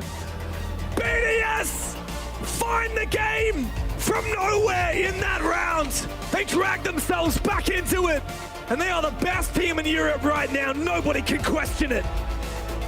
Those 2 open air rounds was the perfect preparation for the chaos that would follow in that final moment. 0-second plant timer, really sprinting through side, hoping, guys, please cover me. We only have this one shot. There is no time for failure. And somehow or some way, Wolves, they falter in that final moment. Man, that was a back and forth game. I felt like we were always going to overtime. There was no world where I thought that was realistically going to be a BDS 3-point win. And yet that's how it turned. Those last 2 rounds flipped the switch. I don't even know how to process this. Like, if you're a Wolves fan, you're sitting there with your head in your hands thinking, how did we choke this one? Not again. But for BDS, man, I tell you what, that perfect streak has continued, and I'm sure the desk will have a lot to say about it. Thank you very much, gentlemen. 11th time was not the charm, though. You know, Jim's talking about 2 rounds that flip things around for BDS. Those last 2 seconds in the 12th round, really instrumental. Getting those last kills, you could tell Bride is not someone who's usually very emotional, but you could see there's a big smile, there's a big sigh of relief for BDS. And honestly, you flip a coin, we go to OT, and it might be completely different. You flip a coin, and BDS doesn't win 3 matches in this stage. That's true. 8-7 versus 5, 7-5 versus ITB, 7-5 versus Wolves. And all of them super tight. I know we're saying consistently that BDS is the most consistent team here, that they're dominant, that they're the best team in Europe. The truth is, yes, they're unbeatable, like we said at the beginning. And honestly, I am so happy to see Wolves playing at this level, because I have to say, overall, yes, BDS did play better in the end, but honestly, it was so close, and for so many different reasons. It could have gotten the other way around, for so many different reasons. Overall, both teams were able to close these rounds in 2v2, 3v3 scenarios. Both teams also had rounds that were heavily one-sided. And both teams found different ways of using Deimos. By the way, Deimos was one of the most used operator all of the game. He's getting now super important in the meta. And a shield as well. Crazy, Jack. That was the best game of this stage. Absolutely. By far. It really, really was. DP Secret isn't? No, because these 2 teams were playing better Siege. Yes, right? you're right. They were playing much more controlled Siege, and it was coming down to these big final moments. This play here, by the way, what an incredible play to win that round in the end. I know it came down to the last second, but again, props for me, first and foremost, for Wolves. It's because they weren't playing the names. You know, you spoke about it in the pre-game, about playing the operators, not playing the names. They weren't playing BDS. Wolves were out there playing Wolves' game. They came up just short, yes, but I will commend them for an excellent game played. I do think, however, you know, you talk about how BDS maybe could have lost 3 games this stage. The cream does always rise to the top. You know, it's because of the fact that it is BDS. Creme de la creme, there we go. Because of the fact they've got such good players, in these tight games, they are just about getting over the line. And that is on individual quality alone. And let's talk about this. It's also bank that this was played on a map BDS can be very comfortable on, but could also say same for Wolves. That history weighs on you, even with 2 new players. Still, Wolves pushed it to the edge. You flip a coin, it's completely different. This is all on everybody from those 2 teams that has stepped up throughout this game. And I think you're very, very, like, hit the nail on the head here, Jack. Probably the most entertaining game we've had so far in the league, and maybe might be the most we'll have throughout this whole stage. I wonder what's going to be able to top a game that had excellent strategy, excellent gunfights, excellent end of round clutches. It's just beautiful to witness. This is the stage we live for. Absolutely. And I think if you look at the way that BDS has been winning consistently on this bank, I think they've evolved throughout the meta, and they don't play it the same way as they did before. I saw in this game a lot of direct takes, by the way. Lots of moments where they would go, take only the control that they needed, and then go directly for a side execute. So many times in basement, you saw them just get control of square, leave gridlock there, and then go straight for the execute with the Monty. How many times did that happen? They just don't go for the roam clear anymore. And when they did, honestly, it was really well done with multiple pressure points, and every time a cutoff. So they have this diversity of strategies at their disposal to be able, even on a map that they ban the most, to be able to play so many different ways and still make it work. And BDS have all the talent that it takes to make it happen, and Shaiko is definitely one of them. Yeah, I feel like it's every single player that we end up talking about Shaiko. Once again, he was incredible today. I think some of the things that he can just make happen absolutely on his own, just through pure skill. You know, he was part of this clutch. I think Bride was instrumental actually in this full clutch as well, but yeah, you know, this play here, if he'd have got that 1 versus 3 off, I was just going nuts. You know, he's just got that raw mechanical skill that he is one of the top players. He is the probably top player in the league, and he's on his villain arc as well. And I think that's, you know, testament to him. And yeah, that's pretty much it, Mr. Mililosh. Thank you very much, Mr. Jack, Mr. Freshman himself on the other side of that desk. But we're here, and we have to talk to our winners from BDS. So let's bring them up on the screen with us. Likefak joins us on the interview now. Likefak, congratulations. A hell of a win. You continue the streak against Wolves, but god damn did you make it close. What happened? Hello guys, yeah, no, we know that every time we play Wolf it's a win, but it's a hard win. So no, we are prepared for this kind of match. Wolf is a really good team, and especially this stage who's kinda beating everyone, just not us, I guess. But no, yeah, hard match like always, in one of the beautiful match of the stage right now. Hello, Likefak. Welcome back on the desk. I feel like I see you every week. No, you literally are here more often than me. I wanted to say that you guys, you keep beating these teams, but always on the edge. Like ITB was 7-5, Wild was 8-7, this one was 7-5. But consistently, you're the team that gets on top. What is the reason for this, in your opinion? In my opinion, I think if you are in a well and you want to beat one team right now, it's clearly us. So I think every team giving them hardest against us, and we know that we are prepared for this. And I think right now we are showing that we are a big team because we are keeping winning when we are on the top, and we are trying to stay on the top as much as long as we can. Would you say that the training you're getting right now from these European teams, rising their level when they're playing against you, is a perfect way to prepare for Montreal Major and Brazilian teams and the top of the world's teams? Yeah, 100%, but also the Brazilian team and A team will want to beat us as well. So yes. Yeah, it's good training, but it will be kinda the same level, I guess, because EU is a really good region. So yeah, that's a good training. I mean, if anything, you're going to have a super week to deal with here. So games back to back, there's a lot of training. And as you say, you are in the sights of every single team here in EU. They want to take you down. They want to push you to the edge. How do you get through it? Because you guys have played 1,000,001 different tournaments, of course, majors, EWC, whatever it may be. So for you personally, how do you kind of keep up that momentum from one day to the next? That's hard, like to do new things, to find new way to play, to surprise the enemy team. I guess it's a lot of work, really lot of work, but we try to do like a mix between work and kinda chill, because I make a lot of like I do a lot of work, and sometimes it's too much. Like for example, after the Esports World Cup, I needed this holiday. So no, we want to stay on the top. We are working a lot for it. And we know how to make the difference when you work, when you having fun, when you have holiday. So I think this is the key as well. Have a stop of the game sometimes to come back stronger. I think we can see it in game. I don't know what you think, Milos, but like looking at you guys playing, I feel like you're always one of the teams that innovates the most. Yeah. Like for example, like I take a look at your top 2 operator played in attack, for example. I don't know if you ever know this, but you play Doke and Demos the most out of all the other teams. You abuse the best operators in the meta. And I find this very interesting because you have really good entries, really good fraggers, and you abuse what works right now. Is that part of the game plan all the time, to try and look for these opportunities in the meta, to always seize the opportunity in the best operators in the game?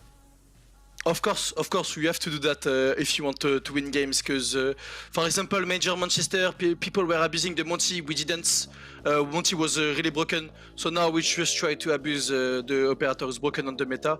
Also, with the Demos pick, Shaco, yeah, it's just him on Demos. So. There's a team all on his own, and that reminds me, that's for Pengo, if he's listening out there, this is when Penta didn't use Lion against Team Liquid way back in the day in Pro League, and now I guess you guys have learned it and you're going to get back to it, and we'll see what happens. Of course, Montreal is still not locked in. There's the rest of the stage and the playoffs. But Likefak, thank you so much. You gave us one of the most entertaining games we have had in the online stage this year. And interview, of course. So thank go you, guys. Get some rest, and we'll see you for the rest of the week here in the Super Week of EUL. See you guys tomorrow. Well, we still have one more game to go through today. Yeah, I love how he says see you guys tomorrow. He already knows he's going to win and be on the desk again. I mean, that's confidence, man. Absolutely. In looking at the scoreline so far, they might be pushed to the end, but you guys said it, the cream of the crop. La crème de la crème. La crème de la crème. At the top. Anyways, at the bottom of our league live, Fnatic and ENCE. So let's see what goes and floats. Oh, doesn't float. Sinks all the way to the bottom. That's after the break.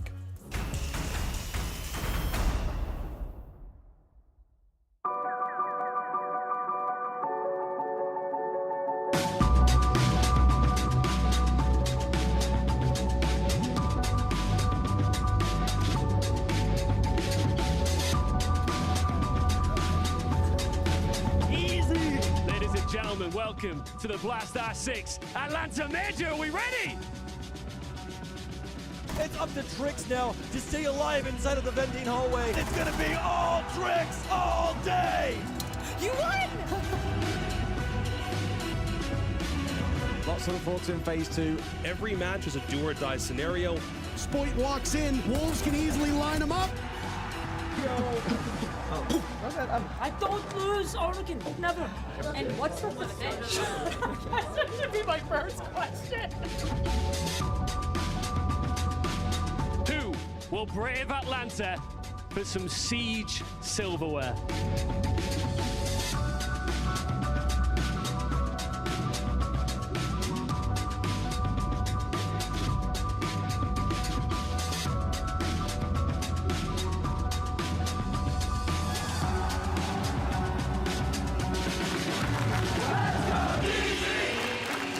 A second impact!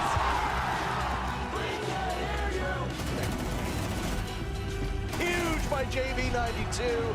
This is semi-final Saturday. Loshkin now can work around. One player picked up. Globin. And they're starting. Flicks onto Virtue. The knife comes out.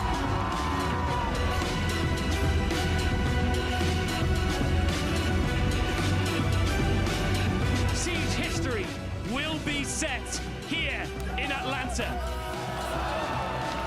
Are we ready? It's loose! It's W7M! Two teams from Brazil in the grand final. This is going to be a moment in history that nobody will forget. Loban with 1 kill, looking for another. JV92 pivots and says, that's quite enough. That map is over before it even started. Philippe Hawks and cameraman in a 1v1. Cameraman gets it done! One more round is all those need to push us to overtime. JV finds one. Maya against the worlds, against the Raging Bulls from Brazil, the region's most dominant force for years. A question posed in Montreal, a promise made in Copenhagen, history made in Atlanta. W7M are back-to-back major champions.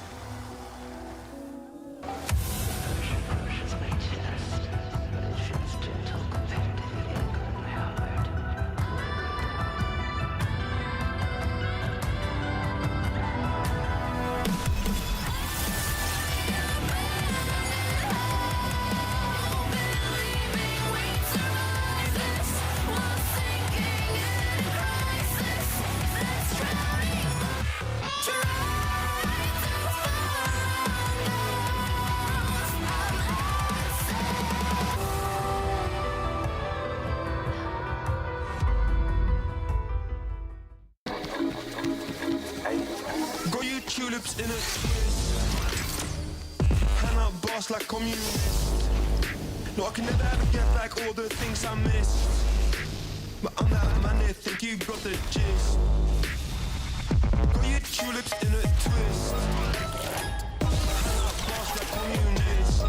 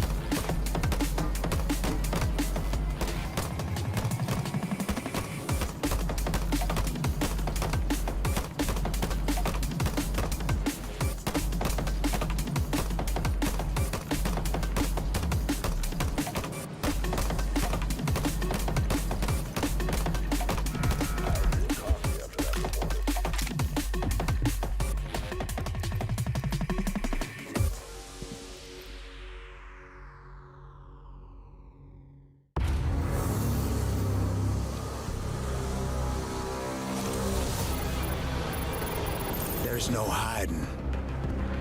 Not for you. Not for me.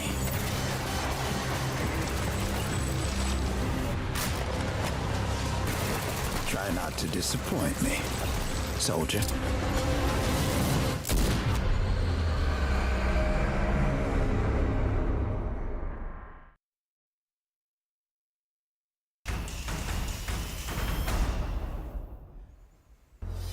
Welcome back, everybody. We've gone through the gauntlet of Playday number 4 here. Of course, this is our Super Week, Monday, Tuesday, and Wednesday, full of EUL action, same starting time, which means it is the time to get started with game number 4 for today. We've seen what floats at the top, the crème de la crème, as people were calling it. But today, we're down in the swamp, the muck. What's down here? And it's Fnatic and ENCE, bottom of the standings in EUL. And we're gonna have a chat about them, a serious one in many ways. Let's start off with Fnatic. Wait on. Yeah, I mean, let's start with Fnatic. I mean, obviously both of these two teams are down the bottom end of the table. Fnatic have not won a game yet inside of EU League. That should not be a true statement because they were 6-2 up playing on to Lair last week up against Wolves. And then a 1v2 happened from P4. And then another one. And then another one. And then suddenly they lost 6-8 in overtime. Much improved, I would say, after their first week. But they did end up, struggling. And ultimately, in a results-based business, they ended up losing again. If you look at the performance in first week, 7-2, 7-3, they lost both of them. It was huge defensive, huge loss, right? Not even close. 2-7, 3-7. Now you look at the last week and the performance against Wolf. Like you said, arguably they should have won. One of the biggest reason for this is Sarks. Their rookie, one of the new pickup. This guy played amazingly well. He gained confidence. He was the biggest reason why they had a chance. Obviously, if you look at his stats right now, it stints from obviously the first week, right? Yeah. But he had an incredible games against Wolf, and I think we saw a big reset in Fnatic last week. We saw a great Fnatic play. Yes, they faced a crazy P4, but if they hadn't faced it, they would have beat Wolves, one of the hardest teams to beat in Europe right now. I think they're showing a lot more potential than ENCE have been showing so far. Sarks, I mean, there's a lot that can be done here for Wolves. You're changing up players, and there's that conversation even almost 2 years ago after SI and Montreal that, hey, that change, how is it going to impact with Rise no longer on the team? Now more changes going into the summer and now into stage 2. It was clear that something needed to happen, but it takes time to really settle in, Jack. I think so. I think Sarks looked very, very nervous in his first 2 games, and I think last week he showed us that bit of brilliance that he's clearly been showing Fnatic right through the summer, and I hope it continues for Fnatic's sake. And of course, there's also another team on the other end of this matchup, and it's ENCE. It's been not easy for ENCE. It's been difficult. Very difficult for ENCE. They sit at the bottom of the league currently, Leo. Yes, and again, same stories than Fnatic, right? 3 straight loss, and these ones were not even close, like 7-4, 7-1, 7-2. And that's my biggest worry right now. Like we said, they brought up ENCE. They brought someone that's coming from BDS. They should be looking stronger. It seems to have tipped off completely the balance of these teams. It seems that also they changed IGL. Neko is IGLing now. Skies used to be one of the best players on the team when he was IGLing. He's not anymore. I don't know what's going on right now, but clearly things aren't working. Now, they had only 1 play day last week. They have a whole new season. This time is Super Week. You have 3 play days to reset completely what happened the past 2 weeks. This is a big opportunity for them, and it starts with one of the most favorable teams to beat right now, which is Fnatic. Yeah, I think there's so many things that they can improve on, right? Strategy, individualism, confidence, synergy. The list goes on, all the buzzwords go on. Literally anything but an improvement needs to happen. They've had, a good week now, only 1 game last week. You'd like to see that they can show us something. How do we even compare these 2 teams, Leo? Well, I would say they're pretty close to this. Right What now, is this? This is a trash can. Right now, they're all the way at the bottom of the standings. Both of them have 3 status. Yeah, if you look into it, they're here. One of them is going to get out after a first win. I see. We don't know which one yet. We're bringing surprise, we're bringing back ties at the end of this game, just for you. Oh, if that were the case, they would stay stuck here, maybe. No, but I actually believe these 2 teams are at a different points right now. Okay, they're alive. They're trying to get out. They're trying to get out. They're barking in there. The trash can is moving. But they aren't moving yet, up the standings yet. So what they need to do right now is ENCE, they need to completely change things. Whatever they've been doing, and they've tried to change things, by the way. They've played super passive, super aggressive, different playstyles in different matchups. Nothing is working. Change things completely, commit to a playstyle, and have something prepared for that game. Now, Fnatic, they must roll with what worked against Wolves. Something was working last week. Just pick that up and not let yourself get into clutches. Let's put them against one another then. Take the average stats from both of the teams and put them into a graphic. Here's what it looks like, Jack. So it looks like a trash can. Yeah, so Leo's subjective thought was trash can. My objective thought, this is the stats. 9th and 8th and 7th in pretty much every trackable metric. Their highest DPS players in Neko and Jegs, both below 100. Every single player on both of these rosters is below the average player level in this entire league. You know, there's nothing realistically going well for these two teams. Maybe Fnatic being at a 50% defense rate, but I'm really, really reaching for that. And that's what we're trying to say. Subjectively, these two teams look like the worst. Objectively, they absolutely are the worst two teams. I wish we had an average cost also, just to be 100% sure of what it looks like, but that seems like a deep rabbit hole we don't want to go through. So let's look at our map for this series. Again, a 9-map pool, and it is down to 1, and it's, well, Fnatic that'll ban out Clubhouse and leave us to go to Consulate, where ENCE start off on defense, Leo. Yeah, that's a funny ending. We're going to Consulate, which is also the first game that Fnatic played against G2, and they looked absolute trash, like this trash can. I don't mind that though, Leo. And the reason that I don't mind that is what map did Fnatic also look trash on that they played second? Lair. Where did they go back last week? Lair. And they should have beaten Wolves. Yes, they did lose, but the performance was better. So maybe it's about revenge for Fnatic. Let's go back to Consulate and get revenge on this map. And what does that tell us? It shows that whenever they lose, they can improve, which is not the same thing for ENCE. I thought you were going on a positive note there, but... Nope. And stopped like twice on Chalet, so yeah. Oh boy. Then you know what? Let's just get it out of the way. We'll get into game and see who can win this one. Thank you very much, gentlemen. ENCE versus Fnatic with our wonderful casters. Devmarta, Pingu, please take it away. Really, please. Where are we taking this? I don't know. Maybe someone... You guys are going in. One thing that we know for sure, Pingu, is one of these teams will get a win out of today. Isn't that exciting? Out of the trash can into the fire. A big opportunity for these teams to prove that they've got what it takes to be here in the EU League. And man, they really should. You've got some world-class teams here. You've got major winners on both squads, and yet not a single win on the board for either. In a lot of ways, I'm very happy that they didn't go to Clubhouse, because I would join the desk and be very judgmental, because that's like fundamentals and strats and the basics of Rainbow Six Siege. Consulate, a bit more of a chaotic map, I would argue, so now things can kind of get funky with it, and it's somewhat okay. But yes, it's hard to hype up this match as like a BDS Wolves or a VP G2. Despite the VP game being over very quickly, it's just ENCE and Fnatic, they're both struggling in a very similar way. They don't really know what they want to do in the server, but at the very least, they might know what they want to do, but it sure ain't working. So just look at fundamentals, look at how they can play out these rounds, and hopefully the team with least mistakes come out on top. I guess? Maybe? I guess so. If you're to try and theory craft, if we can dig into it deeper, I don't know. I want to see individual players start to have a bit more confidence. I want to start to see old form. And it's funny because on the two sides of this, Tango, it really does seem like on the left side of your screen, ENCE, right? You got 4 players who have never played in the Europe League until this year, and then you've got ELEMS, major champion, EWC champion of the past.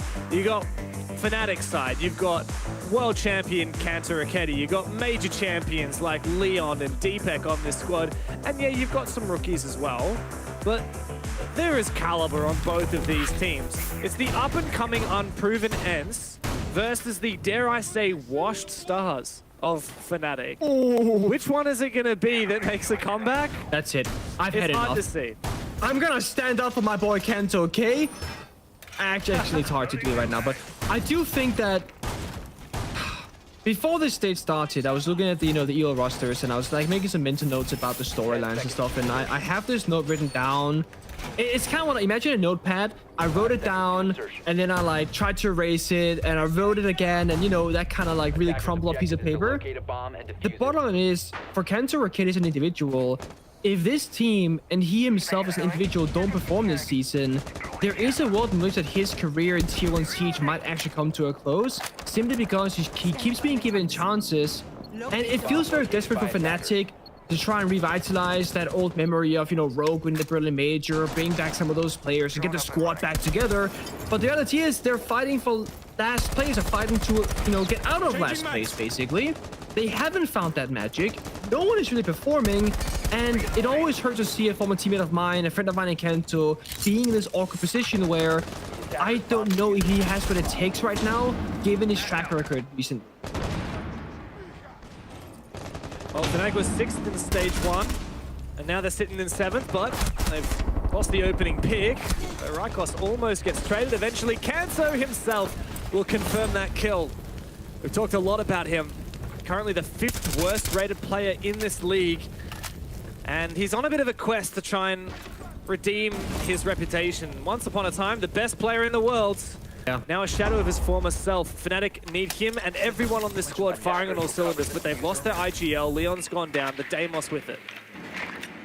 I don't think it's all too bad for Fnatic, because they get map control. That's the hard thing about Consulate, I believe. Getting into the building, getting a foothold, and stabilizing. And sure, they lose Deimos and lose Leon Gitz, but they got that comfortability. They take some Spiral, they got Soda Machine. That's a very aggressive play right now. I like this from Fnatic, they got confidence. Being very close to this bomb site. Nice big pick from Jegs. Alemj, though, has not been taken down. He's loitering on the stairs, and eventually Kanto does finish him off. This is a good chance now for Fnatic to open up this first round on a defensive-sided map on the attacking side. However, Nyko's got something to say about it. Kanto finally put down. Now these two last Fnatic players need to figure out how they're going to try and force this plant down. As the smoke subsides, Jegs begins to force it down. One last gas bait. Oh no. Can't stick it. He's actually going to have to force it back. Deepek needs to cover. At least there is time to play with here. Deepek wants to get a little bit aggressive, but Fnatic are lacking information. We can see it. They don't know where these last players are, and the ADSs have chewed up the majority of the Bs. Good opportunity now, though, for Jegs to get into the fight. Deepek as well. And Fnatic, thankfully, recompose. They confirm that first round. 6 more to go. I admire the aggression, I admire the confidence in the gunfighting side of things of Fnatic, but they did struggle a bit there trying to organize how and where to get down that diffuser. From ENCE, very linear defense, right? We didn't see a lot of verticality, nobody going downstairs, no real intel to work off of, and I think if you are ENCE, and even if you're Fnatic when they go on defense, when you're having a rough season, when things are not going your way, I think the simplest way to play Siege is to have info to work with, to make the right decisions. Because if you're a poor team, well, instinctively, you're making wrong choices. Individually, you're making wrong decisions. If you have information to work off of, drones and attack, cameras and defense, you don't have to rely on playing off of the maybes and the what ifs. You have, hard facts in front of you. So ENCE, play some C4s, play vertically, play some like the Solis or the Echo, the Maestro, whichever. But Fnatic, I like the Deimos. I like the good drone work last round, the Grim Beast as well. But the real story, I think, because both these two teams are struggling, is can they tighten things up on defense of all places? Because, funny enough, sometimes teams that are struggling, they can get things going on attack because it just becomes very messy. Defenders don't know what's happening, and you win around here and there. But if you have really weak fundamentals and weak crossfires, you don't understand what you want with the strategy, you will struggle on the easier side of defense often. And I think something that perhaps both of these teams suffer from is occasionally just overthinking things. And overthinking is how you throw defense rounds, right? You're not holding your crossfire, you're not just chilling out, you're not trusting your teammate, you're making over-aggressive plays. Now Fnatic are looking to already get these Kawan Hives in the building and try and put some pressure on this Roma. The Legion is also going to target him. Stark's already in the building. He's about to get swung, though. There was no information. The Skies gets a freebie. At least for Fnatic, they'd found one onto Nako, but it was so unnecessary to lose Starks. Speaking of overthinking, I mean, look at the rest of Fnatic where they are. They just entered admin. They're on meeting balcony. If he just stays on Visa's staircase holding that passive angle by the Banshee, either he gets a kill or he waits for his team to get to the same area as him and then you push together. or you hold the piece of flank, because guess what? ENCE is here now. So I think a bit of a misplay from Sark as an individual player. Fnatic is still okay because they got a 1-for-1 trade. Oh. Well, ENCE has found his. He had information earlier. He saw that Kanto was on his cam, thanks to the Solus gadget. He even overclocked it. Talk about the new feature in Solus. Now Malusi is going to be spotted by the Deimos of Leon Gids. He's already found one, the opening pick. Ooh, timing there for Deepak. Almost found a freebie. Fortunately for him, ENCE are allowed to get their players back onto site. Still a roam above as well. Deepak's trying to take advantage of what he thinks there might be a gap on site. There kind of is. A Peon is left, of course, but that's really it. Does he dare go for it, though? I mean, you saw the shotgun shells earlier on. Akibar goes out. You both know the gig is up. Thing is, Deepak is very much alone. Actually, I take that back. Linkage joining him, sort of. They might just go for this play here. Ooh.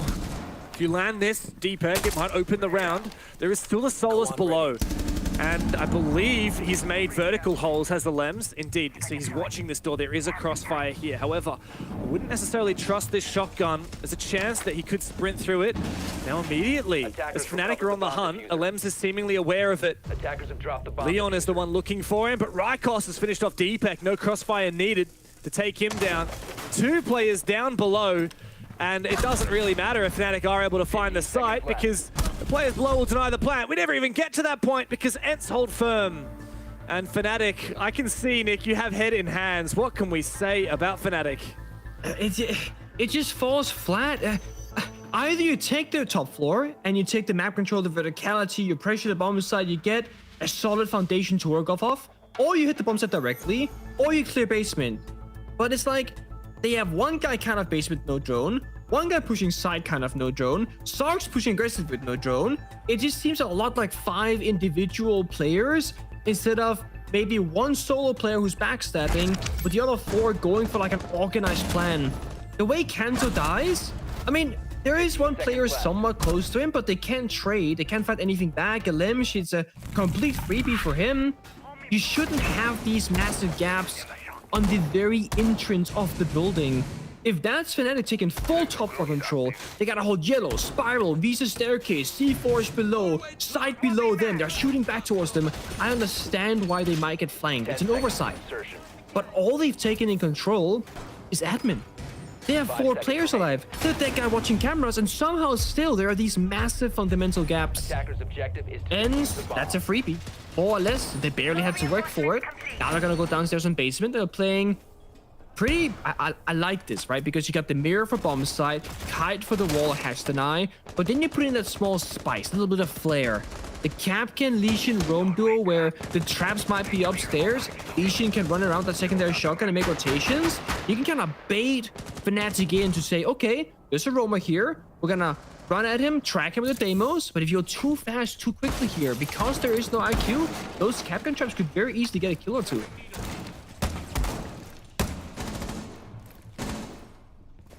I think ENCE's strength has lay in the roam game, in the chaos. Fnatic, as you said, are very separate. They don't really know how to deal with that. And that's why I wondered, Nick, maybe Fnatic actually will do better attacking the basement, because you know how the basement works, right? You open up the breach, maybe you do a bit of a roam clear, maybe you apply some vertical, but the breach here, this is pivotal. There doesn't seem to be any wall denial. I don't know where ENCE put his electric claws, but perhaps it was shot off from above. The wall could be opened, and now Fnatic can actually simplify this. Don't overcomplicate things. Don't worry about crazy roam games. Just try and find and execute. You're gonna have to do something. It's oh boy, attacking the freeze like that. That's unlucky. You should keep a barrier. They shoot back at you. Kanto trades still back to a 4 and 4, and Sky's low on HP. But good night, Leon Gids.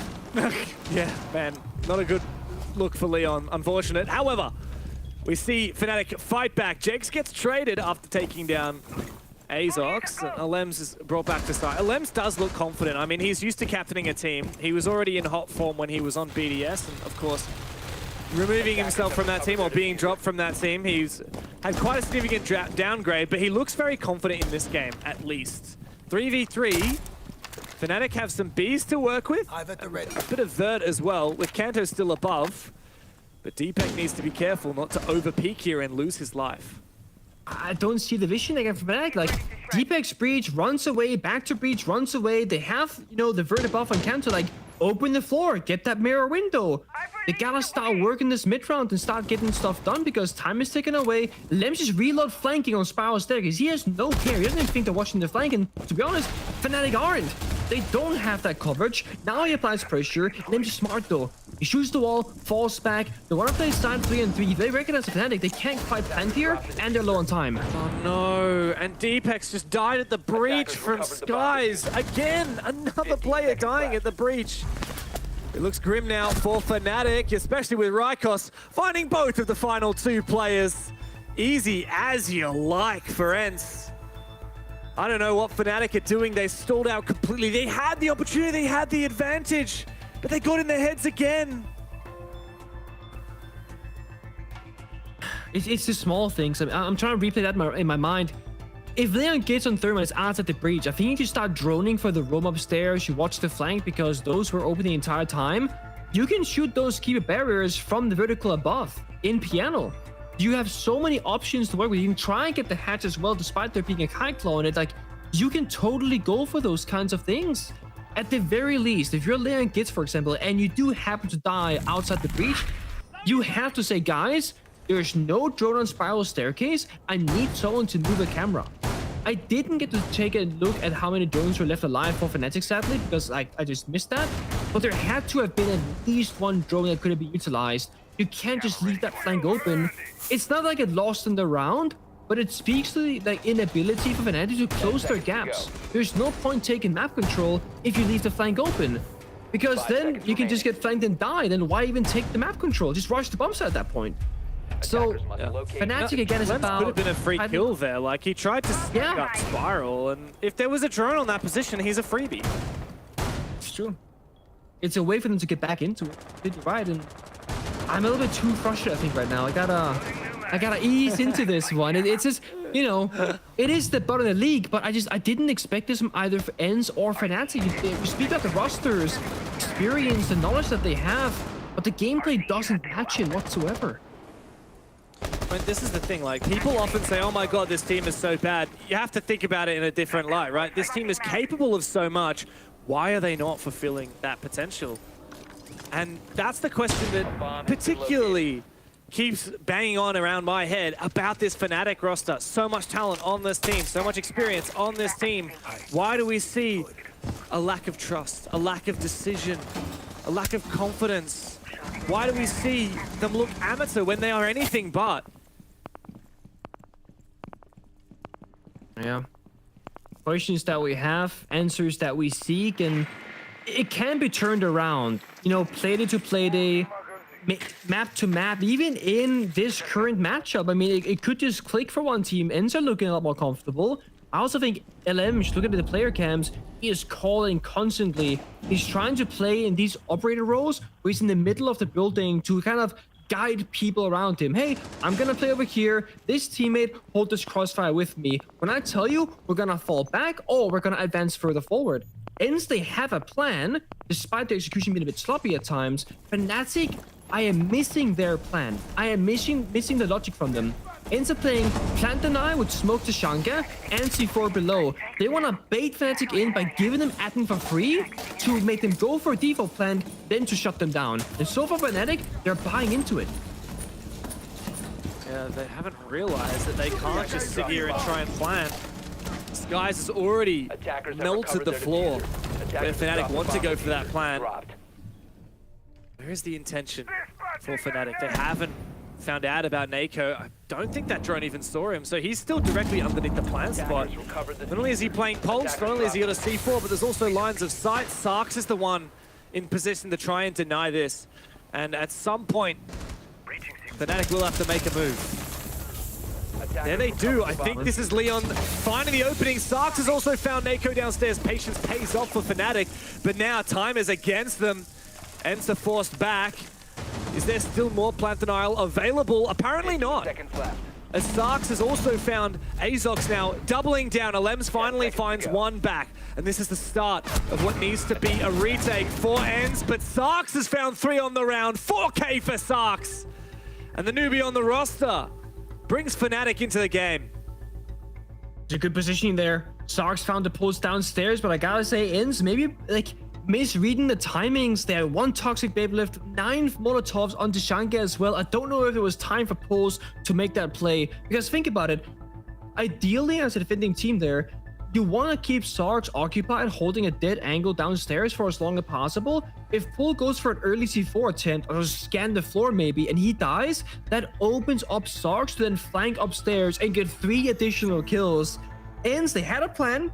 They didn't fully commit to it, but I will also praise Fnatic. They didn't do that super linear silly take. They actually respected the C4 vertically, sent Sarks downstairs, and capitalized on the aggression.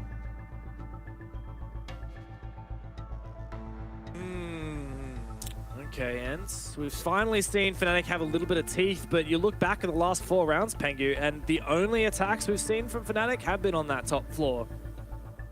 Yeah. Next round, no doubt, we'll see ENCE go back to Expo Piano. That was by far the worst round from Fnatic. And if they're not finding kill after kill after kill, I don't know how much they've got in them. Because strategically, it did feel like ENCE were on their way to winning that round. It did feel like it, right until they didn't.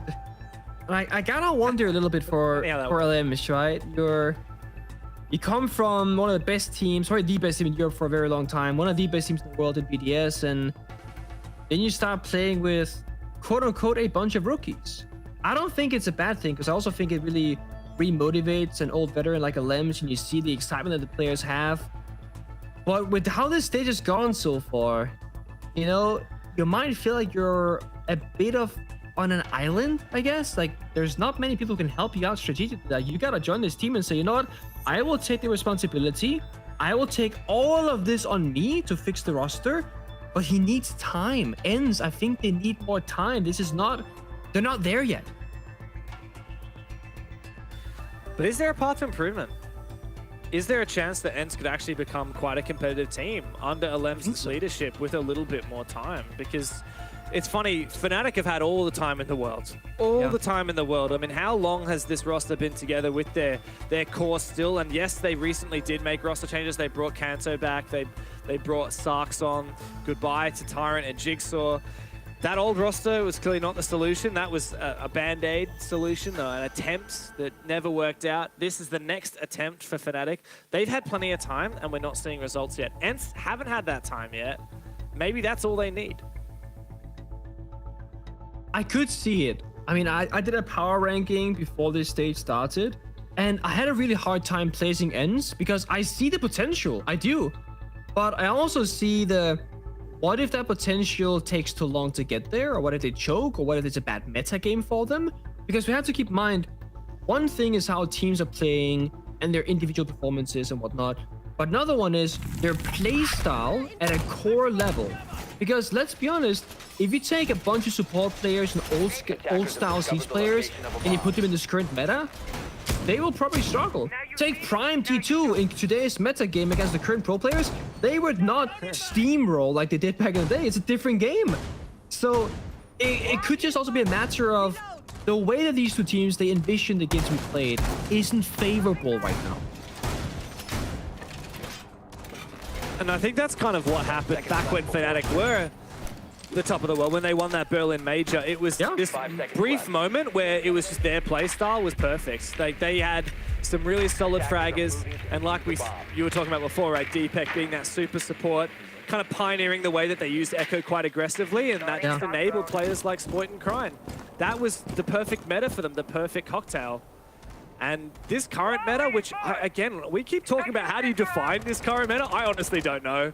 We've kind of been in an era of Brazilian dominance for quite some time now, even though it was, of course, North America that won the last major. It really does feel like Brazil have been the ones to pioneer this meta that we sit in currently. It's funny because a meta game, the way that you play this, great C4 from Nick, by the way, finds Leo gets, the meta is defined by a team that takes the risk to break the norm. Brazil took over. And now everyone's trying to imitate that playstyle and adopt it themselves. And until a team will break that again, that's going to continue being the way. There has to be a team who makes that first move. If we see, let's say, for example, Dark Zero, right? When Troy was there. They're a very slow, methodical team. Let's say they stop playing util heavy. Mine, Jaeger, the Deployable Shields, Mirados, whatever, and it works really well. Guess what? Other teams will start adopting that too. But no one's breaking the mold. Everyone's trying to do the same thing with a small twist, and that's not a bad thing necessarily, but it can't last forever. New operators come out, new maps, patch notes, balance changes, etc. Scopos, once introduced to pro play, currently not available in pro play, might also change some small things. Fnatic though, with that being said, halfway into the round, got the first death, unfortunately, and the ENCE again. Looking at their first struggle right now, clearing top floor, they're going for a full take, they got the bug verticality. It's a better approach than last time, but with that early loss of Leon Gitz stock watching cameras, they are missing one gun.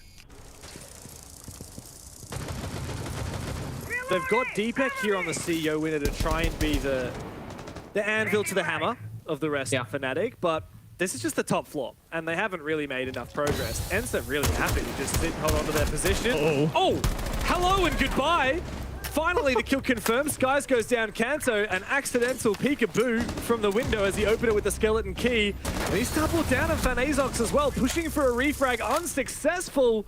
And ENCE bite off way more than they can chew, holding onto that top floor. Fnatic cut them down. The numbers advantage has well and truly flipped. A 2 versus 4 now for defense. And it's the hammer anvil, pressure from both sides, the meat in the middle, smack dab to get a couple of kills. Kanto good for 2. Almost might have carried this round, but look at this Elemsh, always active, looking for a flank with 20 seconds left. With the right timing right now, Elemsh, he could turn the tide, make that one before. It's still winnable though. Look at the timer, 10 seconds. It's all up again. The discipline. The crosshair. Oh! The trigger discipline, but Deepak saw him. Oh! We know that if Elemsh had not been spotted there, he could have denied that plant. 10 seconds and ticking away on that clock. He had the chance to deny it. Deepak is smiling at that one, but very lucky to have spotted that player. If he hadn't done so, that could have been GR, despite Fnatic getting such an early advantage. What can we say for ENCE that round? With really a solid position, it just exploded against them. Kanto found 2 picks and it felt like the round was over. Yeah. I mean, we saw the first pick on inside a bathroom. I think the second was somebody swinging from yellow, or maybe he jumped in and looked to his right towards yellow staircase. But either way, ENCE, they seem to get stuck in the mid round. And the funny thing is, Fnatic are also getting stuck. Because Fnatic are on the attacking side, they're forced to make an aggressive move at some point in the round. ENCE, when things start slowing down, they're like, you know what, this is fine. We're like where we currently are standing. And they're not wrong for thinking that, because they are in a good position right until they aren't. If Kanto doesn't get that 2K, there's no reason for ENCE to move anywhere, to make any plays. But they're not playing proactive, because I don't think they are preparing themselves for, hey, what happens if the bathroom player dies? Should we swing? Should we fall back? Hey, what happens when they take top floor control? Because you see ENCE, half of them are trying to run away and fall back, but then Elemsh is trying to re-aggress into them. They're trying to do 2 different things at once, and neither is really working. Fnatic right now are winning on individual gun skill, finding those picks. It's not like thanks to drone work, but they did have good positioning game. You pointed out the hammer anvil, Deepak on CEO, he finds one way in. Leon Gitz is playing music right now. He is motivating the team to perform. Okay, whatever that was, Leon. Like, I appreciate. Oh, is that a what am I watching right castle? now? It's like a pillow fort. The top order of but why? Makes for good lighting though. The green in the background is having good. fun. Yeah, you have to. Quite a swaggerlicious room. Speaking of, Leon Gitz is quite the setup. Jags, mate, you got to pick it up. The white wall backdrop is not enough. He's chill. He's like a proper gamer. It's dark in his room, got nothing in the background. Deepak used to flex all his Benelux trophies, because Deepak, if you weren't aware, played on Trust Gaming back in the day in Benelux League, right? Tier 3 in EUL, or in EU rather. And they were farming that regional league. He has more trophies than I do, physically speaking, because they won every single season. And the shelf behind him was like 10 trophies in a row. And he just flexed them. And now he's got a white cabinet. I mean, come on, where are the trophies, man? I want to see that Berlin Major trophy. I mean, look, Benelux League, that's cool, bro. But you won an actual major. How about flex that one instead? No. You don't. Well, winning one major does not beat out 10 trophies of dominance. Sorry, how many majors did you win? How many majors did you win? Not enough to try to triumph over Benelux League and Deepak. Not enough. He has more trophies. You than I do. technically only won the same number of majors as Deepak, actually. Only won one. Well, actually, technically true. I only won Paris major. Make the final of Raleigh, and we don't want to talk about the final because that was a bit of a disaster. And it was the end of the golden road because ever since that final, we benched Goku, we fell apart, we're all benched and old retired boomers now, and nobody's really left besides Kento. So, yeah, F for Raleigh major, that was the end.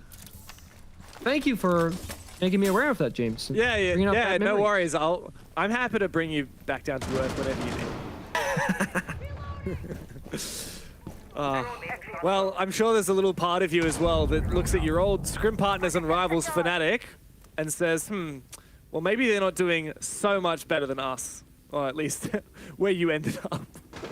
Fnatic have fallen quite a bit from being a top 8 team in the world to struggling to get into the top 8 here in Europe, but at least Deepak, he says, guys, can we just talk about this game? My Benelux trophies can wait. His performance though right now in that round sure screams trophies worthy. That's a big opening pick onto NQ because it buys him yellow stairs control, and that can be very awkward late in the round to deal with. Ash starts goes out, Marion's are denied. Fnatic, dare I say, this has been the best looking round so far. Utility, positioning, strategically, but it can still fall apart. Then look into the side possibly, toss out smoke grenades, flashbangs, maybe just go for it. They don't have full map control, they don't have piano. Don't try and go for a backstab with the execute. They have to come out victorious in one gunfight. Either clear piano or get side.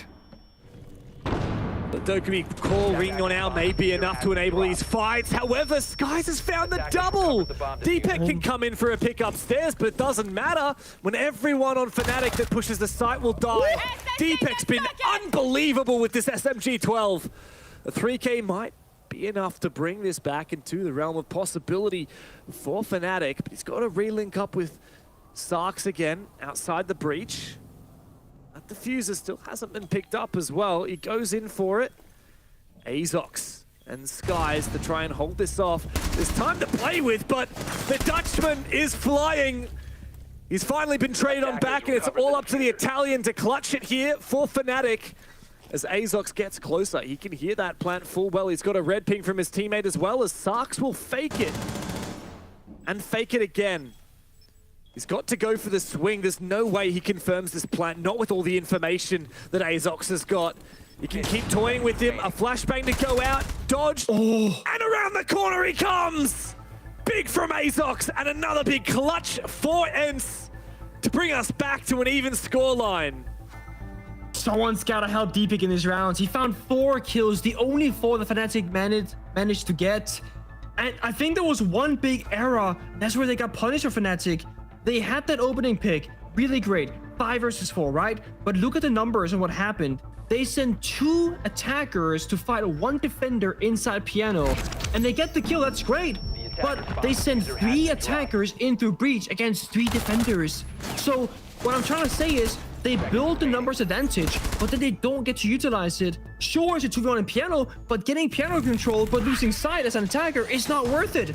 It would have been better if they won on the bomb side and lost piano. Then you can push deep, smoke it off, go for a plant. Piano control doesn't matter all that much if you win the bomb side. But if you get piano but lose the bomb side, well, all you have is piano, and Fnatic with that had to go back downstairs yellow and fight it just like they did before. And 2v2, 3v3, those like low equal numbers always favor defense on like every side, every map. Because you only have to watch 1 single doorway and 1 breach, and you have a bulletproof camera facing it. That's easy to cover with just 2 defenders. So 3-3. Even half, both teams fighting for it, ends in the attack on like immediately. They go for a very different lineup. Amuro, Finger, Blitz, Grim. They want to go fast. They want to go confidently, and they can do a lot of stuff here. Blitz down yellow staircase, Amuro in CEO window. They can go whenever they want to. The only real counter, Toxic Babes from Fnatic. If Smoke Lane gets in the right position, he can stall out the push. But if in the wrong position, nothing can quite stop them. Maybe Goal of Fire, but we're gonna try and nade those out first. Yeah, I mean, there's clearly a set piece here being cooked up. The Blitz thinker, Amaru, is going to be instrumental as a part of it. Azox had a big clutch last round and a big 3K. And now he's on that Blitz. He is the center point of this push. As you said, though, there's a lot of util that's got to be cleared out first, and the Goyo fire is burning out. They keep checking their drones. They're waiting for the right moment. And I just heard the Amaru go in. Oh, and Printer, funnily enough. This is actually not part of the main push, and the Lems is dead. At death, it's too early. ENCE weren't ready, they're not going. Now they are, but those 5 seconds are very valuable. Oh no, not close enough to land that flash, and so he dies. Oh. The kill, though, 2 big ones from Skies with the LMG of Finka. And that plan's starting to go down here from Nako. Jegs and Sarks have got to get on their bike. They know that there's a player in top yellow they've got to deal with. And the kill on the cross for Starks. It's all up to Skies now. Oh, he dropped below! Genius! The vote was already there!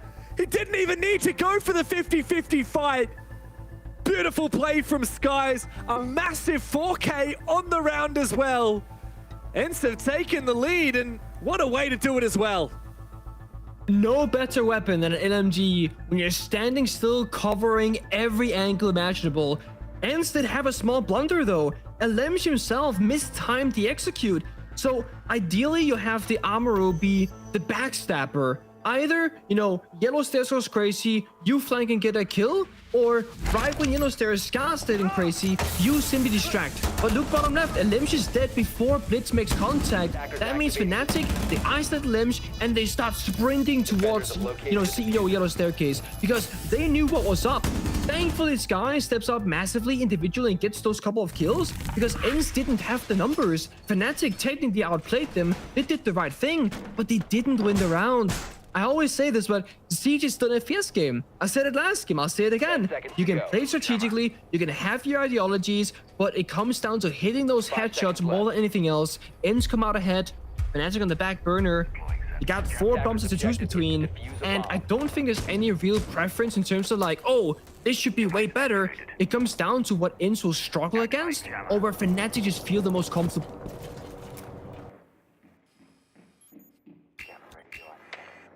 And even when it comes down to just individual moments, I feel like the ENCE players are individually playing better. Yeah, every now and then we have a big round from Sarks had a 4K, Deepek had a 4K, Kanto had an impactful 2K, but yeah. I feel like one-to-one, moment-to-moment, ENCE, the players are having more impact plays and are being more consistent. Look at this. I don't think Fnatic really know what's going on right now. No, I don't think so. Cancel. Okay. Might not want to go for that one. There's his drop. There are... Is that a lobby as well? ENCE applying pressure all across the map right now. Fnatic, I don't think they have an idea of what's going on. Well, they've started to get a little bit of a read of where this blitz is coming from, and they peppered him with damage. Just 26 HP left. That means basically a single bullet to the leg and he'll go down. ENCE have the diffuser on Skies. By the way, has been on fire today. Finally, Azox finished off. That's the blitz gone down. But ENCE are actually pushing on the basement. We're going to try and go on the lower of the 2 split bomb sites. And the Buck here is the perfect operator to enable this entry. Alam's just waiting for this moment. Deepek's going to expose himself. And the backstab comes in from Skies. He does get it. And that does open an opportunity now for ENCE, despite losing the opening pick and a second player to try and get in and put this plant down. Ooh. Especially with Skies getting the 3rd kill. Looking for a safe pace to plan is not easy. But I think ENCE have flipped this around. What? Fnatic trying to get their way back into it. Pengu, this is a bloody wreck. A mess of a round. But ENCE do confirm that plant, and now Fnatic have to figure out their retake. It's a very awkward post-plan though for ENCE. They have pretty weak positions, no verticality. One guy's falls again to it from Kanto. 2 on now LMG, the veteran, the major winner. He has to clutch it out. He knows where one is, but the same goes both ways. He spots the first. A shot on the Kanto. 1v1. The old guard versus the rookie. And he could go above. He's the buck in a 1v1. You can't lose this. You simply cannot lose this. And Starks knows exactly where he is. He has no choice but to stick it. To fake it again means he has no choice now. Big hot shot from ENCE, and the round is done. Unreal that ENCE came back in the 3v5, but they ripped the rug out from under Fnatic. I truly believe that only one player from ENCE actually would have won that. And thankfully, that was a person that happened to be last alive. The nerve that it took, the positioning game, that's all down to experience and staying calm under pressure. We saw Skies in that 2v2. After he planted, he was frozen in place, worrying about the vert, the staircase, the door. You can tell he was like feeling super mentally pressured. ENCE, calm and collected. The second his teammate fell, he realized, I have to isolate a target and put myself in a 1v1 and play the position game vertically. Did exactly that. We got a tactical timeout now taken by Fnatic. I think it's a good time to take it, James. We can argue a little bit late, down 3-5, but to be honest, with how close and back and forth that's been, how close that round was, I don't feel like it's too late to take it. Yeah, wow. I mean, I just have a lot of respect for ENCE for pulling that one off. And honestly, I think my MVP so far, as much as ENCE was really good in the 1v2, Skies? I think Skies has been the best player so far. And look at that reaction from Deepek as well. That's a gut-wrenching round from Fnatic. As you said, they've just taken their tactical timeout. At the very least, they just need to breathe after that. Yeah.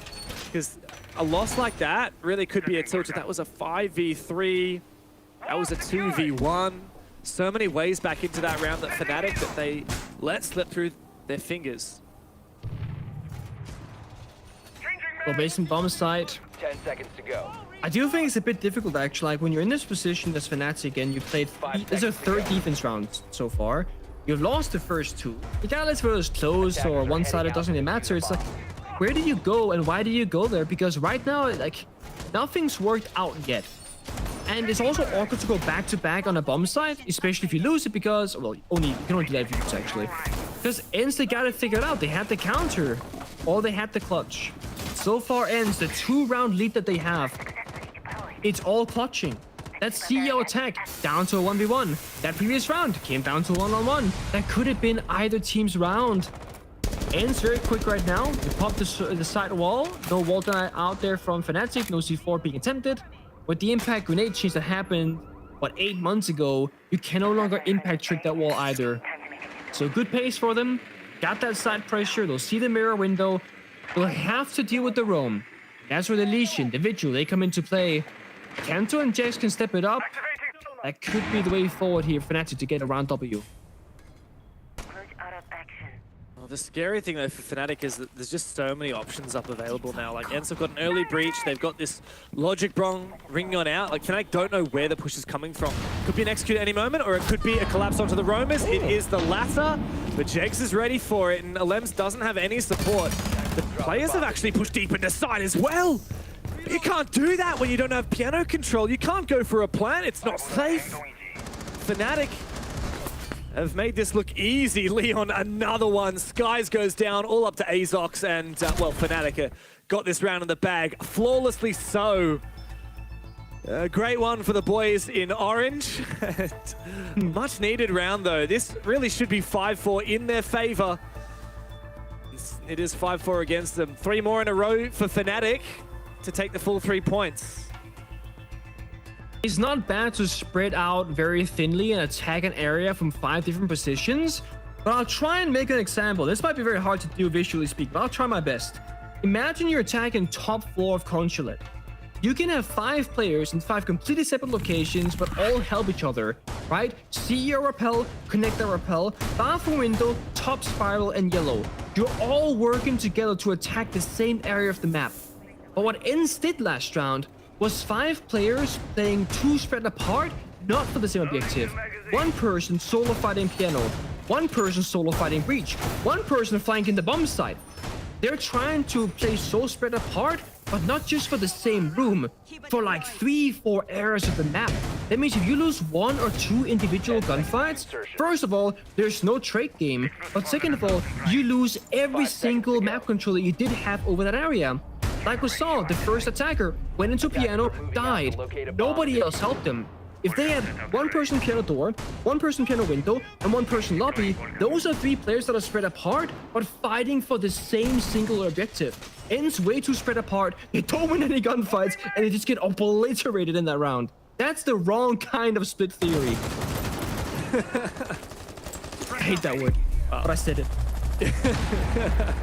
You were the one that said it, mate. It's not the first time we've heard it said on broadcast today as well. Don't tell Jack that you're talking about split theory. He'll never let you hear the end of it.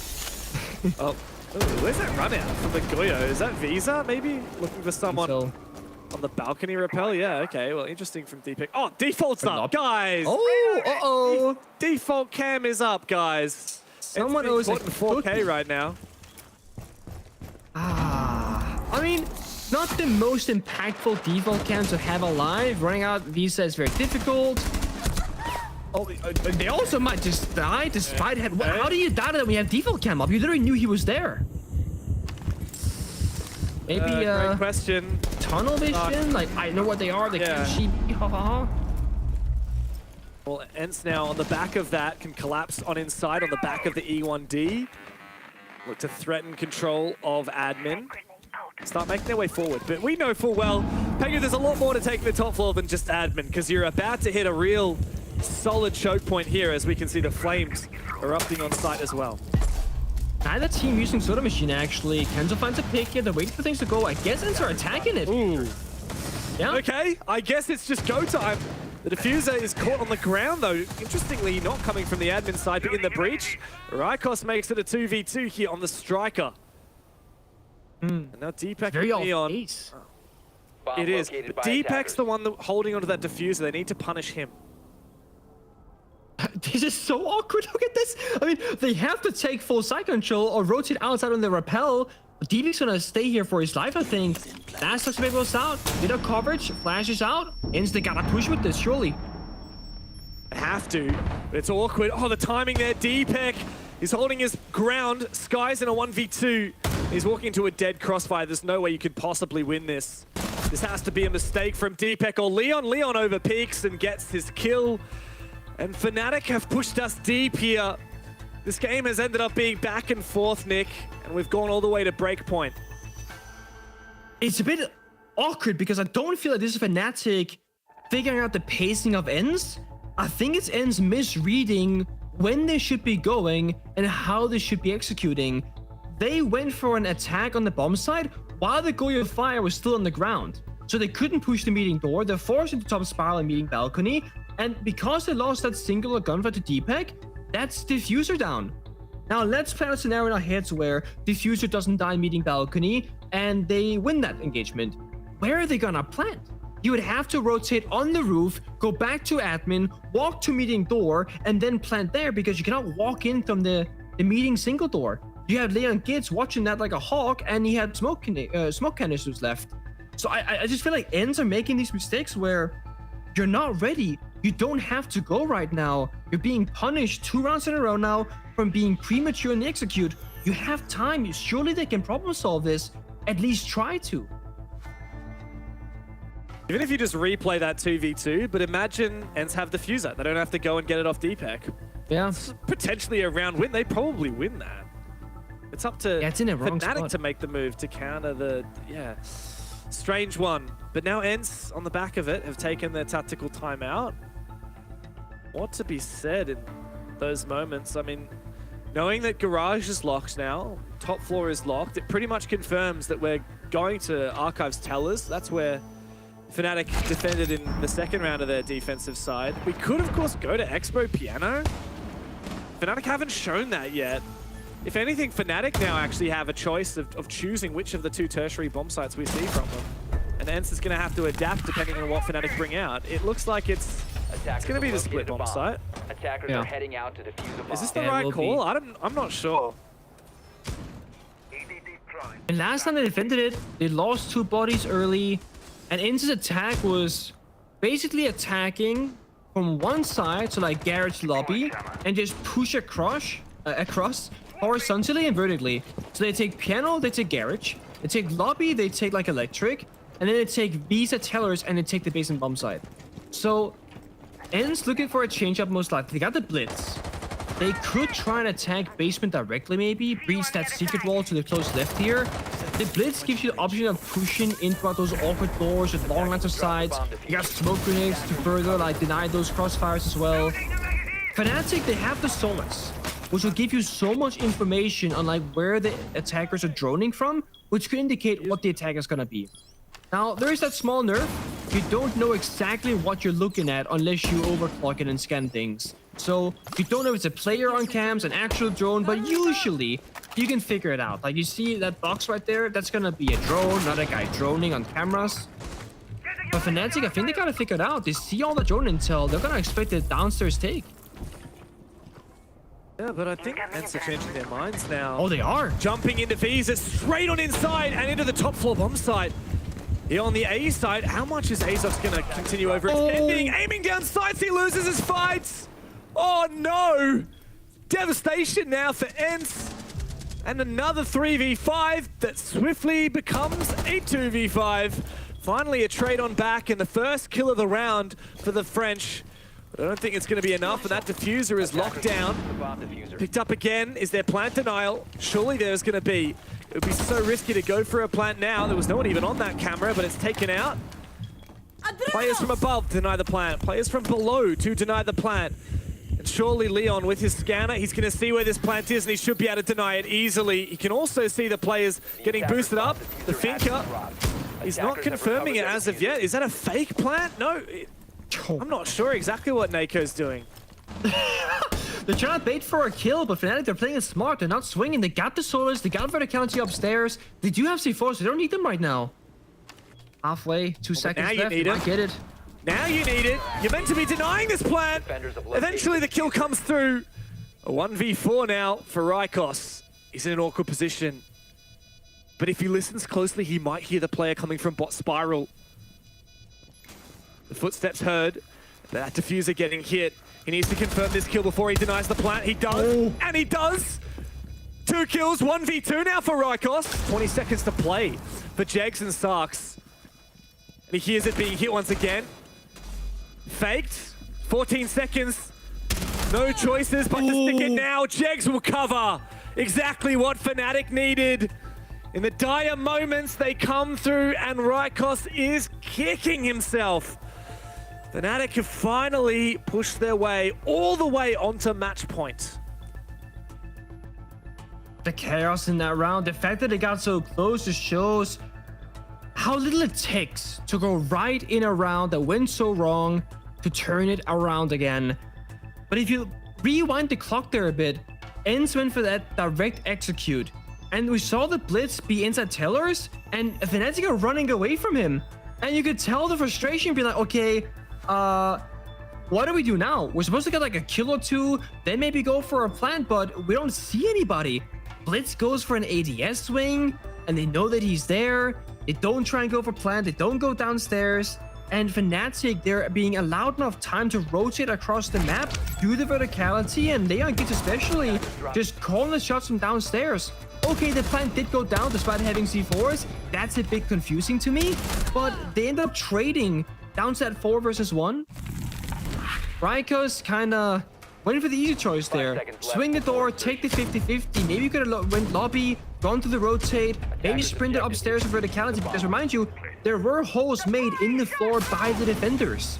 That's where I feel like if Limbs was the last player alive, would have gotten that first 2k and probably gone for Vert. It's a risky play because if the enemy just goes to the counter defuse, you might not make it in time, but sometimes you have to believe and just go for it. Well, it's either overtime or bust now for Fnatic. The only team in the league to have 0 points on the board, even Fnatic got 1 point out of their loss to VP. And it feels like, I mean, especially for the start of this game, ENCE were the better team, hands down. After their 3-3 half on defense, we saw them win 2 attacks in a row.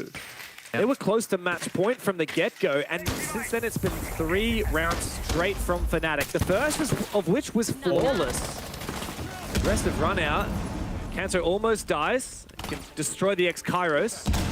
And And he can get out alive as well here on this Vigil. Huge. Fnatic off to a very good start here.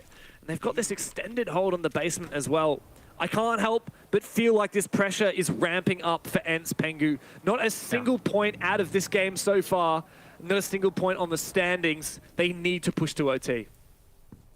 Such good plays from Kento as well. He didn't get the kill.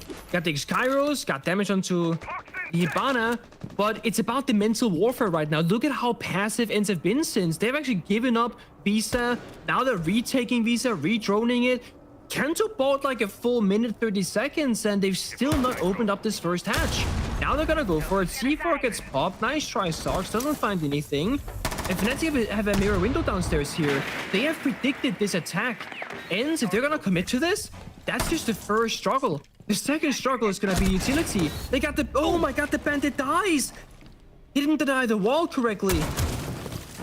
That's not good. Don't know how Alems managed to sneak forward far enough, but yeah, opening pick has been found now for ENCE. Perhaps this is the vantage point where they can springboard off, but they don't have any contest to this top floor. As I say that, Alems moves in and falls, and that could be the deciding factor in this round if there's no refrag.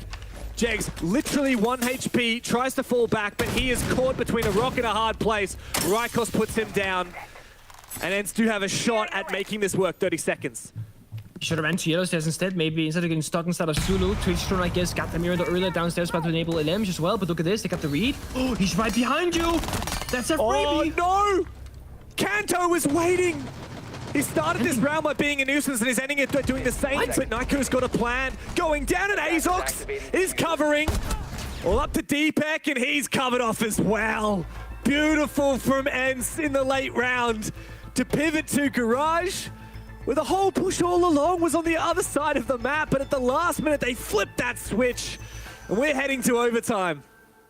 Such a good call there from ENCE. They actually read that situation perfectly. They've noticed that Fnatic, they keep running and putting as many guns as possible facing the same direction.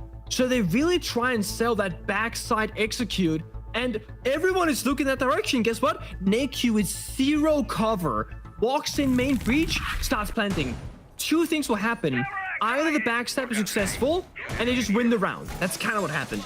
But the other situation is the backstab doesn't work out. NAQ gets that bomb planted and ENCE still have a second win condition.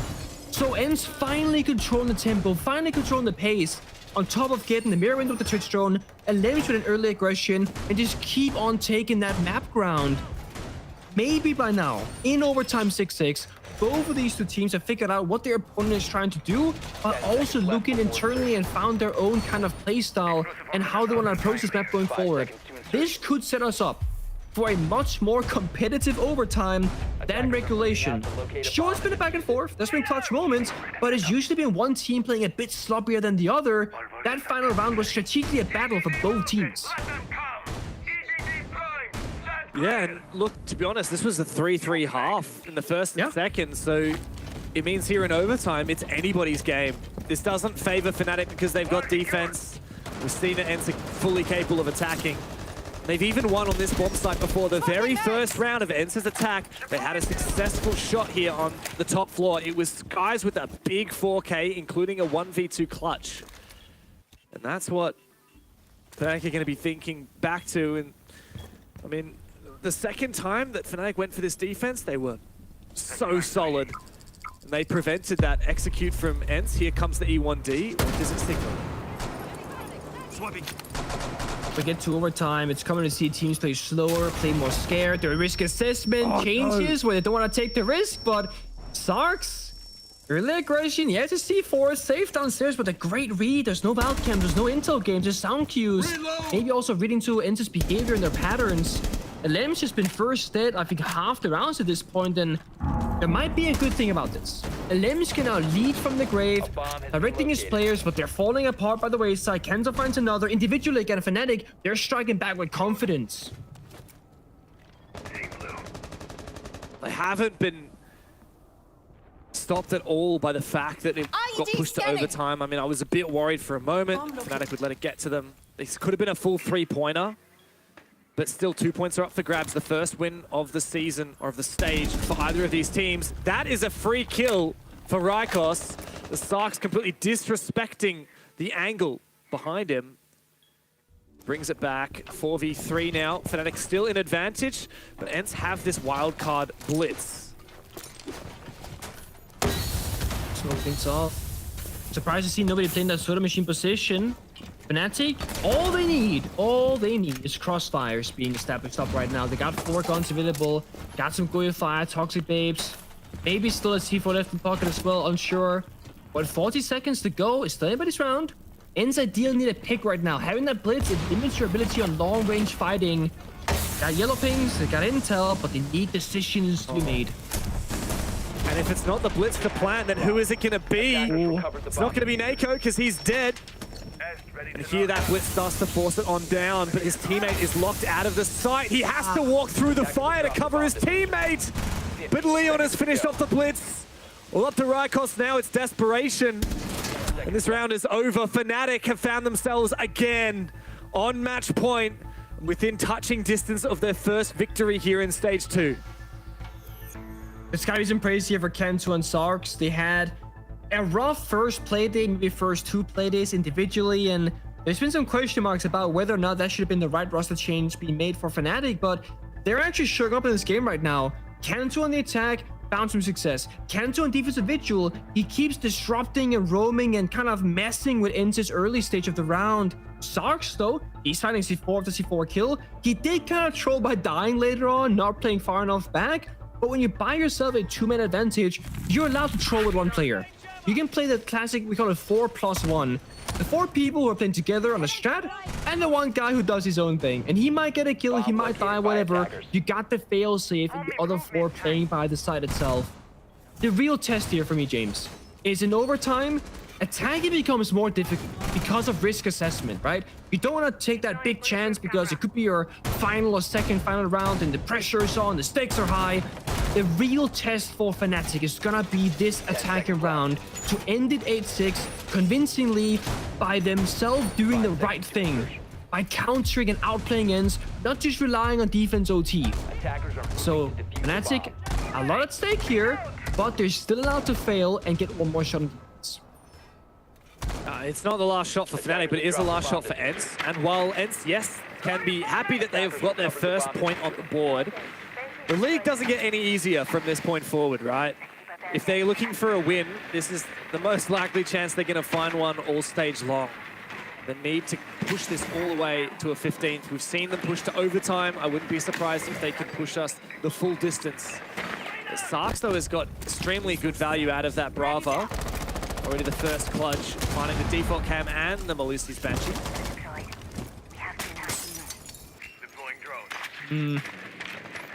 Dangerous part of Fnatic is how do you start off the round?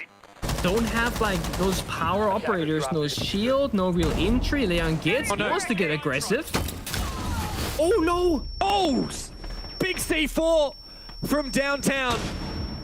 A flash might be able to enable a trade here, but ENCE are locking it down. Fnatic have to try and push for refrags, try and push for this map control. Desperately, they march on forward. Confirming the kill onto Azox, but not fully taking control of this top floor yet. The question is, how much do they want? They could cut it in half, take CEO, do Vert, leave the rest for grabs. Or you full take it. Could just leave a camera for the flank. The good thing about having 2 attackers, then you can watch them, but from downstairs to the hatch. Small mistake from Kento with massive consequences being suffered. That's the bug, that's the verticality. They're taking top 4 for nothing. Yeah, and it looks like the round is done. Big aggro peaks there from Skies. Jegs in a 1v4 all the time he could possibly want to do it. A decent gun as well. But a 1v4 is a 1v4. I mean, come on, this isn't happening. Surely he can finish off what's left of the low HP Skies. No. No, he can't even do that, apparently. An important shot there for Skies, who's had an unbelievable game today, but the job is not done yet.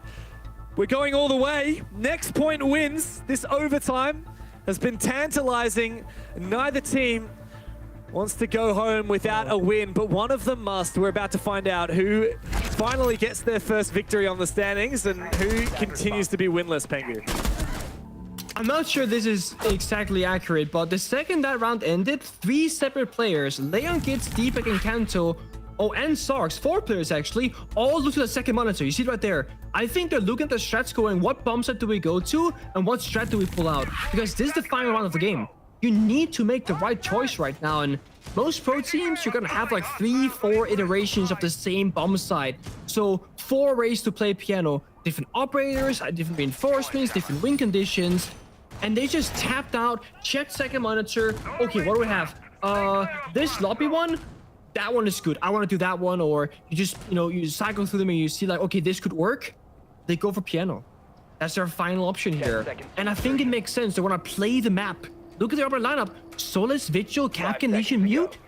That's 4 people who can run around the building with 1 anchor just locking down the bomb site.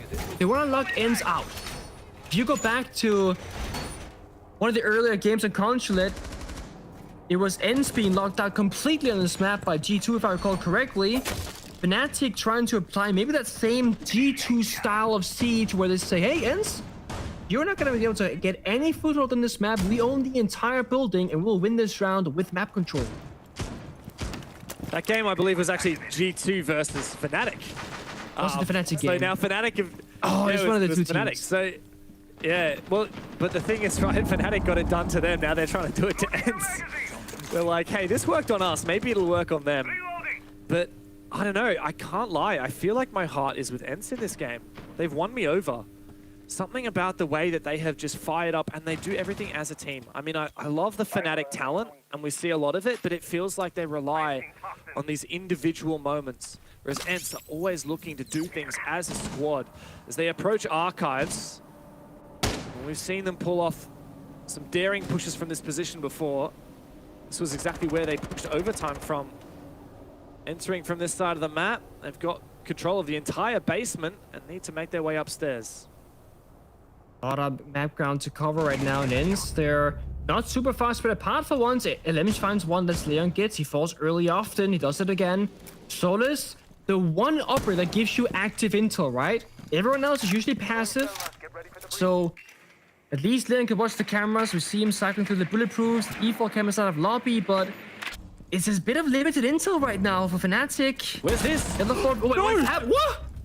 Sarks? Sarks has just snuck back down. Okay. Azox was on a drone. He got off at the wrong moment.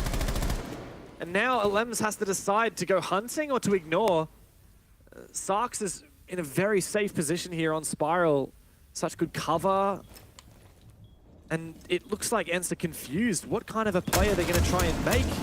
They haven't taken the top floor at all, and so Fnatic maintain vertical dominance, but they've got an opening into the bomb site. Like to hit this side while hidden above. Might be the same angle here. 2 roof cameras for Fnatic. They got intel on side, so as long as they have vertical control, it should be okay. ENCE actually walking downstairs, maybe? Changing the plan back and forth here. A little bit indecisive. Oh, no. Get injured by Jax. The Boss G. Jags actually finds 2 at the Boss G so quickly. 2 slugs. Oh, no. And that's all he needs to dash ENCE's hopes and dreams. Nako needs to desperately find something, but he's the last one left and he's about to meet the Boss G. This game has been long and arduous for both teams, but Fnatic, it looks like they're the ones that will find their first win on the board. Gumine may be the death of him in the end, indeed. The GG is called, the game is done. Fnatic have points on the standings. They have their first win of stage 2, and ENCE have very little to show for it. A back and forth indeed, and you know, at least they get the top in the end. It wasn't pretty, it wasn't clean, but a victory in the end will always be a victory. Oh, I can see on the looks of Fnatic's faces that that was a very long and stressful game. For us too, I mean, I didn't know how to call most of what was going on there. ENCE, really, like I said, they won my heart, but at the end of the day, Fnatic got that win because they deserved it. Was it defense OT div, or was it Fnatic being the better team? That's not for us to decide, that's for the desk. So we'll toss it over to them now. Thank you very much, James. I mean, you said at the top of the day, you wanted to get long and comfortable games, and well, you got it right at the end there. Fnatic victorious. They gather the 2 points. It wasn't pretty, but they got it across the line, Jack. Yeah, I feel like getting the trash can back out again. I'll be honest, Milosh. No, it wasn't pretty. I think you could see from both of those teams, those were clearly the two teams at the bottom of the table. Lots of rounds were operated on without much information. I hate saying this, and I really do hate saying this. At times, it looked like a ranked match, and it did. It was kind of just 5 players walking at each other from each side a lot of the time. There were some glimpses of good stuff, but it wasn't consistent. And I think it's good to highlight those glimpses, the light at the end of the tunnel. Alphama is over on Telestration. Do you got something to liven up the mood? A glimpse of hope. I have one for Fnatic at least. This round, for example, on top floor, they have to clear this setup from ENCE. And let's take a look at the win conditions here. You can see Skies right now. He's burning with Tachenka, the plant spot. That's the first win condition. At the same time, you have this group of duo player here, top spiral. That's a second layer of defense. You have Azox watching the flank here from Yellow Stairs, third layer of defense. And then, last but not least, Naiko, fourth layer of defense, the Pulse downstairs, ready to C4 against the Execute. Now, one would think 50 seconds left, 5v5, 4 layer of defense. How do Fnatic wins this? Now, the first thing you have to do is isolate these win conditions and play together. One that they notice is this Pulse is alone downstairs. That's an easy target. We can go and fetch that guy. And at the same time, Leon can go and fetch another kill. So he goes for Raiko's top spiral to distract the player downstairs. That's the roamer. Sarge can then go and backstab that player. So that's now first layer of defense and second layer of defense removed. 5v3. Great. How do you work on the second step then? You remove the third one. Here, Azox stuck here between the spiral crossfire of Jax and Sarge. Once again, they do so together to have a tradable position, and they win it. And then, last but not least, last layer of defense. How do you do it? Once again, a crossfire here. As Deepek is entering CEO, Sarx pushes in, and they hold a crossfire on square. Now, Deepek loses that gunfight. And as you can see, Sarx, he could go aggressive here, but he's not dumb. He's a great rookie. He goes back and plays safe, and he will play the safest angle possible to prevent these two players here, Skies and Lamps, to deny the plant. That's the safe way.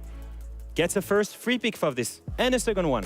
Now, that's to tell you that Fnatic has potential. They have the potential to play together. They have the potential to have chemistry and recognize how to win a round.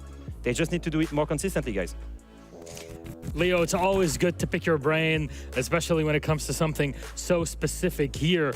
But an 8-7 win for Fnatic is what we get. That light at the end of the tunnel is 2 points on the board, Jack. We have to enjoy what we get, right, Leo? Yeah. And I think I enjoyed that match all the way. almost. That was 15 rounds, by the way. All 15 rounds, but yeah. Do you know what? It was great. It wasn't the highest quality. It wasn't Wolves BDS that was a very close game because of high quality. But these two teams were matched off in a very similar vein. And Fnatic, I think, especially after last week's heartbreak, I think it was good to see them get over the line. And if anything, there was one player on Fnatic that showed up when it was needed, Leo. The Pillow Master from his camera with his pillow pyramid on his couch. The one and only Sarx. The Italian machine, the new rookie, once again fired up of confidence, once again dropping double digits. After already dropping double digits against Wolf last game, another 8-7 loss. Well, rather, this one is a win, but again, because of Sarx. And he was so impactful in his kills. It's not a sheer amount of kills, right? It's the moment he had them, always when it mattered. Always impactful, whether it was in attack, when he was holding for that plant, for example, whether it was in defense, when he was early roaming and getting the entries. Already, I can see a lot of potential in this guy. If he can continue to develop and infuse confidence in the rest of his roster, we're looking at a stronger Fnatic. It's hard to do worse. I had to finish on a negative note. Thank you, Leo. He just can't. The man is on fire. I love unhinged Leo. I'm loving that we get unhinged Alphama and unhinged Shaiko at the same time. The timelines are finally merging into something positive. Please, God, give us something good at the end of this. Well, we got to win at the end. Fnatic, they do the deed today. And Jack, we're going to have a chat with our winners. Let's put them up on the screen. It is the one, the only Leon Giddens. Congratulations on the win. A tough one. Regardless, I don't even know how to phrase this properly. What is the timeline to get Fnatic and get those 2 points on the board for you, Leon? I don't even know what to say, really. Struggled with that game a lot. I think the first, like Fresh said, the first 2 weeks, we definitely had some heartbreaking results for us because we put in a lot of hard work, but we've started changing up a lot of our philosophies and stuff and how we want to play. and which I think helped us a lot here, and especially in those attacks on console today. Leon, obviously this is the first time we've spoken to you on EUL, the first one on the stage. Let's take it right back to the beginning. 2 new players, one old player that's new in Kanto, and then Sarks. Why those 2 players? Why did you bring them in? And I guess, I suppose today, and even last week, we're finally seeing, I guess, what you guys saw in Sarks as well. Yeah, I'll start with Sarks, seeing as you brought him up first. Like you said, we just saw that massive potential in him when we first signed him. He's a passionate, new player to the scene in terms of competitive and stuff. And he just wants it. He just loves playing the game. He's playing it all the time. And yeah, he's just one of those guys. I don't know how to describe it to you. He's just that next up and coming player, in my opinion. He's so talented and just so wanting to win and really motivated. And then, yeah, we felt like we needed a bit of with Kanto. We felt like we needed structure, some more stability, I guess. And Kanto was a familiar face for us already, of course. And we knew of his abilities. I don't think any reason for him playing bad the last stage or 2 is because of himself. I think it's just because of the players behind him, admittedly. And I think that, behind me, Biggie, and Jegs, and on Sarks as well, I think we can really bring him out of his shell a bit more compared to what we've seen in the last year or so. So what would you say has been your biggest focus? Because obviously last week I know that you lost, and that was probably quite a big heartbreak. But the first couple of games you was pretty much blown away. Then it was a big improvement in performance, and then finally getting over the line today. What's been the biggest differentiation between those first couple of games and the 2 games last week and today? Yeah, so the difference between G2 ITB versus Wolves and ENCE is that in general, we just felt on our attacks, I don't know how to describe it other than we just felt like we were trolling with our picks and just playing a bit too frag heavy and stuff, which can work for a certain amount of time, of course, but when it comes to playing officials and stuff, it's not always going to work.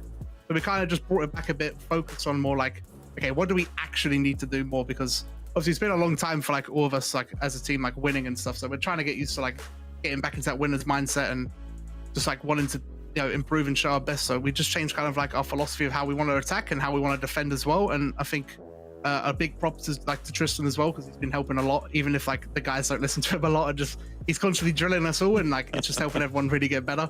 Yeah, and I think it's been showing slowly but surely. It's been getting better for sure. Poor man Tristan, he's got a lot to do here. But, all of you as a team, today you get the win. That's the important part, right? You get the W, you get the 2 points on the board. Tomorrow you have a day off, and then you get to focus on Wednesday. How do you prepare for that? What's your plan for the next 24 or so hours? Same as normal for me. Just gonna, tomorrow, gonna scrim, get ready, talk about game plans, how we want to play against... I can't remember who we're playing, but I'll know tomorrow. It's left my head for now, but... yeah, we'll focus on how we want to play against that team and how we want to do it, and just get into the scrim and constantly try to drill that. Even if it's not the right team playlistically or stylistically, we're playing against it. We'll just keep drilling that same type of play style we want to bring for Wednesday. All right, let's see. I'm really looking forward to it. Hopefully we'll get the team cohesion in order, because we all remember Berlin and how that was. We passed the 2-year anniversary of that major, and recapturing that glow is definitely something we look forward to. And yes, you are playing against Wild. We just got the yeah, I knew it was Wild or Secret as well, so I just didn't want to say the wrong one. That's fair enough. Well, there you go. It was Wild, and we'll get to see you play against Wild, and of course, the entirety of Fnatic on Wednesday. Enjoy your day off tomorrow, and good luck for that matchup. Thank you again, Leon, for joining us. Thank you very much. Always. I'm sure I'll see you on Wednesday as well. I hope so. Well, there it is. I was confident. I love to see it. I mean, look, we interviewed Leon for forever. I know. Back in those days, and every time it was a joy, not just because we got to see his wonderful cats, but it was also because we got to see happy Leon, excited Leon, winning Leon, and that's the vibe that I really hope that we can capture again. It kind of doesn't feel like an EUL day if we haven't interviewed Leon. So I'm glad he's back. I agree with you. Even if it limped over the line against ENCE, at least he's back. Sometimes you gotta get it across the line, no matter what it is. But here are our standings at the end of this playday. Leo, can you please guide us through them? Of course. If you look at the top of the standings right now, you'll see BDS. That's much deserved. They are the most reliable and confident team out there. G2 is following them closely with 9 points after losing 1 point against Wild, but that's it. That's the only fault they've had. Wolves with a hard loss. That one is a little bit undeserved, I have to say. They lost that hard loss against BDS only on a sheer 0.0 diffusing. At the same time, Wild is falling closely with 7 points, but they are also missing a playdate as normal. Secret into the breach in the middle of the pack, and at the end, Fnatic, Virtus.pro, and ENCE. Nothing too surprising. The two teams that were lower at the end, and Virtus.pro that's still struggling to break their ceiling.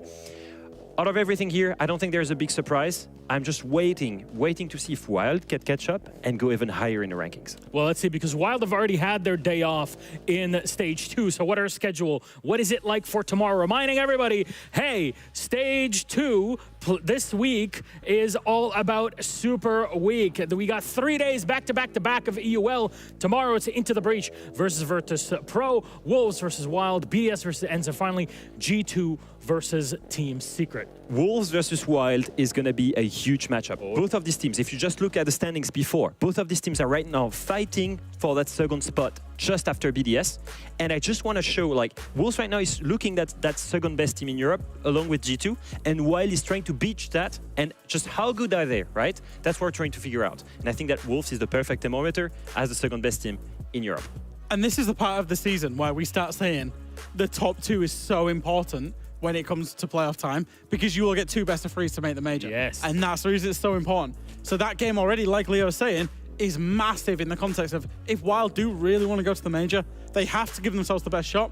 They have to beat Wolves tomorrow. Let's be real. The real race right now is the race to top 2, because you already know BDS is far ahead of everyone.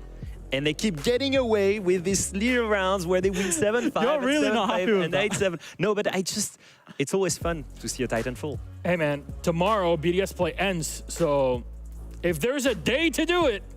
They beat them last stage. Do you want me to bring back the trash can? They did beat them last stage, that's all I'm saying. I do want to say that ENCE, for as much trash as we give them, because we have a bit of fun, they did have really good glimpse of team play at some point. The problem I see is that it always seems that they get on with great chemistry on some very weird and creative ways to play around, but it's always cheesy. I don't see the same chemistry when they're playing slow and methodical, and that's my issue with it. I don't see the variety of style and their ability to play together when it's not some cheesy play around a blitz or a ying or an explosive execute. And you cannot be always cheesy unless you're French. So that just won't work for Europe. I would love to have some cheese. Jack, you're not a big fan of cheese. I'm going to be honest. As soon as you said cheesy, I just started thinking about pizza. I was like, I'm going to eat a cheesy pizza later. But yeah, I agree with what Leo just said. Oh, that's a great point, Jack. Great point, Leo. Well done. Well made. Yeah, what's your favorite cheese topping for a pizza? What's yours if you're watching at home? I want to hear it from you. I'm a very classic guy. It has to be mozzarella or burrata. Okay. Jack? No, I'm the same. I agree. We should put some French cheese on top. I'm sure it can work out. There's some. You can ask my brother. He loves it. No. Mozzarella, all the way. Don't do that to French cheese, man. That's just... And Italians will agree with me. That's probably the only thing where we will agree on cheese, probably. I'm sorry. There's what, one Italian in EOL right now? It's okay. Yeah, and has a lot of pillows, and he's doing great. A pillow mid. A pillow mid. A pyramid of pillows. I have to say, I just want to compare what do you guys think about the background of Packbull and the background of Sarks. Which one is the best in European League? Because these are the top 2. That's the real competition. That's the real competition. Anyways, let's see. Well, maybe we can run a poll about that. But we have 2 more play days to go through. It's always good to go off the rails. Thank you, Alpha Man. Thank you, Jack. And of course, Dev and Pengu today. Thank you, production. We will see you tomorrow. We love you so very much. Good night.